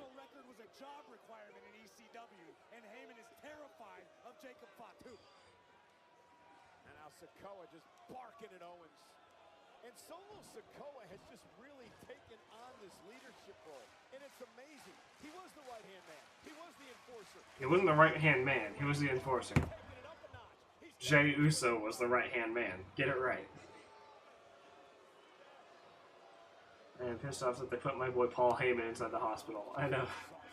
It's gonna be... It's weird how Roman Reigns is essentially turned babyface without actually even doing anything.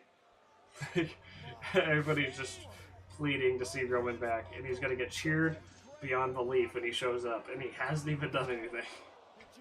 He was right-hand man, then Jimmy was the right-hand man. And Jimmy was like the left-hand man. That's a maneuver we've seen for decades in WWE, performed by a dozen different people. I don't know that I've ever seen Solo was the enforcer. Looking over the shoulder of Oh, right-hand man. The brother, of course, of Tama Tonga. Loa looking on in this 6-man tag team. Right now, Solo is Roman Reigns. Tama Tonga is Jey Uso.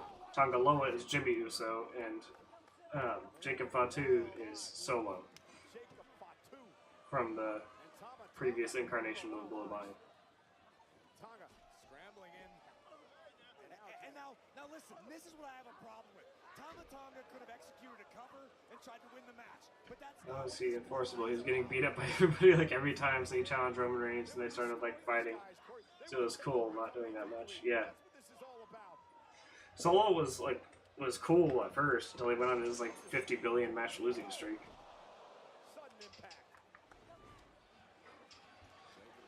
Like the first few months, they booked him strong. He didn't lose for like close to 6 months. Yeah, I think like for the first 6 months he was there, he was undefeated. But then after he lost, he started losing more and more and more and more and more and more and more. Actually, didn't do that kind of NXT. Actually, tag match.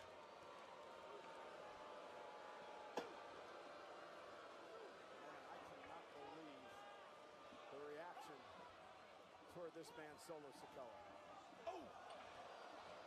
Well, listen, this isn't a popularity contest. Nobody voted for Solo Sikoa to be the new tribal chief. Solo said, Solo over the top rope and out to the floor. Yeah, to be fair, like Roman earned his spot at the head of the table. Solo just kind of just said, "It's mine now." He decimated John Cena. Now Tonga Loa dragging Orton off the apron when he was going to make a tag, and now drives him into the barricade. And Orton, Owens, and Rhodes had to expect some sort of involvement from Tonga Loa, the infamous Tonga Loa, a powerhouse of an athlete, just as ruthless as the rest of the bloodline. So he was going to be a new tribal chief. Yeah, he did say he did mark him as the tribal heir. So I guess he does have a right to it. I guess it's not his authority to choose when Roman's time is done. Punishing Owens. And Kevin's on, bring the fight. Come to me. Owens has got a screw loose too. Maybe Roman and Solo will have a tribal combat match at some point.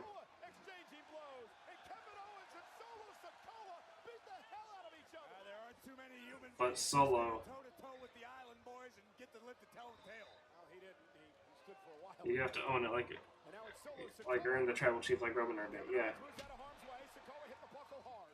Can Kevin Owens make a tag? Cody Rhodes, the undisputed WWE champions on the apron. The man who Solo Sikoa has targeted would love to tag himself into the match. And here comes Jacob Fatu. And Fatu yet again imposing his will on Kevin Owens. Almost surreal seeing this man in a WWE ring in an actual sanctioned match. Right, and that's the scary part, Cole, because it's not for lack of talent. It never has been. We knew how talented Jacob Fatu is, how unbelievable. It'd be a good match if they do have like a tribal chief match, like who would win the yeah. No question. Who's gonna be Solo's like a wise man? Yeah, I don't know if he'll have a wise man. That is the one piece that's missing. Unless Hikuleo really did get hired on and he's not going to be a wrestler, he's just going to be a manager. I heard there are rumors going around that Hikuleo's been hired by WWE.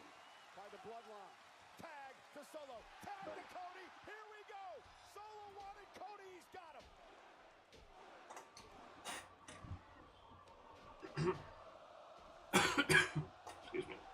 Down goes Solo. Up over the top. Oh, power slam.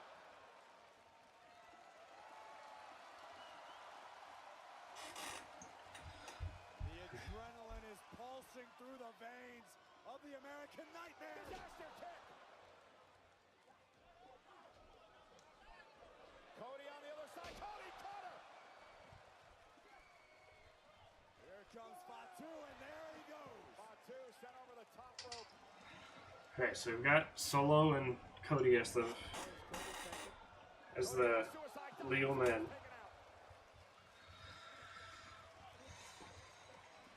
Look out. Cody Rhodes now back in the ring. New target acquired. Oh, here's the okay. Oh, ow, ow, ow. I hope it's okay. With the upper hand. Loa took a bullet for Fatu, and now Jacob Fatu is beating the hell out of Cody. Loa took the bullet for Jacob. Now Fatu's emptying the clip. And now Fatu. Oh, jeez, doctor. Someone might need to get a doctor for the doctor. Yeah, the doctor was just wiped out. God almighty. And now Cody Rhodes. Spear! And now you want to shove it up Roman Reigns. Do it like that with a spear to Cody Rhodes. Okay, Cody's still here. That would be an insane ending. It was a solid spear, though. It was a solid spear. Oh, a kick right to the head.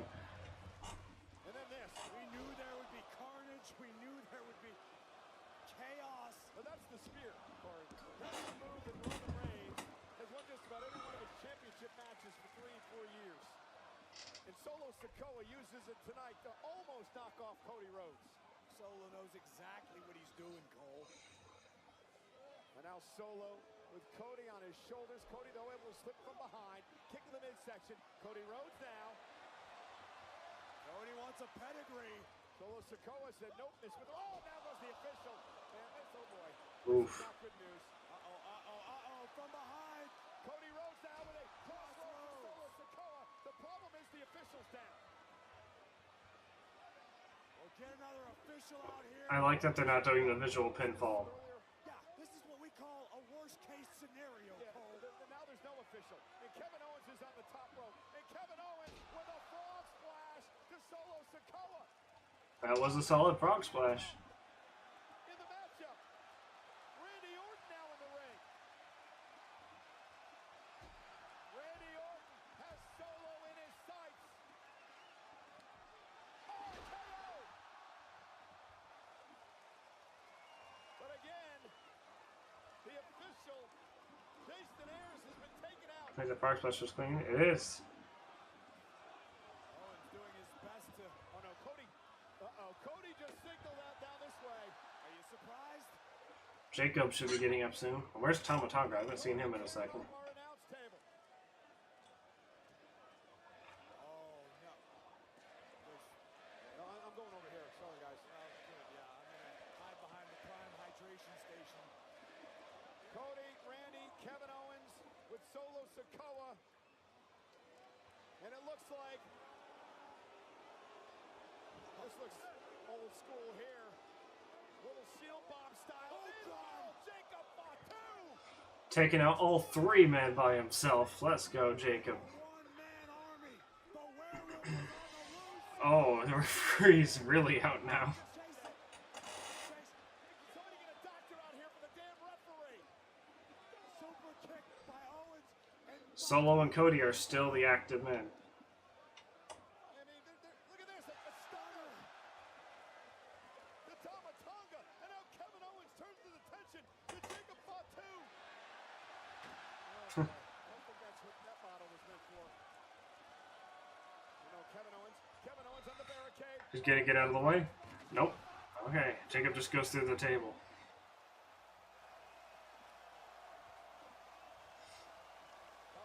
I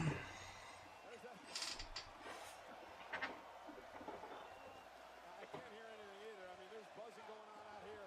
Equipment's been busted. Am I still on the air?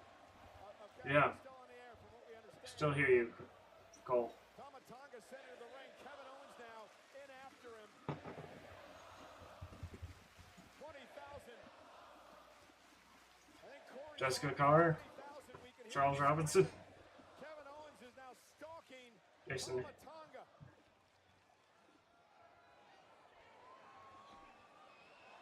And now from behind. Oh, and a low blow by Tonga Loa to Kevin Owens. 2 low blows. Official out here. Equipment scattered everywhere. Corey doesn't have a headset. The bloodline laying waste to everybody. The Vipers now in the ring with an RKO. Carnage and chaos ruling the day. Another RKO. And now Sikoa with a Samoan spike. Only person to turn Randy Orton around and actually hit it with the finisher, not get it reversed into an RKO. Cody Rhodes though, an interception into a crossroads. Not once, but twice. And remember how he won the championship at WrestleMania. I don't need a triple crossroads in every match. Crossroads and from behind. Jacob Fatu, top rope. Oof.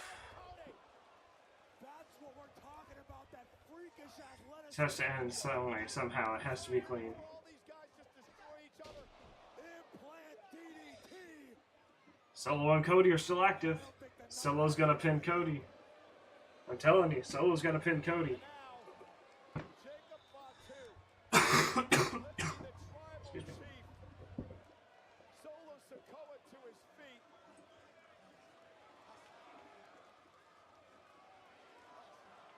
Cody Rhodes. Is he gonna do the ooh-wah? He's gonna do the ooh-wah? Is he gonna do the ooh-wah? No, he's not doing the ooh-wah. With the death blow. The Samoan spike. Oh, You can count to tomorrow. The official do it. toss back in the ring by Fatu 1, to count 2, 2 and 3. I called it. I freaking called it. I called Solo was gonna pin Cody. This gives him the right to challenge Cody at SummerSlam. That's the match we are getting. Well, Corey, the Solo Sikoa accomplished the first thing that he set out to do because he said he. I don't know if we're getting Roman though, because of the. Like, I'm thinking about they want Roman to show up during the match with Cody, and him be the reason why Cody doesn't, or why Solo can't outnumber Cody.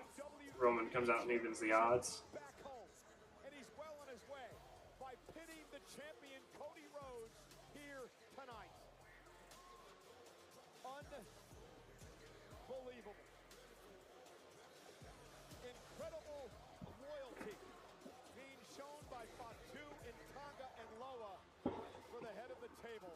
Solo Sikoa. Let's take a look at some of the action that went down just moments ago, as chaotic as it may have been. The Samoan werewolf, Jacob Fatu, proves to be the game changer. Super kicks for absolutely everybody. And poor Jason Ayers, our official, crushed for a second time, courtesy of the Bloodline, which allowed Owens to do this, to attempt to even the odds. And then back I think there's some fireworks going off outside. Really turned this thing around. Yeah, Mike. Roman just couldn't come out. I think he's coming out at SummerSlam. I think it's happening at SummerSlam. There's more think about it. I don't think, because if he did it right now, Bloodline win was very deserved. I think it's the right move. If Bloodline lost here, they would never we would never buy into the new Bloodline. Like, they needed to win, especially for us to get the solo Cody match at SummerSlam. Wait till SummerSlam. Yeah, I think it's waiting till SummerSlam. And that's how Solo doesn't win, is Roman comes in. I am going to bring the title back to my family. Roman Reigns disgraced the Bloodline by losing the championship. It is up to me to bring the title back home.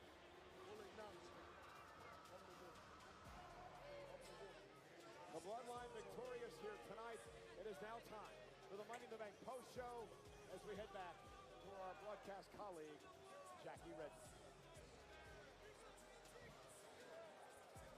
Cole, Corey, thank you so much. What an ending to tonight's Money in the Bank. Wade, I know you're a little bit heated about what transpired tonight. We're going to get to all of that, but my goodness, we have layers on layers on layers to this. I am Jackie Redmond, joined by Wade's gonna be pissed about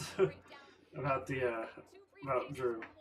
One was unsuccessfully cashed in. The Intercontinental Championship was retained by Sami Zayn. Damian Priest remains our World Heavyweight Champion, and Tiffany Stratton is Miss Money in the Bank. But let's start with what we just saw. The new, quote-unquote, tribal chief, Solo Sikoa, pins Cody Rhodes, of all people. Your reaction? I mean, that's how you make a statement. That's how you do it. If you want to be proclaimed as the head of the table, you beat Cody Rhodes. You beat our world champion. And Solo did that. Look, Jacob Fatu was a problem. I'm sorry. You know, the Bloodline did their thing tonight, obviously, but Jacob Fatu, seeing how nimble this man is, how I don't know why he's got that up here. I can't say we've seen anything quite like him in quite a while. Obviously, what he does when the title runs out. He is a problem.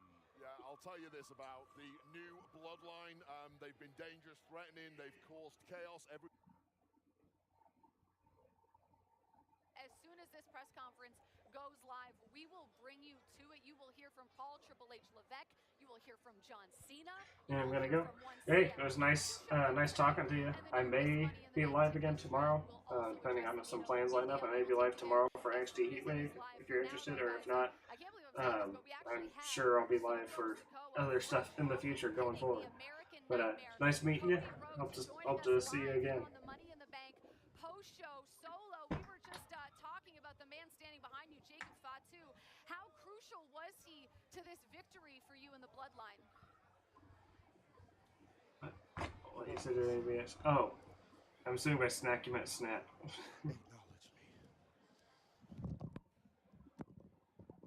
Oh yeah, I'm just Aqua Leader Jesse on Snapchat.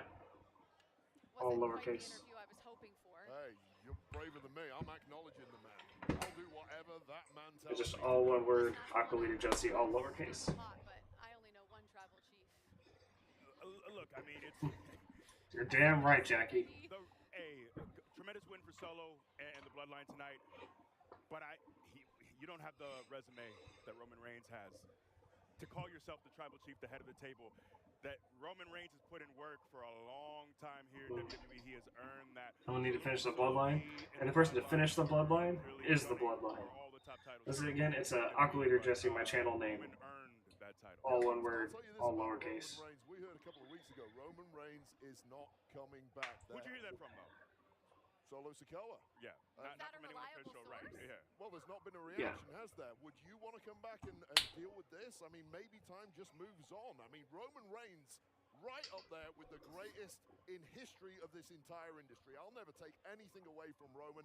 Massive loss to the industry if he's done, but right now it's about Solo Sikoa and the rest And of I'll the just bloodline. And I'll tell you send this, it into chat this here. might be better than anything Roman Reigns and his version of the bloodline ever created. I'm not scared of it. Yes!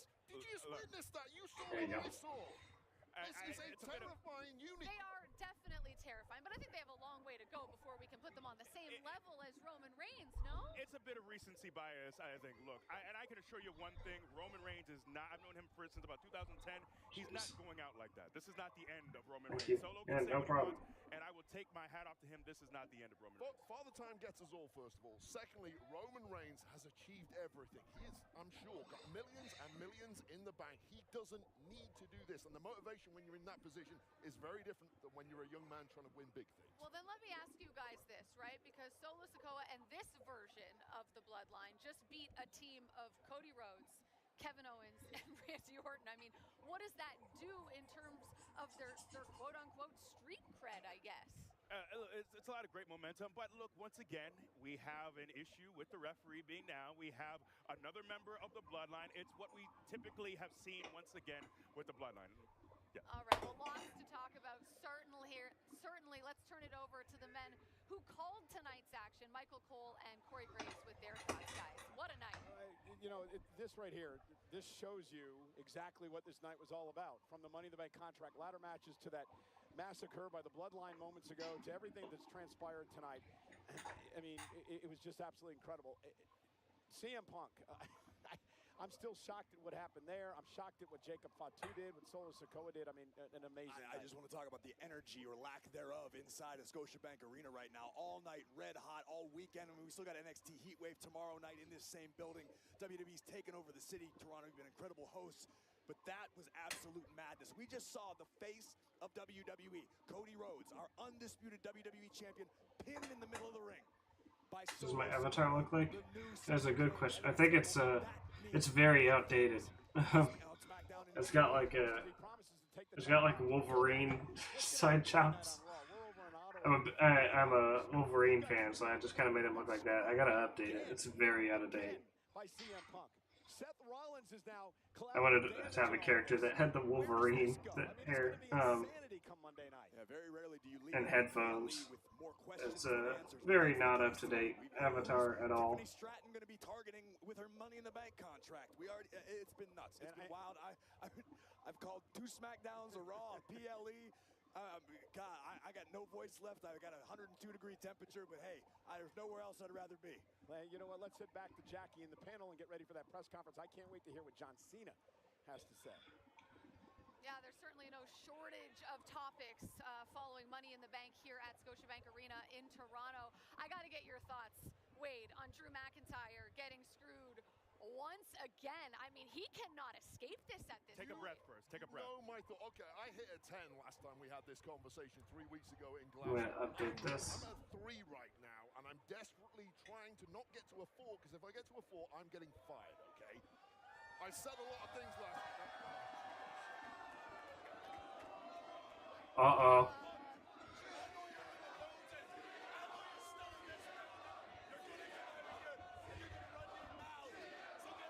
I believe in Joe Hendry.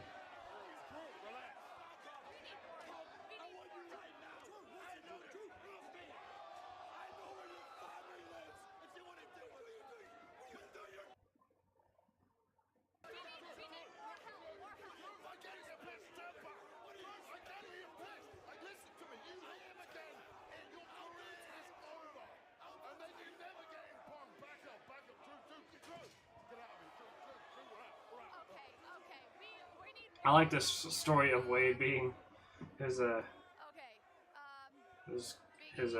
calmer person. We're gonna get things under control here. All I know is I'm being told the press conference is getting underway with John Cena. Here's John Cena. Wait for the universal signal to say we're officially started. I don't want your questions to fall on deaf ears. Looks like a red light's on, so I can assume someone's watching. First of all, thank everybody for being here tonight. And you have questions, and hopefully I'll be able to provide you with some answers. I say let's get started. Do I call on you? Is it just a shouting match until someone's heard? Okay, right on. All right. Hey, John. They always say no one's ever bigger than the business. You transitioned to be the face of the company when they went to the PG era, coming out of the Attitude Era. What did that mean to you? And Not like any of these skin tones. With the end near, what do you think your legacy is? Oh, so a lot there. First of all, I'd like to meet this day because I agree with that sentiment that no one person is bigger than the entity. WWE is filled with stories, right? And it's constantly a program of stories ending and new stories beginning. I've never been too concerned. I've never been too concerned with the word legacy. And I don't want you to mix messages here. It doesn't mean I shortchange any second on the canvas. I wish I could do it infinitely. But I just wanted to try to do something special for a globe of people that I owe everything to, and I think this is hopefully the best way to do it. Yeah. Anybody else? Hey, John. Good to see you, man. Good to see you as well. Chris Van Vliet with Insight. You've talked a lot about retirement. Why is 2025 the right time for you to finally retire? That's a good question. I think the answer is because it's not up to me. Again, I approached the WWE with this idea, and I've updated my avatar a little bit. They kind of initiated the talks that this would be a great span of time if we were ever going to do it. Gosh, and this is no thanks to me, but the business is at incredible heights of popularity and awareness. There are some really big things going on, especially the Netflix debut, which is very important. And I take pride in still being an individual that they, and this time I mean the WWE is the they, can call up and say, hey, remember that idea you were talking about? We think the time is now. So that really warmed my heart that not only did my thought resonate of let's do something that we can bring all of us together, or all of us can bond. What is your avatar wearing? So I just updated it. I'm still wearing headphones and stuff, but I updated my look to look a little different. I'm wearing headphones, got black hair with blue highlights in it. It's a bit of a lighter blue than this, but it's closest they had. The last time that we saw you was at WrestleMania. You've been face to face. No facial hair anymore. It seems like there's some unfinished business there. Just wanted to know if you had an idea of who your final opponent would be. Do you think that you and The Rock will have one final dance, or would you like to face someone else that you haven't faced yet from the past or the present? Great question. There's always unfinished business in the WWE, which probably makes this announcement extremely surprising because I'm trying to close up shop here. I don't and have never put much stock in expectations that are beyond my control. And I've tried to lead an existence where I can control what I can, and I am in no position to handpick opponents. I've always had a wonderful time challenging myself, telling stories with whatever hand I was dealt. So I think that's part of the allure and part of the excitement of what we're about to embark on is the stories we can tell, and hopefully who's gonna show up. We'll see. Emily May. So you are officially retiring from in-ring competition, which shocked the WWE universe. What advice do you want to pass on to the rest of the WWE superstars that will continue to work beyond the work that you're doing? Oh, well, thank you. That's very kind of you to ask. What advice would I pass? I can actually send. Oh my God, dude, Devin's dude. Oh, welcome back. I can send a. You're only as good as your next match, and at all costs, try to. I'll just send a straight link to my thing in the chat. How about that? No, come on. I said I'd answer all questions because I don't know if links in the chat work or not. But you made a mistake by putting me on first. I said I will answer any and all questions about my retirement. So we are going way over. We're going way over. Go for it. How's it going? Big match, John. Liam Crowley with Comic Book. Back at the Raw after Mania in 2013, you brought out some dance moves, and one of them was a little heel turn. Yeah. At the Firefly Funhouse match, you donned the NWO shirt. We've seen The Rock embrace the dark side in his latest return to the ring. In this final run, do you think there's any chance we see a darker side of John Cena? So I think by now. I don't think so. What, 22 years? I know you'll see me, but you won't see me. You will get my authentic self, and I don't see them doing it now. And moments of disappointment. Heck, I can't remember the last time I won a match. I'm on a little bit of a slump. So I guess I don't think in those terms. What I do know is I really try to work hard every day to be as good a human being as I can. So I don't know how much impact that would have, because that goes heavily against what I value. I think you would see through it. Our fans are they have a great, pardon my French, they got a great bullshit. And what a happy, joyous, and caring moment I was able to be a part of tonight. And I don't know what details we're going to get into as far as matches and opponents. I do know that it's a joyous time for me and a fun time for me. And my goal is to bring generations together to make memories that'll last a lifetime. And if my involvement with a stacked roster, if we can all build moments that pour the foundation for the next 2 decades, man, that's pretty special. So do a face reveal. Keep them coming, guys. Keep them coming. My One more question about his retirement. No, I won't have it. Taking over the press conference. Damn, Paul's gonna be mad. So is Punk. He's pissed. Hey, John, over here. This might be a difficult question for you to answer, but let's lean into it. Let's give it a try. Obviously, when people are reflecting on your career, it's very hard to separate your career and Vince McMahon. And I want to know, now that you have had a lot of time to kind of reconcile what has been alleged against Vince McMahon, can you tell me what he has meant to your career, and also how you have kind of processed what has come out over the last 2 years? Well, surely an uncomfortable question. And man, I really would much rather talk about what's ahead of us, and that's really important. I've been pretty honest, in my opinion, to answer that question. And if you didn't see it, I know you can dig it up somewhere. But I think we're on the precipice of something pretty special. And as the business evolves and continues to evolve, damn, it's in pretty good hands with the TKO folks. So I am happy to be where I'm at. Again, I think if you want that information, you dig hard enough, you can find it. Thank you, though. Thank you. Appreciate the courage. Yes. Anybody else? Hi, Yep. John, Melissa Nothing's off here. limits, guys. Go for it. Hi, John, right here. So you've been with the company for a long time on the screen as a wrestler. Let's do a face reveal, or you don't. Maybe doing like a backstage as a producer, or even just My working face with the can be talent in found. the future? Great question. So here's where we give you some of the deets of the farewell tour. Did you? It's not gonna I end got at the WrestleMania. notification. There it WrestleMania is. will be my last WrestleMania. But hopefully, if everything goes according to plan, we're going straight through from January to December.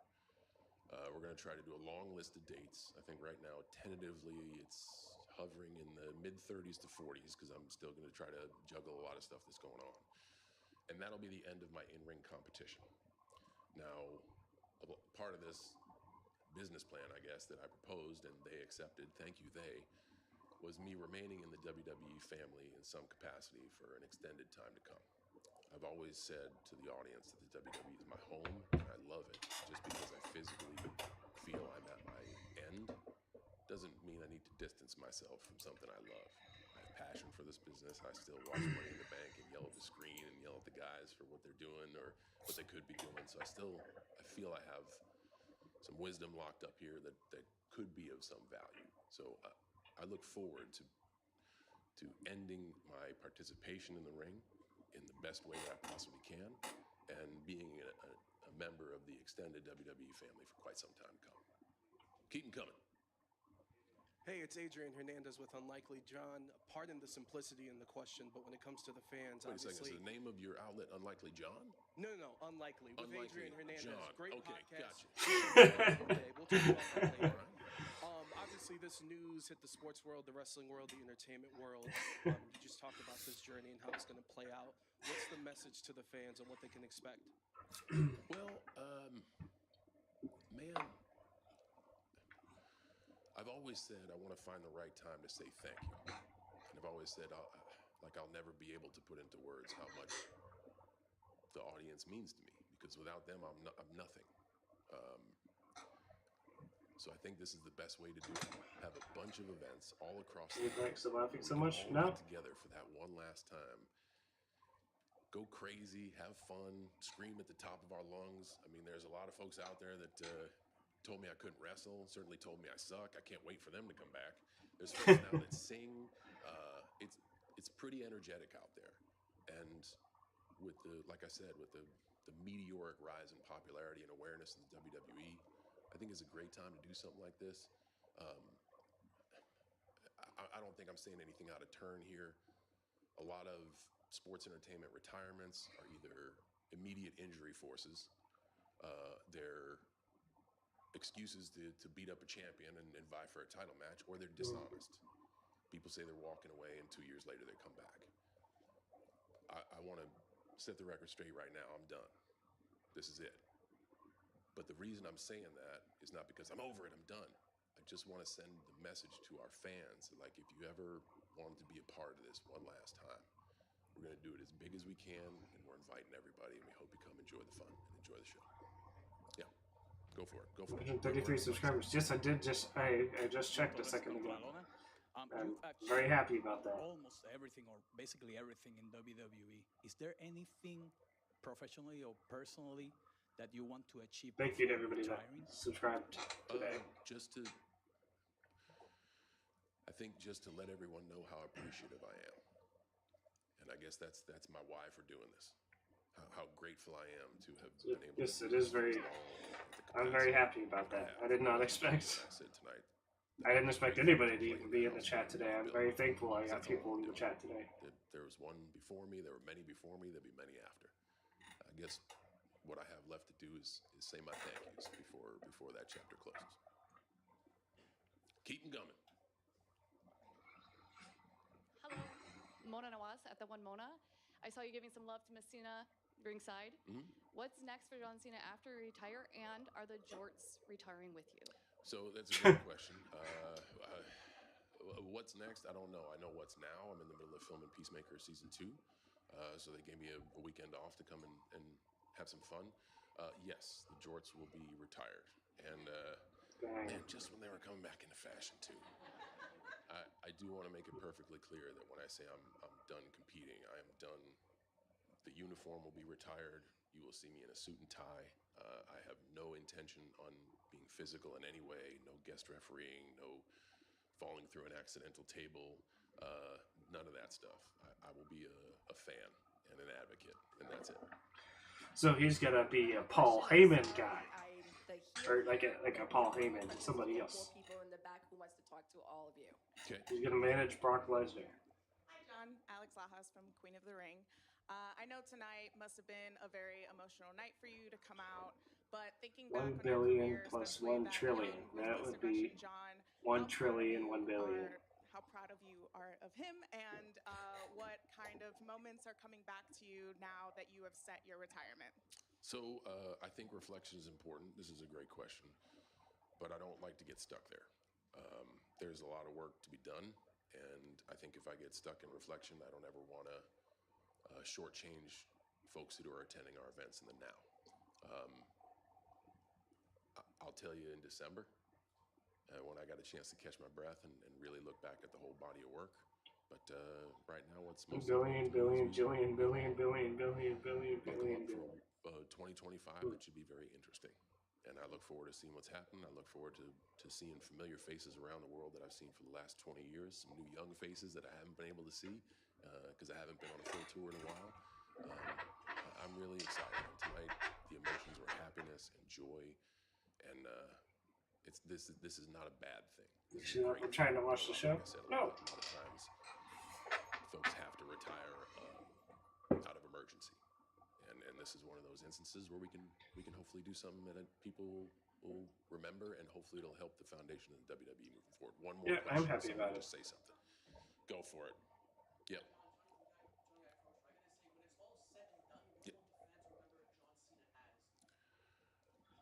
So what will the fans remember John Cena as? If you can hear it.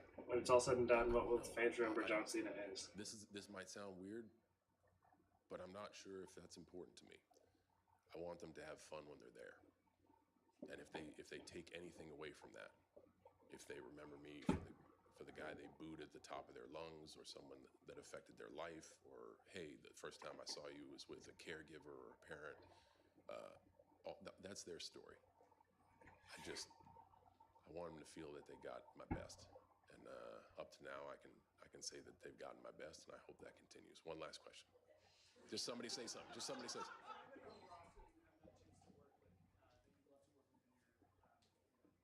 Are you kidding me? The roster's loaded right now. So is there anybody I haven't had a chance to work with? Everybody. And I think that's going to be... I did not hear the question on that one. Part of the hype and part of the intrigue about only doing so many dates is what stories are we going to tell, and I very much look forward to that. One last question. One last question. Yeah, go for it. What's that? Okay, watch this. I'm 47. I got to give that up as far as the freestyle goes. Album turns 20 next year. Very proud of it. Awesome time in my life. But that chapter's closed, just like we're closing the chapter next year. Say again, if I'm...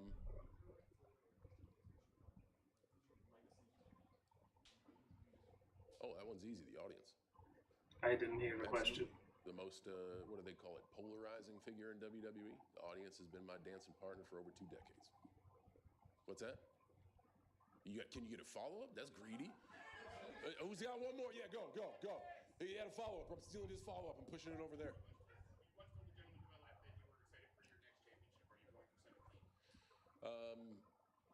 Great question. I would love that opportunity, but those opportunities are earned, and given my past track record, I got some work to do. So what I said tonight about fantastic opportunities, man, the Rumble, that's a great ticket, right? Elimination Chamber now has some stakes to it, so that's another great opportunity. It now has. It's had stakes every time. Money in the Bank is another great opportunity. So I know from a straight competitive standpoint, I got to work my way up from the bottom because I'm a realist. But So is WrestleMania not his last match? That if I do, harness a little bit more luck, who knows, man? Maybe we really make some history. I don't know. Either way, I'm excited. Guys, He hasn't had a... That's my time, folks. Kasama, thanks for being generous. I want to thank everybody in the back for giving me time. Thank you guys for your questions, all of them. I really appreciate every one of you guys. Thank you so much. Let's have some fun next year. All right, well, listen, because of the chaos, the absolute chaos that ensued up here before we went to John Cena, I did not get a chance to properly congratulate John Cena on his retirement as announced here at Scotiabank Arena in Toronto, Ontario, Canada at Money in the Bank. So congratulations, John Cena, on an amazing, amazing... Oh, everybody else got cut from I'm the... actually being told that John Cena has one more question, so... I'm just kidding. He doesn't. Yeah, he's never had a question. There's no more questions for John Cena. But I mean, this is a monumental announcement. We often hear... We've only got 3 people listed now for the post show. The GOAT, the best to ever do it. You think about John Cena's legacy. Got Miss Money in the Bank. We got the retirement tour. CM Punk. And of course the CCO. Triple H. Definitely had our run-ins with Cena during our career. My very first night on the main roster, December 2012, the very first thing I did in WWE was leaving John Cena laying, and that meant so much to me because it was Cena. And then being there every night as Dolph and Cena are having these incredible cage matches, I got to learn from the very best. So salute to John Cena for all he's done. You could talk about what he's done in ring, and that's truly incredible, truly remarkable. But I think of all the Make-A-Wishes, I think of all the kids, all the young people who have been a part of C-Nation, who have been moved by what he's done. So we're seeing people leave. Salute to John Cena on his final run. We can see some of the superstars exiting the building here at Scotiabank Arena. Arena. But Wade, I do want to get your thoughts on the career of John Cena as well. And by the way, one of the big details out of that press conference, 30 to 40 dates as of right now in 2025. So if you are a Cena fan or maybe not a Cena fan, you can look forward to that in 2025. But your thoughts, Wade? It's a massive moment in this industry. John has had one foot out of the industry for several years now, right? He's not been the full-time guy he was for 10 or 15 years as the focal point of this industry. But it's just huge news. And the fact that we're getting a This Is It tour throughout 2025. Normally when you have these things, guys maybe have a 6-week WrestleMania run. We'll go out at the very, very top. No, he's putting in some legwork here. I'm really impressed by that because he could have taken the really, really easy option, just turned up for the big one at Mania, have your grand farewell, put in a little bit of effort, and don't get me wrong, it's hard competing at WrestleMania, but it's not a entire year of touring. So hats off to John for actually doing that for the people who love him and have loved him for the last 20 or so years. Really quick, you think he's got one more championship in him? Real quick. No. Look, Father Time gets us all. I'm not, he is the greatest of all time in many people's eyes. I don't know. We got a great roster, as he alluded to, but if anyone can do it at his age, he can. Tied at 16 World Championship reigns with Ric Flair, and you could be the guy in history. Yeah, you need any more motivation, there it is. I would not put it past him. Well, we'll see. The crowd here at Scotiabank Arena was very excited to see, and yes, they did see John Cena here tonight announcing his retirement. We also had some incredible, incredible matches. Damian Priest retains his World Heavyweight Championship. Drew McIntyre won the Money in the Bank ladder match for the men. He unsuccessfully tried to cash it in as well. We obviously saw him up here losing his mind. If there's any fallout from that, we will let you know later in the show. The Bloodline was victorious over Cody Rhodes, Kevin Owens, and Randy Orton. And Tiffany Stratton is officially Miss Money in the Bank in the year 2024. She is standing by, getting ready to address the media now. We take you there live. Hi, guys. Hi, Tiffany. It's Melissa from the Toronto Observer. Nice to see you again. Hi. So you're the 8th woman to win the Money in the Bank briefcase. What are you going to do to make your reign stand out more compared to the 7 women before you? Well, first of all, we're going to need to give her a little makeover. Yes. Maybe dye it pink, maybe bedazzle it, but that is first on the list. And that's all I'm going to tell you guys right now. Hi, it's Diaz from Ring the Bell. Congratulations, it really is Tiffy time, but you blew my mind with that interaction with Trish Stratus, a real mother versus daughter match. So are you ready to face Trish Stratus, and do you think you have what it takes to defeat the GOAT, Trish Stratus? Listen, those are two completely different generations. And Trishy time, she is one of my idols in professional wrestling, and I am ready to get in the ring with the GOAT.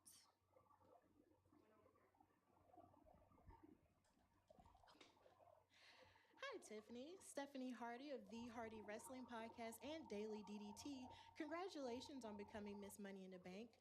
If you had to cash in on Nia Jax come SummerSlam, would you be willing to do that? Or are you willing to keep your alliance with her as the Queen of the Ring as you matriculate as Miss Money in the Bank?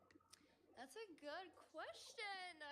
Nia Jax is my girl, but a good magician never reveals her secrets, so you're gonna have to wait and see and tune in to Friday Night SmackDown.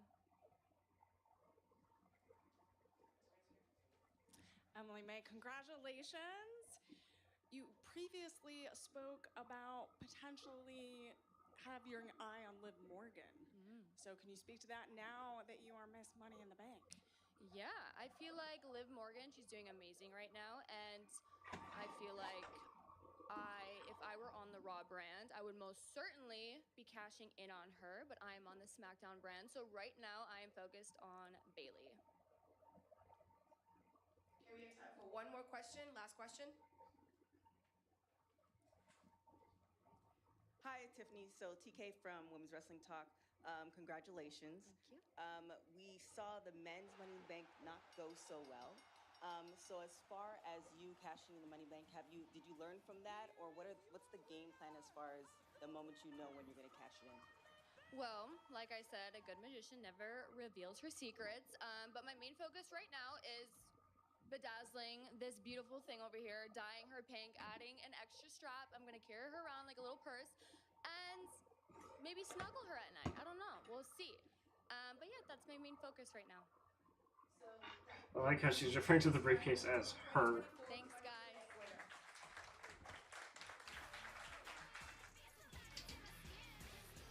Oh, I just know Tiffany Stratton is about to make that briefcase look good. She is Miss Money in the Bank 2024. Some really great questions in that press conference. But ever since she has joined the main roster in WWE, she has talked and fought and wrestled like nothing but a major player. What makes her such a well-rounded superstar so early in her career? I mean, clearly she has a great athletic base.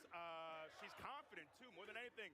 I think you see a lot of people who come up on the main roster and sometimes they're trepidatious, and I don't sense that at all from her. I think she's very confident. But I just want to, just in general, I want to shout out the women because they put on one heck of a match. Naomi with that split, I don't know how she maintained it as that ladder was teetering. Shout out also to Chelsea, who Canadian Chelsea, who gave everything she had. Io Sky, what an incredible talent. I feel like we don't talk enough about how incredible Io was. But Io is fantastic. Oh, there's part of Chelsea's outfit. Their bodies on the line tonight. Yeah, and I'll add to what he said. I agree with everything he said about the women in that match. Lyra and Valkyria. That's pleasant. A lot of people, she's been flying under the radar. If they haven't been watching NXT, I think Chelsea have a little serious moment there. I'm fully up to speed on just how good she is, and I think she really stepped up massively today. But going back to Tiffany Stratton, exactly what he said. Confidence, some would say arrogance. The reason she's so good is she has all the tools, but she has the ability to completely ignore everyone, not listening to anyone's advice, ignore the questions in the press conference, and do what she does, which is go out there and win. In a lot of ways, that can certainly be a strength. You both talk about the confidence or the arrogance, however you see it. Tonight, she had the audacity to interrupt Hall of Famer Trish Stratus. What did you make of her guts in that moment? I'll tell you what I think of that. I like that PNG they're using of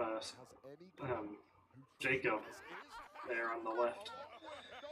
Along with, and that's, I love Trish Stratus. I'm the last person who's going to insult Trish Stratus, but I just think she doesn't care who came before her. She doesn't care who the greats were. She didn't study this like the rest of us. She just happens to be a grade A, world-class, Olympic-level competitor who has all the natural athletic gifts on planet Earth, and she is just a mean competitor. And I don't care how the women did it before me. I'm here. We're starting again at zero, and I am building WWE's women's division up in my own image. That is the Tiffany Stratton I love watching. I can't wait to see what she does with that briefcase. And it should be noted, winning the Money in the Bank ladder match for the women is a pretty good omen. Women that have won the match are 7-0 when attempting to cash in. Literally, not one woman that's won the briefcase has failed when attempting to cash in. So looks good for Tiffany Stratton. Tiffany if she Stratton can continue that trend. Tiffany Stratton is little perfect, and she will not be the one who messes it up, I promise you. Yeah, I'm sure she'll be very strategic about when and where she decides to cash in that briefcase. Elsewhere tonight, Sami Zayn has retained his Intercontinental Championship, defeating Braun Breaker in his 5th title defense earlier tonight. Kathy Kelly got to chat with Sami Zayn. Sami, following up on our conversation earlier, successful week here in Toronto, retaining your Intercontinental Championship by beating Braun Breaker here this evening. How are you going to celebrate this win? Honestly, I'm not in really a mood to celebrate, even though I do feel good. I think I'm just spent. I don't really know how to put it. I'm emotionally spent. You know, you talked earlier about, having the comedy show this week and preparing for that, but then also having to prepare at the same time for the physical challenges that a Braun Breaker poses. And it's hard to juggle, but here's the insane thing, is that, I accused Braun Breaker of underestimating me, and I think he did. I was fully prepared to go to war with an absolute beast, a freak of an athlete. I think in spite of all that, and he took me to hell and back, I think I actually underestimated him. Because he took me to a physical low that I haven't felt in a long time. And maybe it's the end of a lot of exhaustion, and maybe, I don't know what it is, but full marks to him. But I know that crowd was behind me. But even then, when I got that 1, 2, 3, I could tell a lot of folks were surprised. And I don't know how many times I need to keep doing this. I don't know how many times I need to overcome these odds or whatever it is. Or I don't know how many times it's defying the odds until the odds change. So I don't know. Part of me feels vindicated. I don't know, man. It's a whirlwind for me right now. But I feel like Sorry if my model's acting weird. I'm resting my head on my fist. And I'm walking out of Canada still the Intercontinental Champion, and I just feel good. I mean, I feel like as long as I've known you, I've never seen your emotional battery and social battery and physical battery this spent. I think when you add all those variables up, you know, this is what you get. And it's been hard. It's been hard being the Intercontinental Champion. It's a lot of physical tests. Like winning it was hard enough. He's Gunther, greatest Intercontinental Champion of all time. I think no contest. And I had to go to hell to get this thing. And now there haven't been any breaks up to and including tonight. There's no night off. There's no night off. So I don't know, man.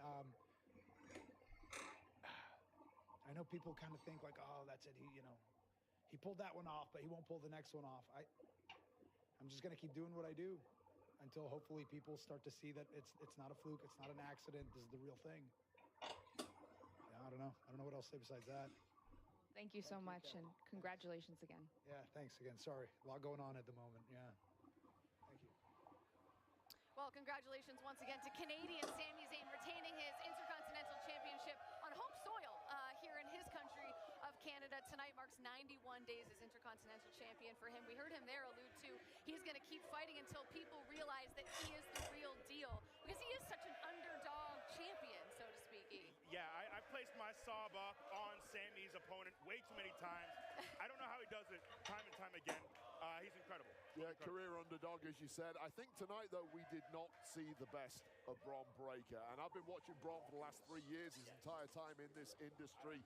There's a lot more coming from Bron Breakker. Today was a learning experience, and I do think over time, with disappointment, he's going to bounce back stronger than ever. Be warned, locker room.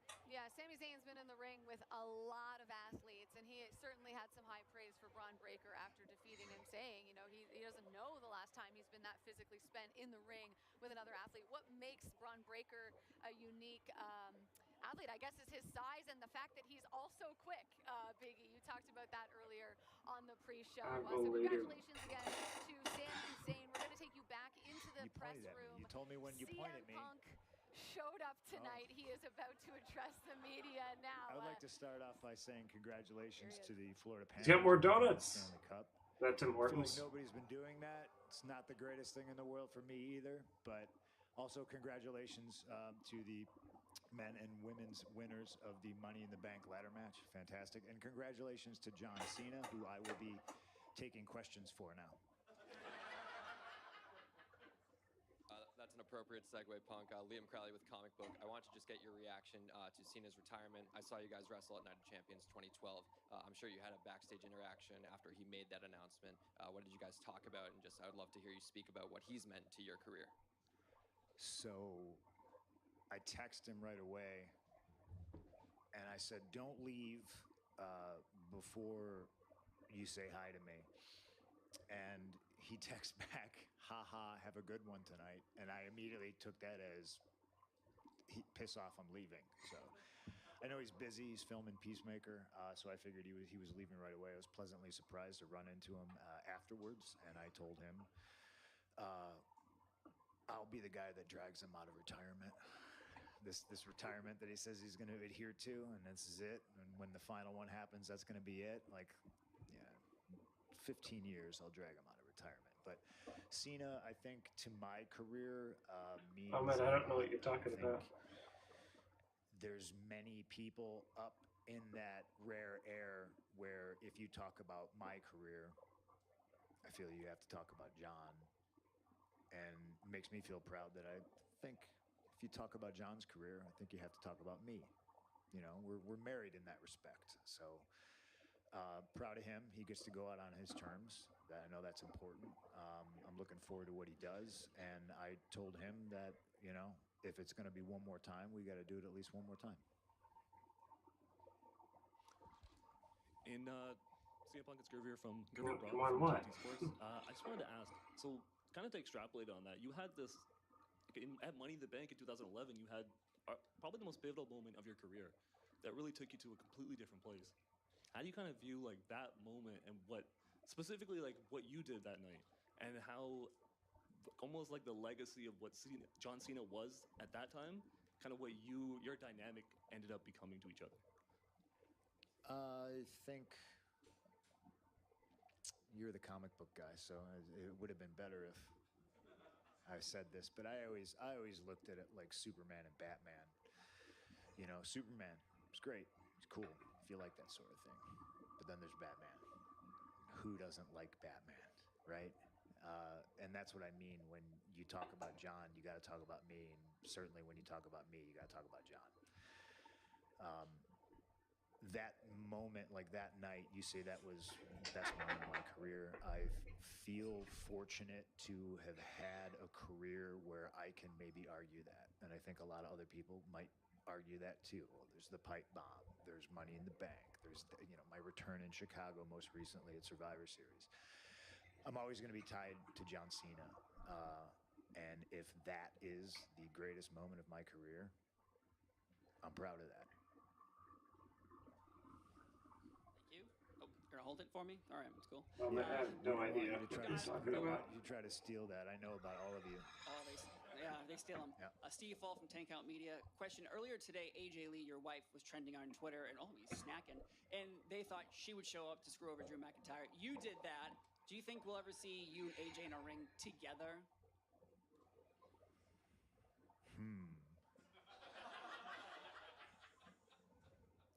I appreciate the question. You would have to ask my wife, but she's not here. She's taking care of Larry. I don't want to fall in the trap of saying never say never. I don't want to give people false hope. I also will not put words in her mouth and say, you know, I think this could happen. I think this is a brave new world, and I don't think a lot of people thought I was going to show up. You know, it's really all on her. She's busy. I'm super proud of her. She's doing her own thing. She's got I don't even know if I'm allowed to talk about this stuff. She's got a production company started up. She's writing TV, movies, all kinds of stuff. And laughably, I always say I'm a bad husband because I never know what project she's talking about. Oh, I have a meeting, and I'm like, with who? Is it Netflix? Is it Hulu? Is it CBS? I don't know. She's got so many irons and so many different fires. I will say, as a fan of hers, would love to see it. Last question over here. Hey, Punk. Justin from the Wrestling Classic. Quick question. How are you doing? Where are we on the rehab? This is the most physical we've seen you been since the Royal Rumble. Where are we clear to wrestle next month? What's the deal here?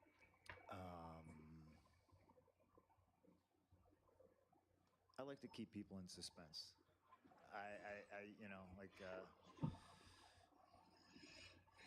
I will say that I feel great and I'm ready to go. And there are things in place to protect me against myself that I maybe wish were in place, 10 years ago. But we don't need to talk about the past. Great personnel, great facilities, and I'm busting my ass to get back if I could steal what John was talking about for the fans. Because whether, you think he's more or less polarizing than me, whether you hate me or love me, like, I'm coming back to enjoy all these moments that were robbed from me when I got injured. And shit happens. It's a contact sport. It stinks.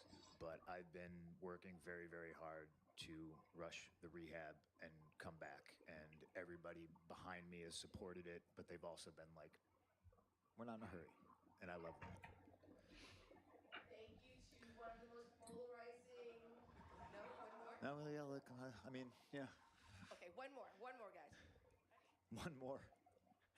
Sorry. I also would like to thank John Cena while we take this time to find who's asking a next question to make me really nostalgic about the time he would go over his time really brought me back, sitting back in the green room there. I thought that was really exciting. I think he did that just for me. I appreciate him.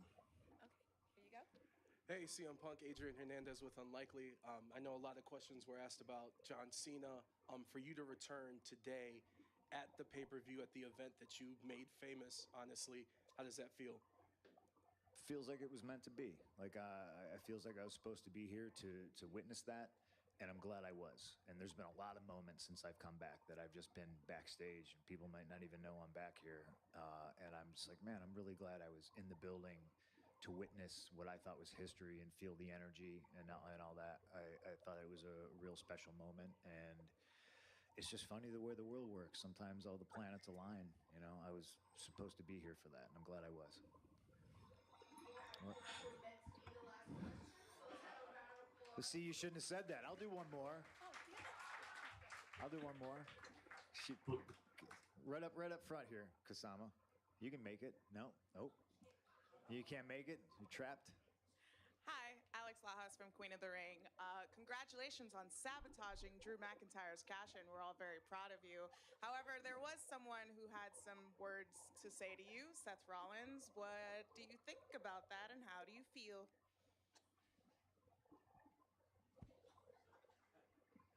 No comment. That's the last question. Thank you very much. Thank you very much to the best in the world. Give it up to CM Punk. Thank you, guys. Appreciate y'all. If anybody wants any Timmys, you know where to find me.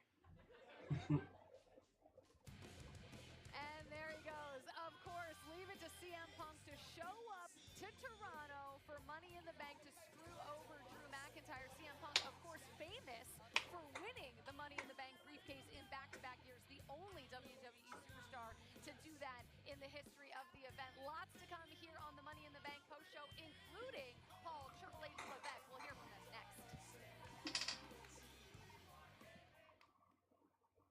But things are really hard, they seem. If I wasn't raised in Puerto Rico, I don't know if I would have loved wrestling the way I did. I just knew this is what We haven't gotten Triple H yet. My family suffered emotionally seeing me go through a lot of down times in my life. Literally having nothing, I'm out of shape, I have no money saved. What do? Go make a name for yourself. He has a presence about him. He kind of set himself apart. Damien felt like he had to act a certain way. It was frustrating to hear people's opinion about me. Hunter himself told me, prove them wrong. It was his time to have something big. Biggest moment of your life. I'm so happy for him. I'm one of the ones that wasn't supposed to. Man, I think about everything, the journey, everything that had to happen to get here. Wouldn't change anything.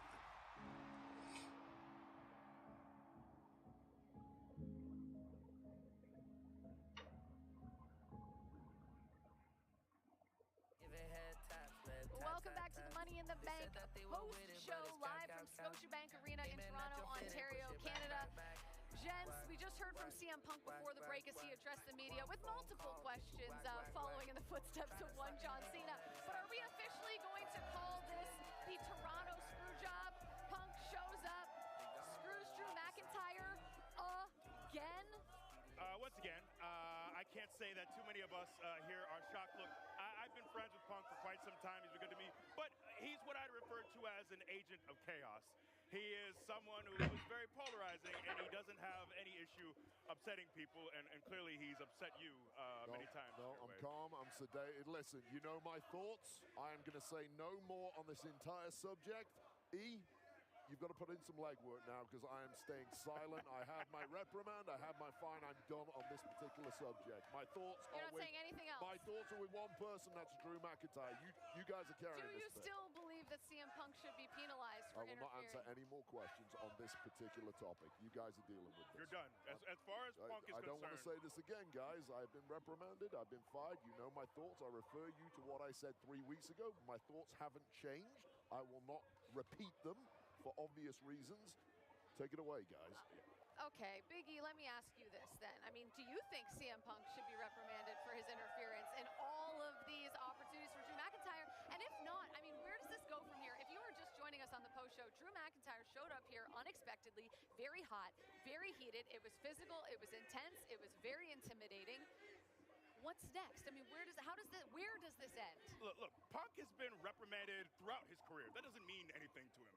Reprimand him if you want. What does that mean? He's not afraid It means of that, nothing. yes. Look, this thing has already escalated to a point probably far past where it should have gone. And I honestly am a little concerned that it's going to get to a place that is a bit too violent. It's already crossed the line, has I it don't not? think I've seen anything quite like this. Drew is a frightening human being when he's angry, and he's not letting this go. There's no way to peaceably settle this between these two.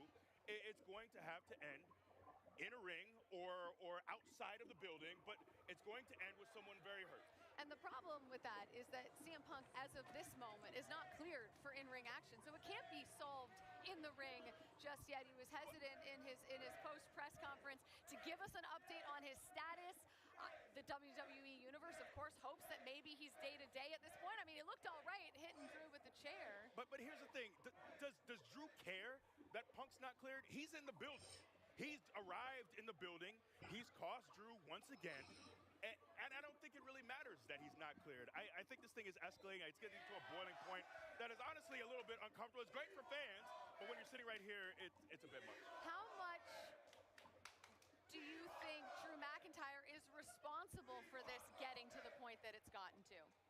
They both have a hand in this. They both are two very stubborn There's no men. innocent party here. They're stubborn men with big egos, and it has escalated. And look, I don't even remember the origin of this thing. I feel like it's gotten to a point where it's so out of hand. It has become so, seeing Drew in Chicago, seeing Drew take this man's bloody body, throw it on the concrete. He didn't care that it was his hometown. I'll add one thing. You don't remember the origin of this thing? I do. It goes back way beyond what you have seen on TV. It goes back to a very young Drew McIntyre in this industry, and that's all I'm going to add. So you're talking about the beginning of Drew's career here. You're talking about over a decade ago, and it still has not been settled. Yes. So you're saying this boiling point, it started years ago, not months ago? This goes way deeper than any of you can imagine when it comes All right, to McIntyre and the other individual that I will The one thing we can all agree on is that it is very clearly far from over between CM Punk and Drew McIntyre. But I am hearing that Paul Triple H Levesque is getting ready to address the media. We take you to him now. Hey, buddy.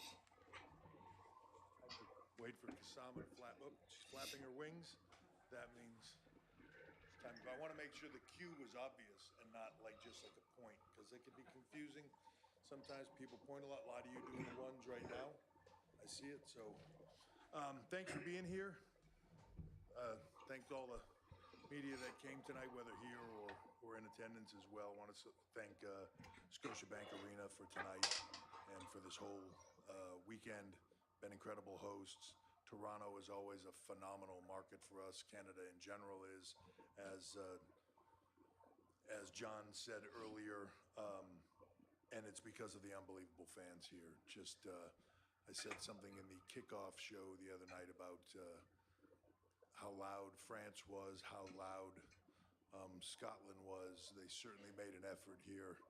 It's arguable, I suppose, who is the loudest, depending on venue, but certainly made a play here for being one of the loudest venues we come to. Also want to thank Trish Stratus for hosting tonight. It's always wonderful to have her back here and be a part of what we do.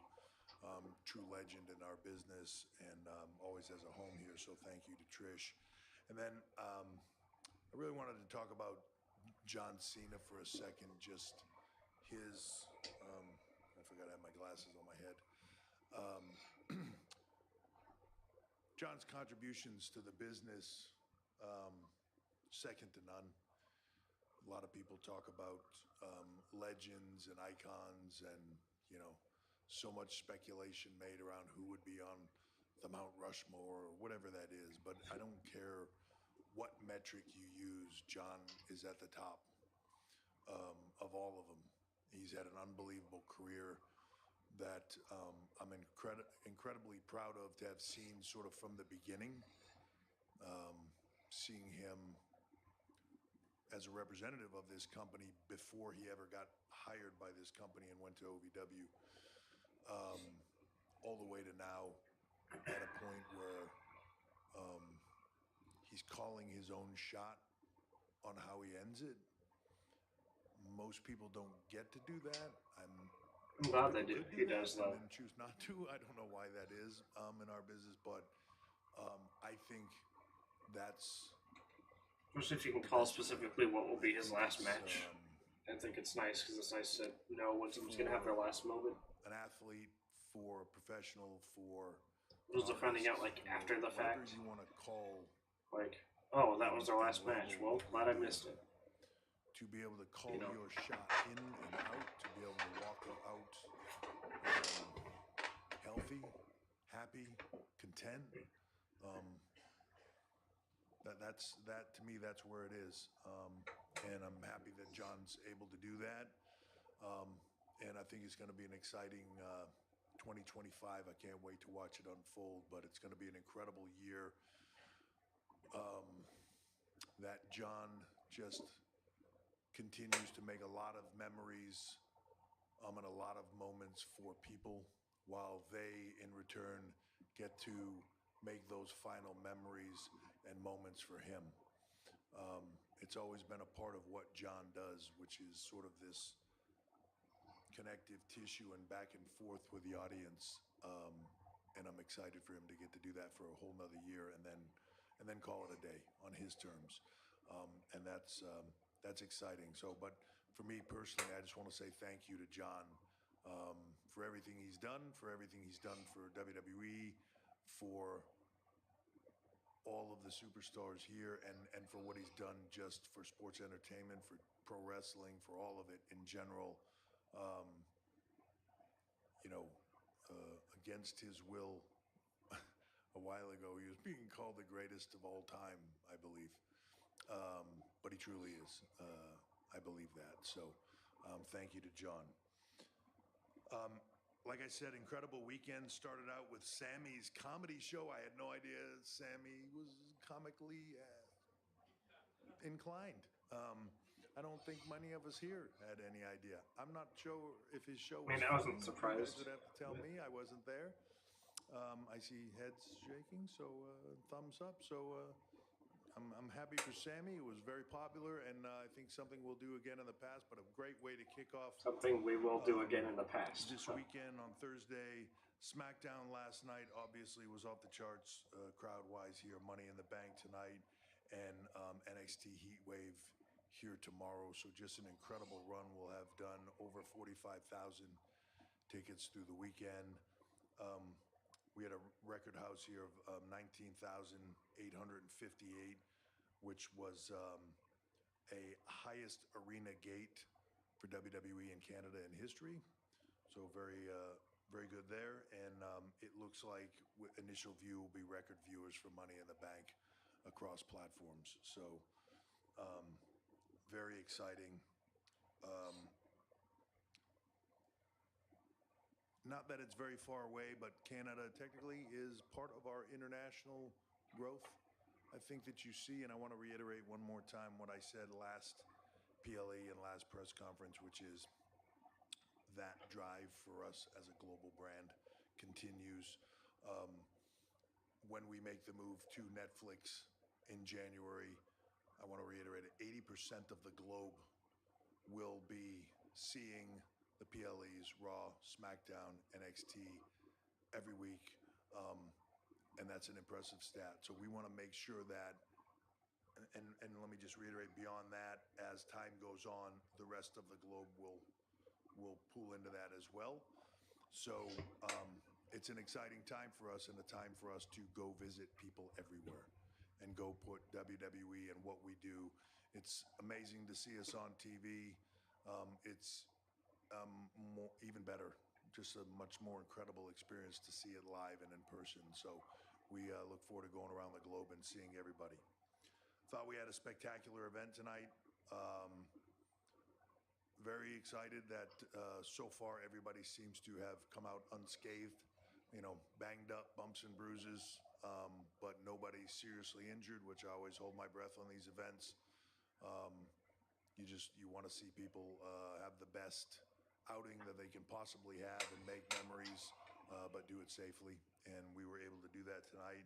So I thought a lot of people, and I'm not going to go through the whole card because it's been a long night for everybody, and I'll get to your questions here, but a lot of people had what I feel like were breakout performances tonight, whether that's Andrade, whether that's damn. It's been a long night. Carmelo, thank you.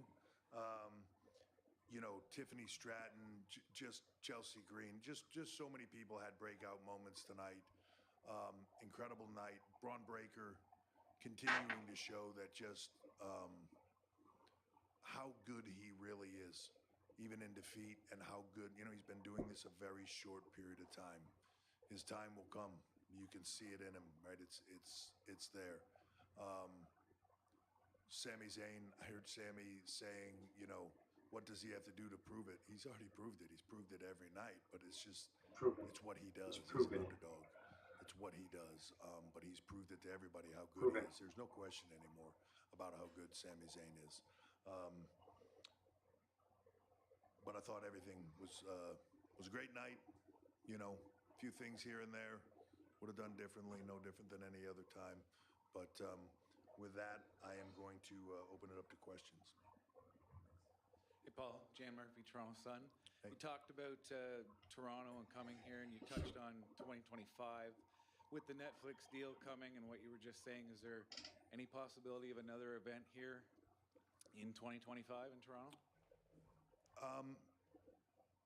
I would say there's Toronto might be tough. I'm not 100% sure on that from a PLE standpoint. I'm sure from a TV standpoint, obviously we look at coming here a lot because of the reaction that was here tonight. I'm sure Canada will get another massive event before the end of the year. Where exactly, we're still working on, but look, whether it's Toronto, whether it's Montreal, whether it's Monday in Ottawa, whether it's Vancouver, whether it's Calgary, fans in Canada are amazing.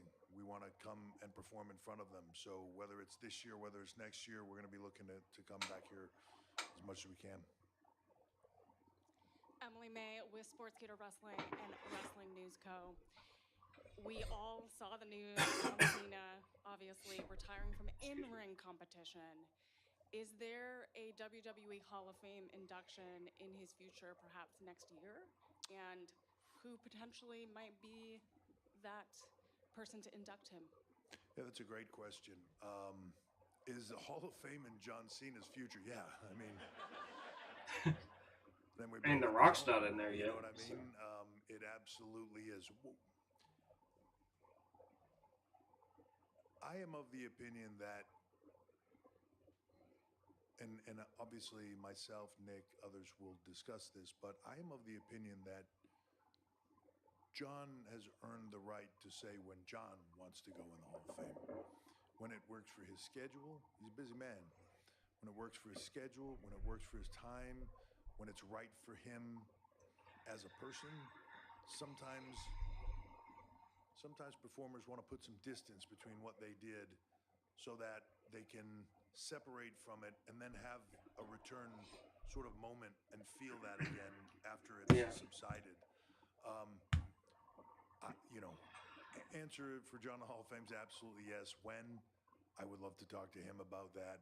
As far as who, one of my first questions when I would talk to John about, like, when do you want to do it? Who do you want to put you in? Like, that would be, to me, that's the respect factor. That's always our first question to Hall of Fame inductees is like, who do you want to put you in? Who would you prefer to have do it? And if that's a doable thing, if it's not a doable thing, you know what I mean? It is, then it just goes from there.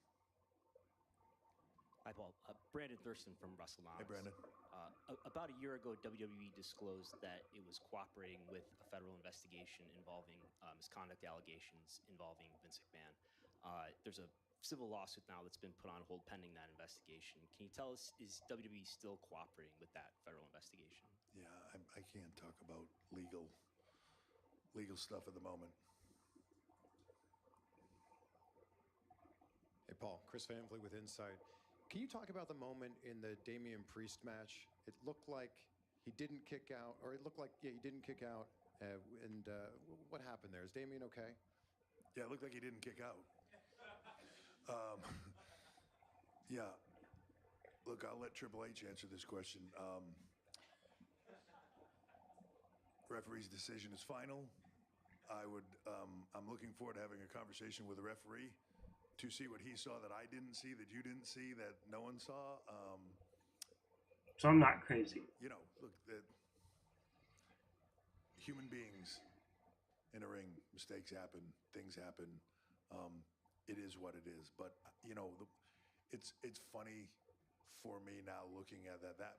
If that was something I was involved in as a talent, I don't care how good the rest of it was, that would be all I would think about.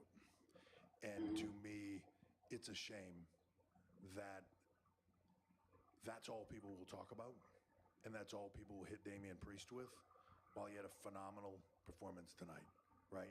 Mm-hmm. But a bunch of people will attack that, criticize that, comment on that. I don't know why. That's just the negative so outweighs positive sometime. And to me, like, I wish I could just go in the back, shut off his phone, have no one talk to him for a while, and just let him think about all the other great stuff that happened in that, and the role that he's been on, and how great of a job he has done as world champion, and what he's done to get there and deserve it, right? Because he deserves all the credit in the world for all those things. And he has stepped up to a place where when you see him as a performer now, I feel like I'm watching a champion come out. I feel like I'm watching a top tier guy. That's on him, right? That's how he has handled himself and made himself own that position. He's done an incredible job of it. I'm incredibly proud of him as a performer late in his career, right? To get to this level, something that no one ever thought he would be able to do. He's got himself in incredible shape, done an unbelievable job. I hate for it to be like, oh yeah, you're that guy that didn't kick out the one time or something. You know what I mean? Like that's the shame part to me, because his performance tonight was off the charts, as was Seth's, as was Drew's, as was Punk's, as was everybody else in this show tonight. But it's just the way the world works. So, all good. We have one more last question. Everybody, you say last question. So far, I've been standing in the back waiting for everybody to wrap up. I feel like I'm on the main event of one of those 7-hour pay-per-views where you're just like, please get the thing over with. Thanks. And don't read into that, Jesus. I meant one of ours. I was in main events of stuff that went 6-7 hours, dreading having to go out there to a silence, right? Just calm down. Oh, that's great. With Ottawa, I love look forward to rolling out the red carpet for you guys on Monday. I can't put it more eloquently than Paul Heyman did at the induction ceremony at the Hall of Fame. This company is absolutely thriving under your leadership, whether it be the Netflix deal, you deal with Indianapolis, bringing the events there. I look at the posters here. This is just a fraction of the amount of superstars, or as I like to call them, ambassadors that you have within this wonderful organization. What is the next thing that's got you really motivated and excited? Because it seems that you've checked off everything on the list in front of and behind the camera, and the company continues to thrive. Usually there's a bit of a lull after WrestleMania. No lull. It's like we can barely catch our breath. And again, I accredit that to the organization, and again, it starts at the top. So from your kind of work bucket list, if you will, what's next? Well, one, I appreciate the kind words. It's, I'm the guy that sits up here behind the microphone, so I get some of the credit for it, I suppose. But, like, there's a massive team. I couldn't do any of it without them. It starts with, the guy that I consider to be my partner in this whole thing, Nick Khan. As we're moving through all this, I couldn't do any of it without him. So, he makes it possible for us to do all these things, Netflix deals and Indianapolis and all the other things and we're working on them together, but it's awesome. Incredible changes that Lee Fitting has made. Drop my phone. But the team that sits behind him, the team that sits behind, that does all this production, camera crews, just staff, the TV studio that makes epic packages. And I think we do production like nobody else in the world. I think we do those kind of edits and that kind of build better than anybody else in the world. That's the team I get to work with every day. It's I don't see it. I just see I'm privileged to be able to come to work with some of the most talented people on the planet, in ring, out of ring, behind the scenes, behind the cameras. And for me, I feel like it's just letting them go. They're all amazing. And when we say, hey, just like do your thing, they just go do their thing. And, I'm usually blown away by it. They're just incredibly talented. As for what's next on the bucket list, like, dude, we're just getting started. I really feel like that. Like, we got a whole fall thing coming up with CW for NXT, which, by the way, Sean is just killing it, right? That whole team, Johnny Russo, the team that's down there, Matt Bloom, everybody that's associated with that across the board, whether that's talent development, recruitment, NXT in general. Just, I can't say enough good stuff about it. I'm in awe of what they're doing down there and their ability to do it. And tomorrow, I'm sure, will be no different. When they move to CW, when SmackDown makes the move to USA, when later in the year when Raw makes the move to Netflix, we're just getting rolling. We're lining up all this stuff that's going to happen. Then a lot of the changes you see now, we're slow rolling things out. When we get to the fall, when we get to the winter, there's going to be a lot. And look, also, fortunately, I'm in a time frame where we have an incredible locker room of talent. And then on top of that, I go like, all right, well, so what's happening next year? Well, John Cena's going to come back for like a year and do all this crazy stuff. It's going to be, there's just really going to be all year? much coming down the pike. I thought it was just like the Mania run, but It's I guess awesome. they did And it's mention Money in the Bank. wonderful So. position to be able to sit in a day-to-day place and think how great stuff is, but also think in the future and go, wow, they haven't seen anything yet. And that's where we're sitting. So I'm excited and look forward to the future. Now, Kasama, shockingly, do one more.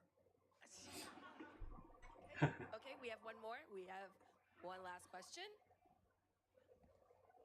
Hi, it's Mert Straffer from TMS. Just to go back to the John Cena point, when did you first find out that this was the plan, and when did you find out, or what was the discussion like to make the announcement at Money in the Bank in Toronto? John's been talking about, as you know, as media, right? Like, John's been talking about seeing the end coming. And I think for athletes, you get there and John's schedule and everything else, and this doesn't get any easier, especially when you're away from it, to come back from it as an athlete, to be gone, come back and, go out there and basically put your body through a train wreck. It's tough. So, you get to a place where mentally you love it and you think you can keep doing it. Physically, your body's telling you, dude, that's enough. So he's been talking about it.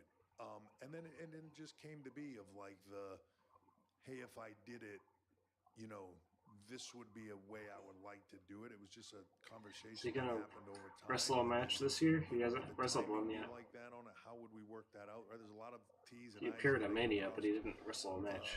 and dotted. But as I said earlier, John's earned the right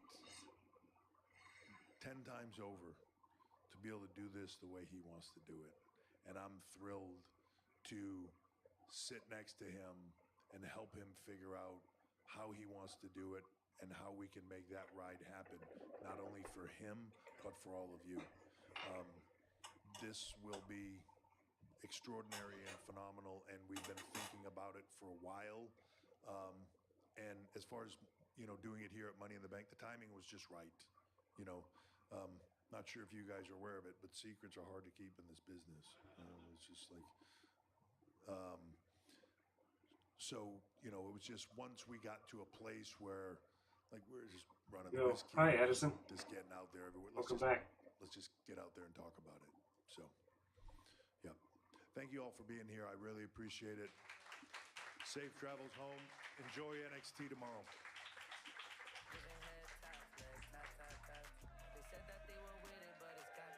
All right, big thank you to our Chief Content Officer, Paul.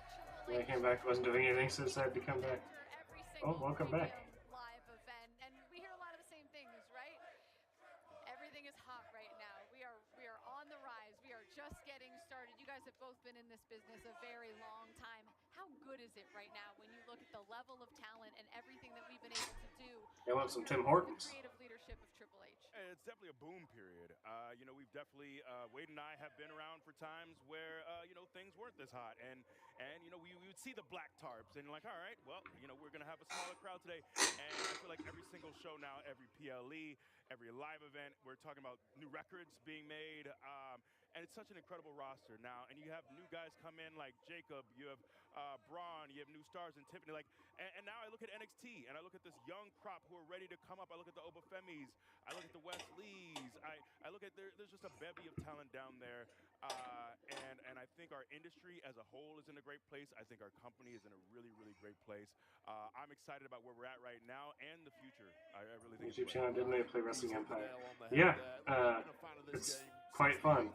There's been a couple of times where it's got really hot. Now, I've been in this industry for about 20 But thank you for years. checking it out. Been as hot as it is now while I've been working in the industry. And I'll say this, I have genuine faith that I'll correct Biggie. I don't think this is a boom period.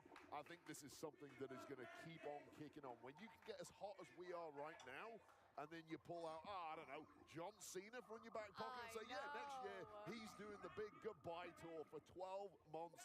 We ain't just in some hot... Jeez, dude, it is all year. On and on and on. I'll tell you this right now. After today, after what a show that was, I'm tired. And I want to go to bed, Jackie. And listen, I want to get a I am also tired. so I can get up tomorrow, refreshed, and watch NXT Heatwave and our guy, Obafemi, just wreck shop. Well, listen, I will happily inform you that we are almost done. There are no more questions. There is not going to be one more question. We are done. It has been a monumental event, Money in the Bank here at Scotiabank Arena. Tiffany Stratton is your 2024 Miss Money in the Bank. Drew McIntyre wins the Money in the Bank ladder match for the men, tries to cash in unsuccessfully thanks to the... I mean, he cashes in and doesn't succeed to win the Screws him again. The bloodline was championship. Sami Zayn He retains his did cash in. championship, and Damian Priest McIntyre did is this still thing. your world heavyweight champion. He was, yeah, he was mad. And of course, we had John Cena He's pissed. walk away from this years down the road. Excuse me. Will pop out for you still. What will you remember? Look, we're in Canada, you're Canadian, and I believe in hockey, they do the 3 stars, right? At the end of the game? Yeah. So my 3 stars in a losing effort, Io Sky, incredible performance. That was for you. Yeah. Followed by Jacob Fatu. He is a star, a rising star. He cashed the cash. I knew that was a dumb idea. Yeah. Far too long, who is an incredible talent.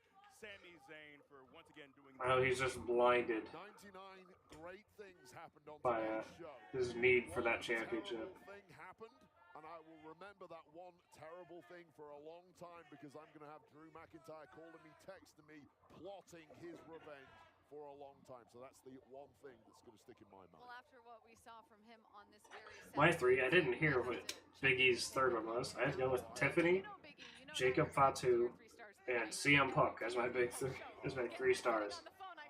He really wants the world championship so bad. Yeah, he just wants to be world champion so bad. I think him and fuck, I have a match on Raw. WWE, we've got NXT Heatwave taking over the city tomorrow night. It starts at 7. The countdown show starts at 6 o'clock Eastern time.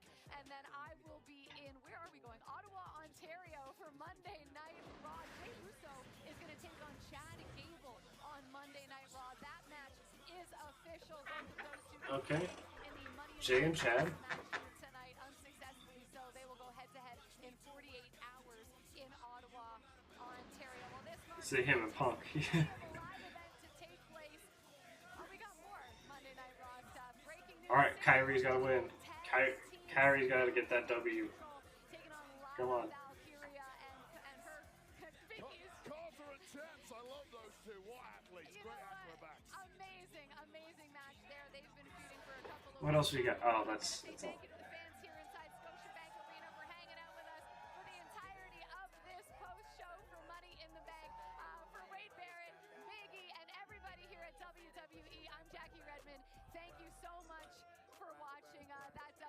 actually do live for Heatwave. I plan on it. I might. So it may start a little bit late just because I have to work at my day job tomorrow and I get off. I assume that Heatwave starts at the same time Money in the Bank did. Yeah, so I get off work right when it starts. So I'll be starting it a little late. I don't live very far where it's at. I just have to take. I live literally less than 5 minutes from my job.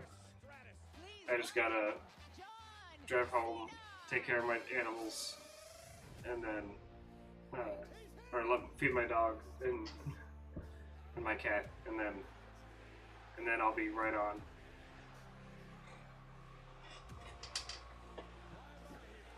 And I'll use that time to skip through the little breaks between matches to hopefully catch up to live by the time it's over.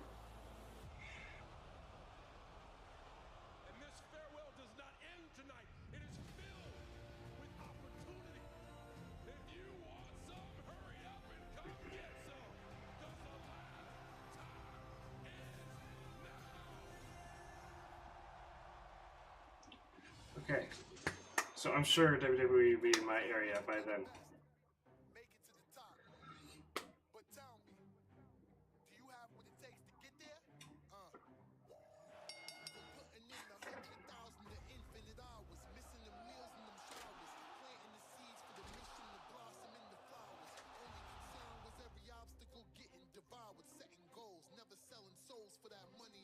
Oh man, that shot to Jay though.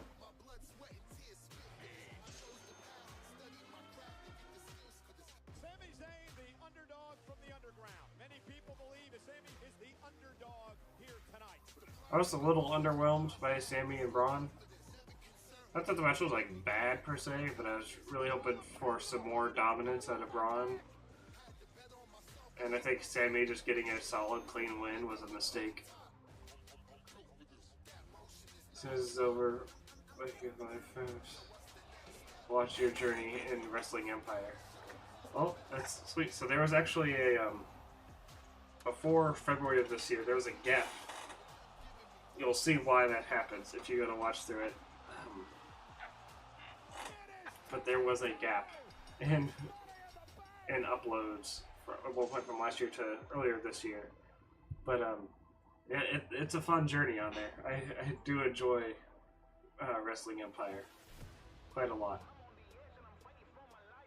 I do bulk record episodes, like I record them super far in advance. So I didn't even have this 3D model at the time, so you'll just hear my voice. But any future episodes I record, once we get through the ones that are all pre-recorded so far, future ones I record will have the will have my model on it.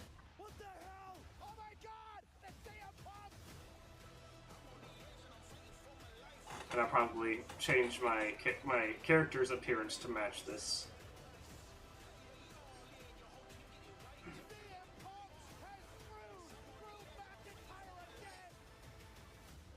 Rollins is collateral damage in all this.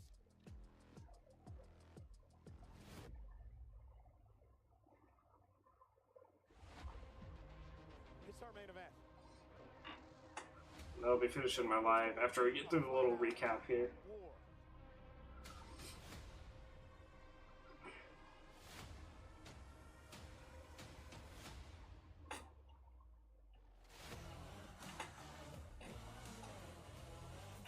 So I went 4 for 5 on predictions. I think that's pretty good.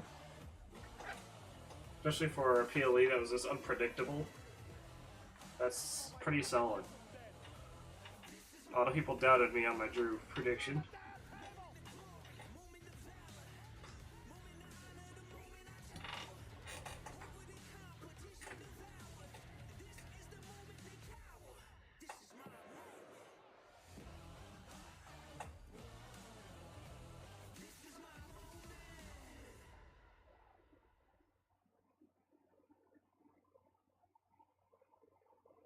This has been a special presentation of WWE. For over 70 years, the global leader in sports and entertainment.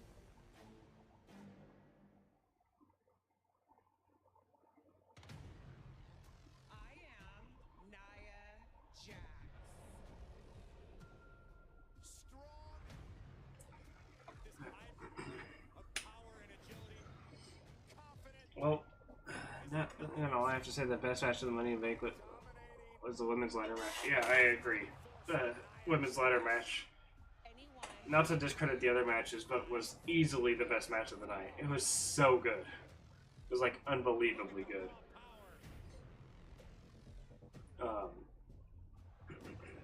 Yeah, it was just a phenomenal match. It was a great one. I thought it was. I knew it was gonna be good. I didn't realize it was gonna be that good though. That was like really good. I'm here with my cousin. This woman has the potential to be one of the most dominant superstar the WWE has ever seen. Greatness Lena Fanene. is my destiny. All right, I think that's gonna be all for this one. I will see y'all tomorrow with NXT Heatwave. Somehow the men's ladder match was made.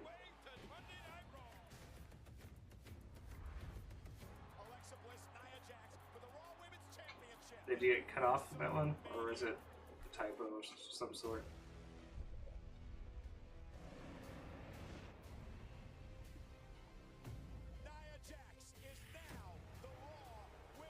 Alright. I will see everybody tomorrow. Addison, thank you for hanging out and chatting. I love having people to chat with during lives. It is my favorite. See you tomorrow at Heatwaves. And I'll see y'all later. Have a good one and good night.